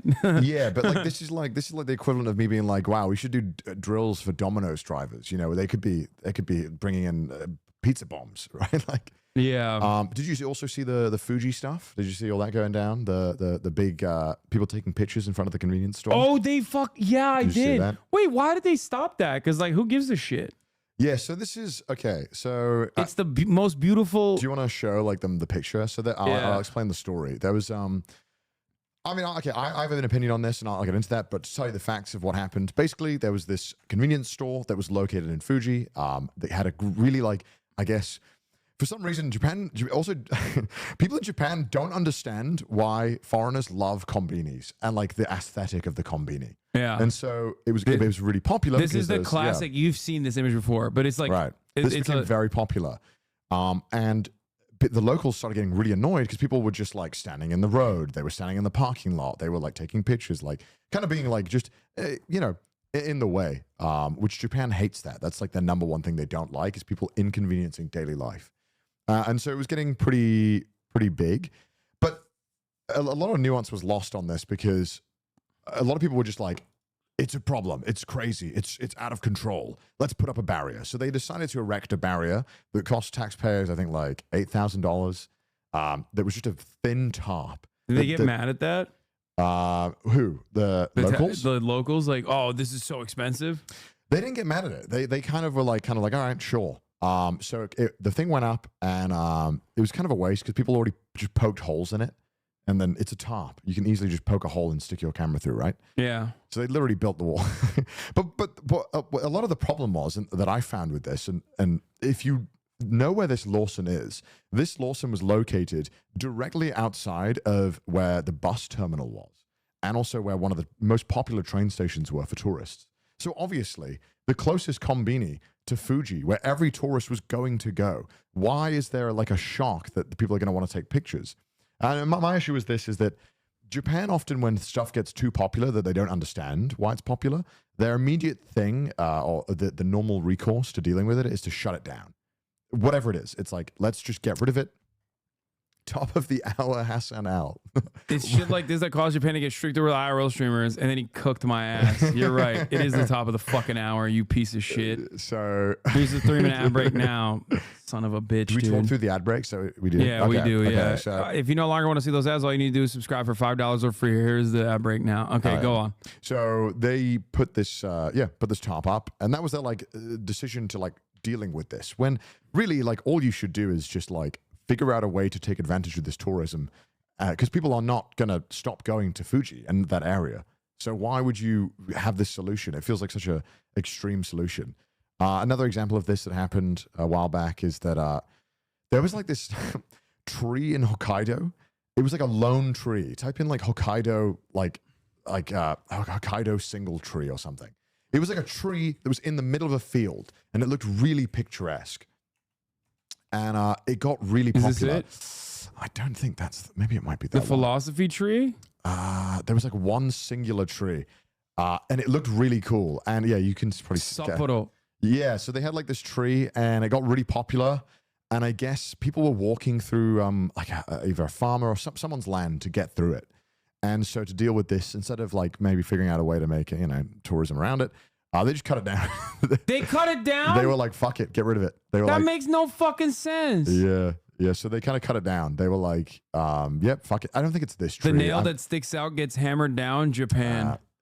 Yeah, but people say that a lot, but it's so much more complex than that. I think that, but with tourism specifically, Japan, they don't like dealing with like nuisances or uncertainty is what I'd say. So whenever there's like a thing where they're like, we don't get this, that their immediate thing is how do we just immediately stop it? And sometimes it works, aka cutting down the tree. And other times I feel like it doesn't work very well, like this Fuji thing. But what do you think about the guy that went up to the Yakuza and is always like, konnichiwa? Wait, the Konbini Confessions? No, not Konbini Confessions. The white guy in Japan. Wait, I don't know this. Oh my God, you haven't seen this guy? Who's got the fucking the TikToker who like always what the fuck? Konnichiwa arts. Okay. You've never seen this? No, I've never seen this. Okay, we gotta show him. What the fuck is the name of the guy? No, it's not Joey Chaotic, dude. What the fuck? Joey Chaotic. What the heck is this? Hassan, no. Oh, no. No, is it that not bad? this. Is it No. cringe? It's the most cringe thing you've ever seen. Oh, here. Oh, this is the God. guy. No, I've not seen this.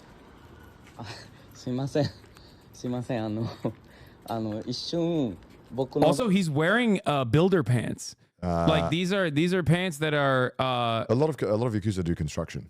Oh yeah, okay, that makes sense. These are construction pants. I only know that because they're fucking popping, dude. Like it's such. You want a pair? I want, dude. I want it so bad. You can easily get a pair. Yeah, they're like he's fitted the fuck up. He's like ready to get flicked up right here. He's like, yo, I'm throwing up a fit right now. Anyway, he said like he was telling the guys like, "Hey, can we just do something together?" Yeah, wait. Here, just you'll see what he does. He's like, "Okay, can I film it?" What the fuck is this guy? Wait, just.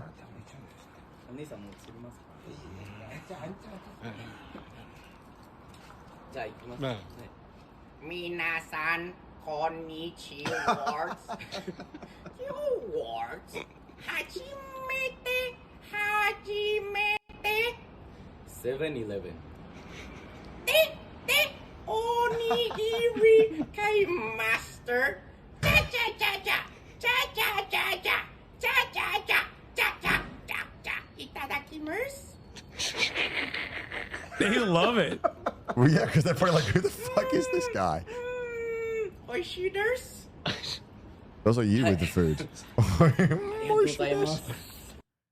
That's funny. So he does this to like people in Japan all the time. You've never seen this guy? No, I've never seen. You got to link up with him, dude. I am scared. That one is the most viral one. Like he straight up rolls up on a Yakuza dude, and they love it. But most of them are really chill.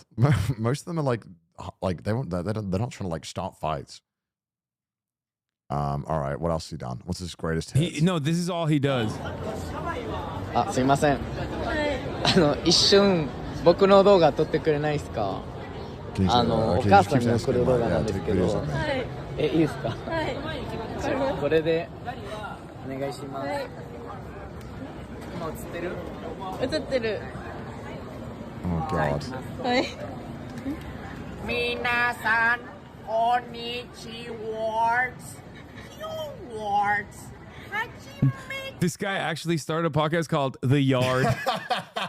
Yeah, this is Ludwig after Duolingo lessons. This actually is Ludwig. So many Duolingo lessons, dude. He wasted them. He's like Coco Kara. Oh God. But like, okay, like. So what is he making fun of? Like how white people speak Japanese or something? Like what's he? I don't know. The bit is impressive. He's just literally saying, "I bought this from Family Mart," and then he's like, "I'm gonna eat it." Then he eats it. He says, "Can you film this for my mom?" Right? Is that what he says? I thought he said like, "Can you take a video of me?"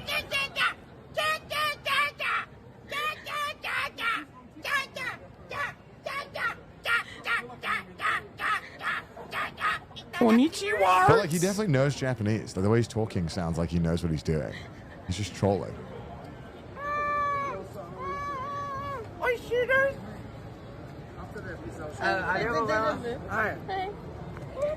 That's what he does. Painful. Why? Okay, this guy's one guy, but like this is my favorite guy. Okay, he's in Korea for the most part. I'm sure you've seen this guy.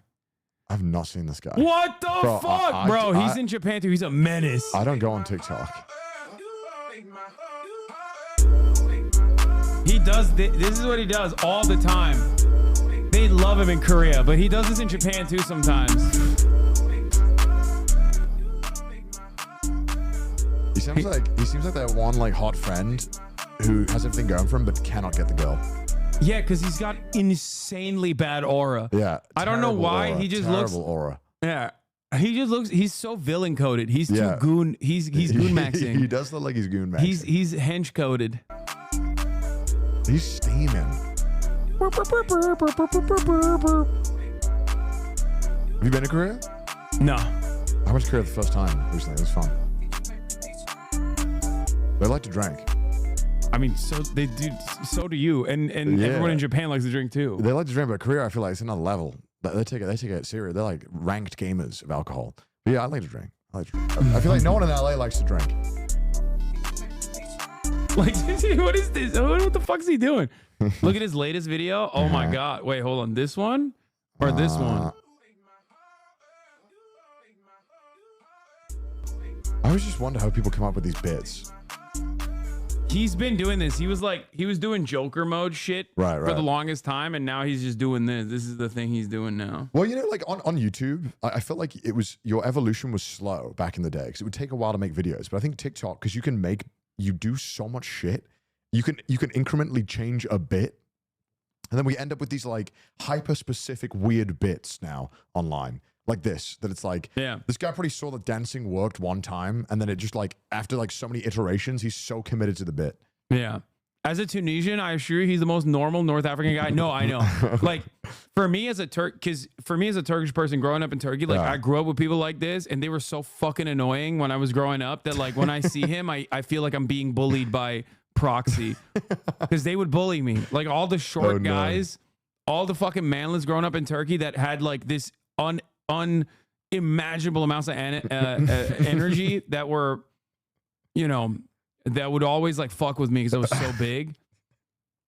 Yeah, I got bullied by people like this. So like when I see him, I'm like, oh my God, Tunisian hotel animator vibes. Exactly. That's exactly what it is. Hotel animator vibes? What's that? Animators are like animation. Okay. They have these in like Turkish resorts. Okay. For like all the tourists that are in the resort to like jump up, party time. Yeah, it's party time. Like I'm literally fucking, I'm getting PTSD. You're like, I'm just trying to eat my souffle. Yeah, see, the Turks in the chat are backing me up. They said, "Elementary archetype." Like this is a very like, this is a staple in Turkish resorts and in Turkey in general. Okay. Like the hype man. I've never been to Turkey. Should I go? Yeah, it's beautiful. Oh yeah.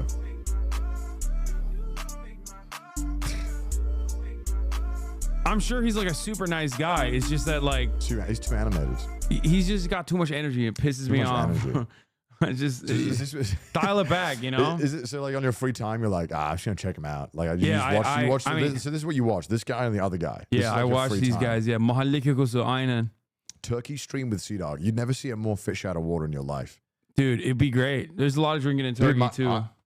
You know, like I grew up and I didn't see a non-white person for like years. Well, you are Welsh. That makes sense. My 23andMe came back. It was just one bar. There was nothing else on the pie chart. It was one color. I didn't even know I could do that. And they told me the exact area I was from. That's like crazy. I had like 14 lineages of the same area of white. So you know. Yeah, okay, sure. What do you want? I'll do 7-Up. 7-Up Zero. Sounds great. Thank you so much. So yeah, company lad. Yeah, that's a Wales special. That's a Wales special. There's a lot of inbreeding in your lineage, dude. Well, I do have a commonly associated inbreeding disease. Someone said 50% Welsh, 50% sheep. Okay, dude.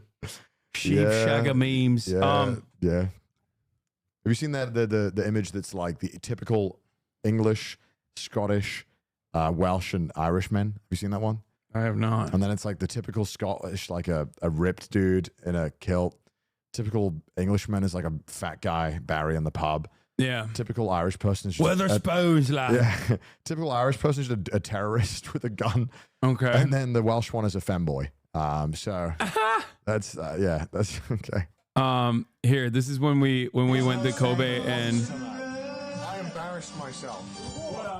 There's the guy. This guy is 1,000. Like, he doesn't have any tattoos though. We don't have to have tattoos, but I don't. He was definitely Yakuza. I mean, it's hard to say. I mean, I don't really know, but the guy definitely didn't have a normal job from what he was telling us. I remember I had a brief conversation with him. Also, his aura was way different. Yeah, you can tell in Japan. Yeah, like normal Japanese people are like so. He has no visible tattoos. Normal Japanese people are like very timid, very shy, and keep to themselves. Even when they're drunk, I feel like at most they'll get like gropey with you if you're a woman. But like that's a massive generalization. but like overall, they just again timid, shy, keep to themselves. Well, this dude 100p was all up in our business. Okay. Yeah, he's having a great time. Well, look, if you go, I didn't say all Japanese people get gropey. This is some at most. Okay, well, listen, if you come when you come to Japan, if you come out and drink with me and Pete more, you'll run into a lot more of these people. We just get dragged into so many weird stuff. Because my rule when I go out drinking is if somebody invites me to go to another spot with them, I'll always say yes. Because I just always get such weird stories. Yeah, and I got taken to a bar by this one guy because I went to this bar and this is the meme. I can't show you the videos on stream, but I was at the bar and this guy in the corner was like, "Hey, what do you do?" He's trying to speak English. His English was absolutely abysmal. I was like, "I'm a YouTuber and I cover strange Japanese culture." And he was like, "Oh, you wanna go to a strange place?" I was like, "Oh, is it the one where you had to crawl in through the hole?" No. That's the Vor place. Yeah. Which is a whole nother thing. This guy was like, well, shit, I can take you to a great spot. And it was my editor's first time in Japan. He was with us. I was like, oh, well, come on, we'll follow this guy. And so we take a 30-minute cab ride. We go to this place. We get there, and immediately there's a chubby guy who immediately strips naked and puts some chopsticks in between his butt cheeks and snaps them.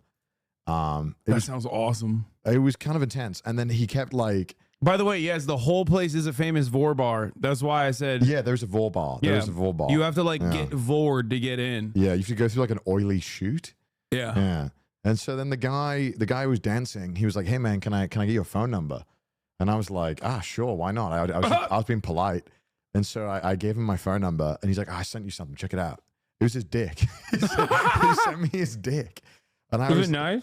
No, that was the problem, right? Is that it was a horrible dick too. It was like, not to be mean to the guy, but it was nothing of substance. It's crazy. And then he came out later after he was done doing that. He did like a Michael Jackson thing. He was doing Beat It in a Michael Jackson outfit with his butt cheeks. No, he was beating it with the chopsticks.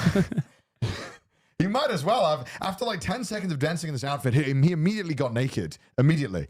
And everyone in this bar was loving it. They were Someone laughing. in the chat asked, was it pixelated? Yeah, dude. In Japan, when you take a photo of your junk, it's automatically pixelated. I mean, if you want to see it, I can show you. Because, I mean, he didn't tell me I couldn't show people. But because it's on my like contact with him. Like when I click his name, it's the first thing that pops up. That's awesome. It's awful. It's terrible.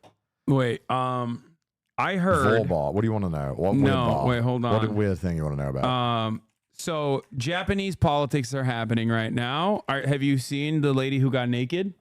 Yes, of course. Have you seen the Joker candidate? Yes. Okay. You guys love this. So legally in Japan, when you are a running candidate for any position of politics, you're entitled. Wait, what the fuck? That's not what I'm looking for. Pornhub came up. When you run for office in Japan, you're legally allowed to have airtime. There's someone who's actually there's someone who's running to uncensor hentai. Okay, based. Okay, have you watched uncensored hentai? It's kind of gross. Well, not just uncensoring hentai. I don't know why I thought that would show not Pornhub, but like the actual news article that I was looking for. Japanese politician running to uncensor porn. There's always like a weed party as well, where the whole thing is they want to get like. Okay, never mind. It's pro porn Tokyo governor election candidate. Oh wow! Uses naked woman image on posters. Oh wow! You should when you get to Japan next, you should talk to Kaho about all the AV stuff because she's I think she's suing them. She's like suing the AV the porn industry and because I don't know the full amount of it, but here she is with a Joker candidate. Fucking Joker, no way. You can't show any of this. Yeah, I can't. She's got her titties out. But there is a candidate for the record. I did find it. There is a candidate who's running to uncensor porn. Good. And she has my vote. Okay. I'm fully on board with that. Yeah. And she literally her actual Tokyo governor election posters are just her naked with the Joker man on her pussy, like hiding her pussy area. Delightful. Oh God. Oh God. Well, good luck to her. I'll link it in the chat. Although Japan has historically low turnouts for elections. So that means you could probably win. Like it's like but then people who show up are old. It's always the old people, isn't it? Yeah. It's always the old people. Anyway, why is Kaho suing the JAV industry? I don't fully understand the what exactly it is, but to my knowledge, they have these really they have clauses in the contracts when you do the porn that they can reprint the scenes. They crashed the site. Oh my God, you guys are too fucking horny, bro. Yeah, they can reprint so they can cut the scene and put it into a volume mix of greatest big titted women. So they'll do that and they'll just constantly reprint porn. So I think if you Google, it looks like Kaho still does porn when she doesn't because they keep they keep reusing the scenes from 6, 10 fucking years ago. And so I think she's fighting to try and to stop that practice, which is fair. I think. Yeah, I think it's should fair. Be allowed to keep it's reprinting. IP. Yeah. But, you know, the contract laws there are very strict. Goon maxing. Well, okay. Can you spam it? I missed it. No, I can't because you crashed the site anyway. Oh, yeah, Kyle goes to AX. Yeah, Kyle's always here for AX. What is this? This will sound wanky. But the weekend is attracted in... But the weekend is attracting a new breed of, let's say, lower class tourists. Japan used to price out many types of tourists you see today: loud, poorly behaved, and in some cases. Dude, this is like classic. Weebs are so otaku weebs. Otaku fucking weebs that are like defenders, gaijin defenders of Nihon Desu are the most annoying fucking most racist motherfuckers out there. By the way, no, straight up, this is like. Like, I swear to God, white people gatekeeping Japan are fucking worse than like Japanese people being racist to white people. Okay. Yeah, I mean that tweet is low hanging fruit. Japan recently posted their immigration breakdown, like the percentage of where all the immigrants are from. And I think like America was like 6th, but like it was like by far like China, Korea, Vietnam, Thailand. Like yeah, I mean that makes sense. It's like, I mean it's just weird that like. I think white people want to defend Japan from white people. Yeah. It's like, okay, I think that, they're definitely the problem. This is how you know Connor's a real Japanese now. He's like, no, you got to defend it from the Koreans. Yeah. It's the Koreans that are the real problem. It's the Chinese that are the real problem. Come on, guys. Yeah, I know, because like I follow that one guy, Jeff. Jeff's the goat. Jeff is single-handedly keeping the West informed about Japan. Yeah, I follow him, obviously. Like, I've been following him for a while now. And Mr. Jeff's great. So he will always post shit, right? And he's dedicated. Jeff, shout out to Jeff, man. He is every day tweeting everything, translating, keeping you updated on all the Japanese. Yeah. Half of the fucking news I consume is from Jeff. Yeah, it's dope. But I remember there was like a lot of drama between China and Japan with like Chinese tourists going to Japan and like waving the Chinese flag or whatever. Oh, yeah, I think there was like some shit there. Yeah. And then like there was a place that was like no Chinese. Like there was a place I think that had like a no Chinese sign or something. There's so many places that have like no foreigners. I mean, it happens a lot. Like there's a lot of places that have that. But you know, I try to explain to people that like, look, I think it can definitely like feel like xenophobic, but I think the intention is that they don't want people who don't speak Japanese. And sometimes, unfortunately, they write it like that. But it's a little bit. It definitely is. But like if you walked in, right? Xenophobic. If you walked in speaking Japanese, you you'd be live fine. there. You know how it gets. Yeah, no, I know. But I think it's funny. I mean, I think it's cool. Like white people get to experience racism for once. Like it's like a fun tourism destination. But like if you walked into that place that they said no foreigners, right? And you started speaking Japanese, they give you a seat, 100%. They're like no question. Yeah, because they're also simultaneously held to a higher power of like being Japanese, so they have to be timid and respectful.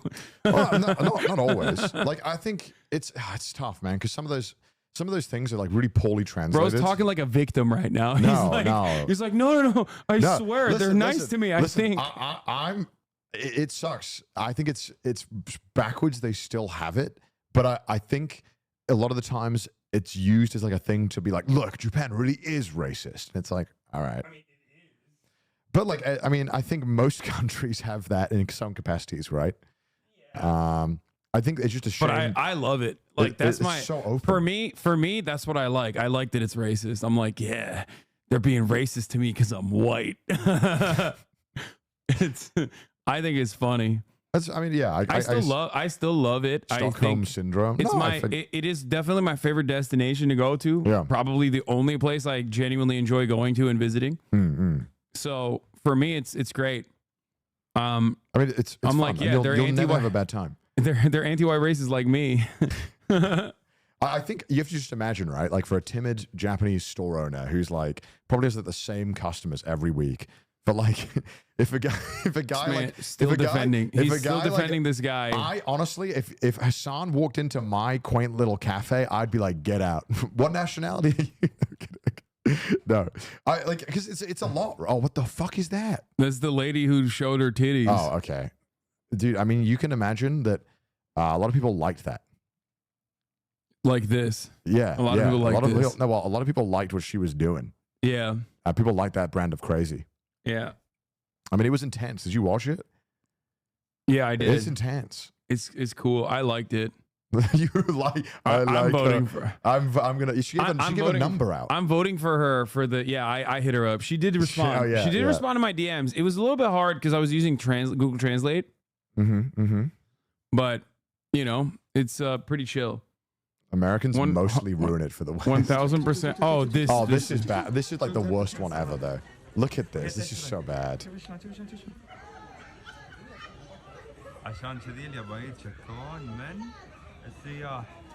Did you hear about all the stuff with Keon? They shut it down. Yeah. So again, this is like this is my favorite tweet. The classic. I just learned about what Japan did in World War II class. I've been shaking and crying ever since. This isn't the Sugoi Japan I know. This can't be real. Japan would never do that. I know from anime that Japan would never do this. Nandemo, nandemo, nandemo.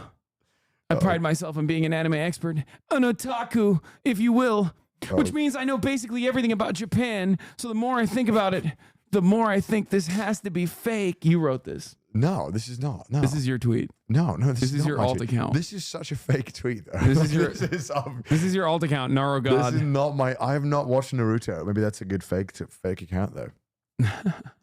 Yeah, I mean, I think like most people in Japan have no fucking idea of like anything to do with World War II. Well, yeah, because they fucking don't teach it. And also Shinzo Abe literally famously denied all of the all the worst aspects as well. If you ever go to there was quite a controversy during the Olympics when there's a chain called Appa Hotel. Have you heard of this chain? We actually we didn't stay in one. We stayed in a different one. It's a very popular business chain hotel. And it got into trouble during the Olympics because in this hotel they have a book that is basically just revisionist Japanese history and also like the next steps. But they're like, we should just take back China. Like we should just run it. Like that was like along this line. It's in the book. It's a crazy. This is where I love Japan, but I also really love China, and I think I'm on the Chinese side on that equation. And they had this book in the hotel, and they had it in English and Japanese, and like I think Chinese. They had it in English too, bro. At least hide that shit. So if you go, you can literally open this book and read it, and it's still there. Like if you go to the when I did my cyclethon, we stayed in one. Because it was like the only hotel in the area. And I checked in and I was like... Raises money for the IDF, stays at the hotel with revisionist Japanese history. Like, I'm sure ever since that controversy, they got rid of it. They fucking put it back. They put it back in. What is the name of the book? Appa, you said? Just type in APA hotel book. Book. Yeah, won't remove right-wing books. Isn't that crazy? Could you imagine having that in like? Well, I guess in America now, that's not crazy to believe that you'd have that. It also is not that crazy to believe, but like it's like Germany. I think the equivalent would be Germany. If you went to a German hotel chain and they straight up were like, yeah, actually the Holocaust never happened, but if it did, it would be really good. Like that is literally what the Japanese did. Which I've talked about quite a bit, quite extensively. A lot of people will always be like, Hasan, you fucking love Japan. You like literally, don't call Japan an ethno state in front of him. In front of what, Connor? Connor needs to visit the Unit 731 Museum in China to atone. Yeah, I know. You have to. You have to go now. You have to go see the war crimes. What the fuck? I've been around. I've been to the war crimes. We have to make him. We have to make him do a Marjorie Taylor Greene style. Like you have to do a book report. What the fuck? On the horrifying experiments that Unit 731 conducted. I guess the hard part is right. Is so like obviously, I think it's like very worrying at the level of like revisionism. They also had the Jewish people control American information, finance, and laws. Oh my God. Do you know about, this is one of my favorite facts. Okay. A friend of mine who's a podcaster as well, he clued me in on this. Japanese people, and a lot of Asian cultures have this, but like Japanese people especially, had this like weird brand of philo-Semitism. Which is in the family of anti-Semitism, what is that? It means like they're obsessed with Jewish people. Okay. So they basically, pre-World War II, like they got from Tsarist Russia the Protocols of Elder Zion, which is like the formative anti-Semitic book, like where a lot of these like modern versions of anti-Semitism come from. Okay. And so the Japanese read it. And instead of being like, oh, Jews are like the enemy, they were like, oh my God, they have superpowers. and they believed everything, and they were like, we should get the Jews ourselves and like use their magical money powers for ourselves. When was this? This was like pre-World War II, but like during World War II, there was actually a Japanese attempt to basically build like an Israel-style colony in Manchuria. They wanted to get all the Jews from Nazi Germany and settle them in China. How committed was this? Was it like an idea, or was it? Yeah, this is crazy. Yeah, well, they didn't end up following through on it because they couldn't. But kind of low-key anxious. No, I obviously just I live in Japan, and I like living in Japan, and also like I think that it's really hard to discuss it sometimes, because how do you talk about something when most people in Japan just don't give a fuck, and they don't. And it's like their daily life is already so fucking hard. You just kind of got to let it go, I guess. I don't know.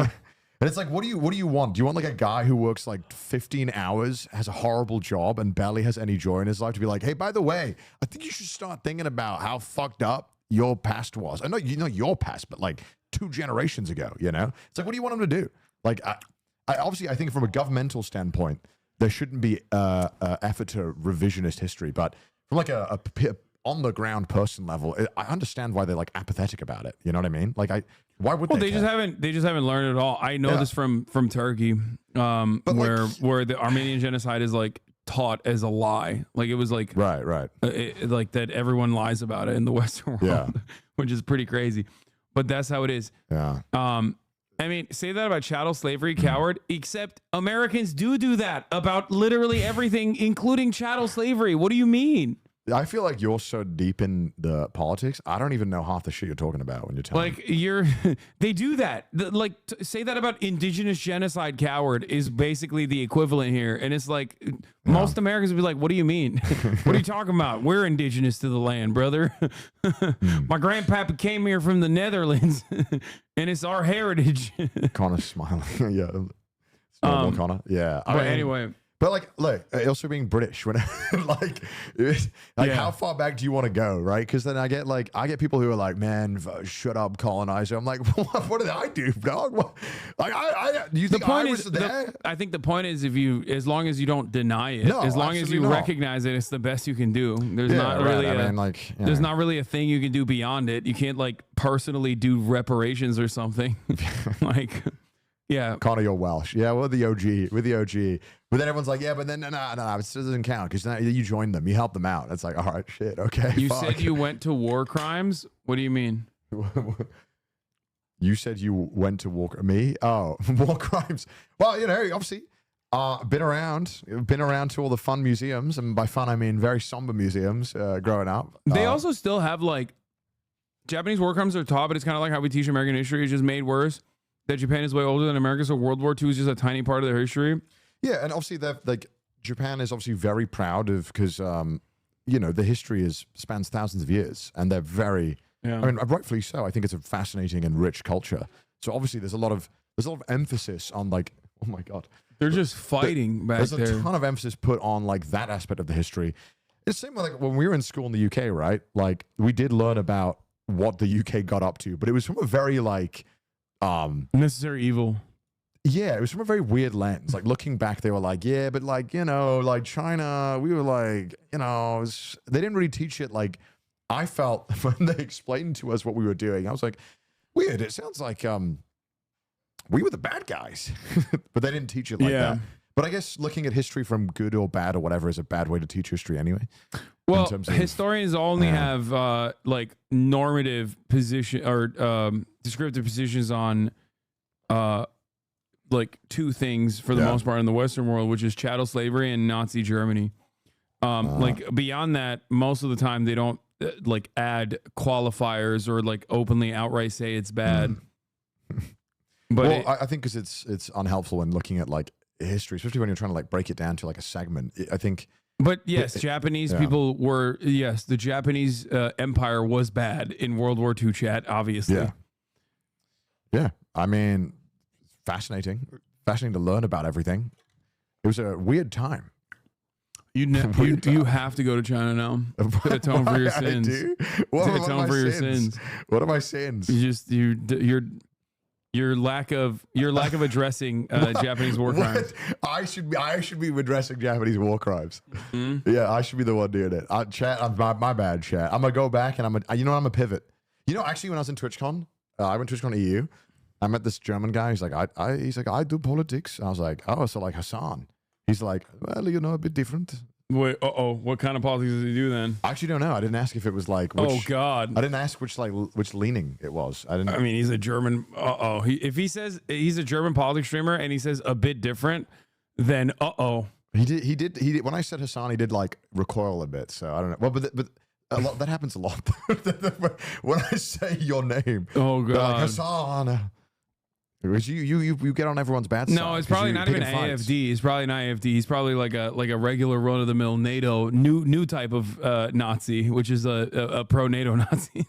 Okay, I didn't ask that. He seemed like a nice guy, but people are always nice until they tell me what they think about politics and stuff. I'm like, okay, maybe not nice. Look, all I'm gonna say is this. All okay, right. all I'm gonna say is this. All right, sure. What are you gonna say? A lot of people who oppose me end up They fall beneath me. No, I'm not. I don't know why it keeps happening, but a lot of people that make it their life's mission that I am a bad guy and keep trying to say like, oh, Hasan's a bad guy. Hasan's a bad guy. Yeah. They always, in a long enough timeline, there's always something that comes out about them that shows their proclivity towards like, you know, lolly porn, or maybe they were texting fucking minors to link up with them at TwitchCon. Yeah, that was kind of while crazy. they were in a relationship, while they were, you know, married, and I don't know what it is. Did you do like a deep dive on the channel? I haven't done a deep dive on it because I feel like it's an ongoing situation. I feel like it's not an ongoing situation necessarily. It's just like I feel like it's not good to just like flex about the downfall of all of my haters. I think it's okay sometimes, but it's very funny. But all I'm saying is, I don't know what it is, but there's just a vibe that I bring to the table that makes people with a certain type of politics really fucking angry. Really angry. And, you know, Andrew Tate being one of them. That's another one. That was another guy. I don't know what it is. These people are pedophiles hate this man. They're quite explosive, these people. So yeah. You know. Yeah, I mean, there's. But you like what you do to me. I don't know not what you do to me, but what I see, like what you're doing, or like how you interact online. Shit, I'd be stressed out, man. It's just like radioactive. Everyone is always arguing about something, and I'm like, God damn, I just want to chill the fuck out. Yeah, you make him so angry they do sex crimes. It's your fault. Yes. It's my mistake. It's my bad that I did that. Like, okay, like, do your viewers ever get like burnt out from like? I'm sure they do. Like, cause I get like I watch you sometimes, and then I get burned out. I'm like, man, this is stressful. We like to try and to make it fun, you know. My favorite theory is when Chad said it's because you're the opposite of child size. Yeah, that's what it is. It's because I'm so far removed from being like childlike and child size that like I just kind of bring a age of consent is good vibe to the party. That okay, right, and that's a big right wing, yeah, that right wing conservatives just kind of hate. They don't appreciate it. Fair enough. I mean, yeah, I'm just kind of like, all right, I'll just cycle. Yeah. What's the sound up to? Yeah, reminder chat. Sorry to shill again. July 19th, charity auction. Don't forget it. Had to shill that. Hell yeah. Sorry. All right. Well, I think that's good enough for us today. I don't want to keep you any further. All good. It was a pleasure. You know, I don't get to go on your stream often, so it's fun. I feel so out of place though. Do I hold my own in the political sphere? Yeah. No, that should be nice. You did great. You reckon I could survive Piers Morgan? No. Okay, shit. Fuck. All right, I got to try. Oh, this is the hater club.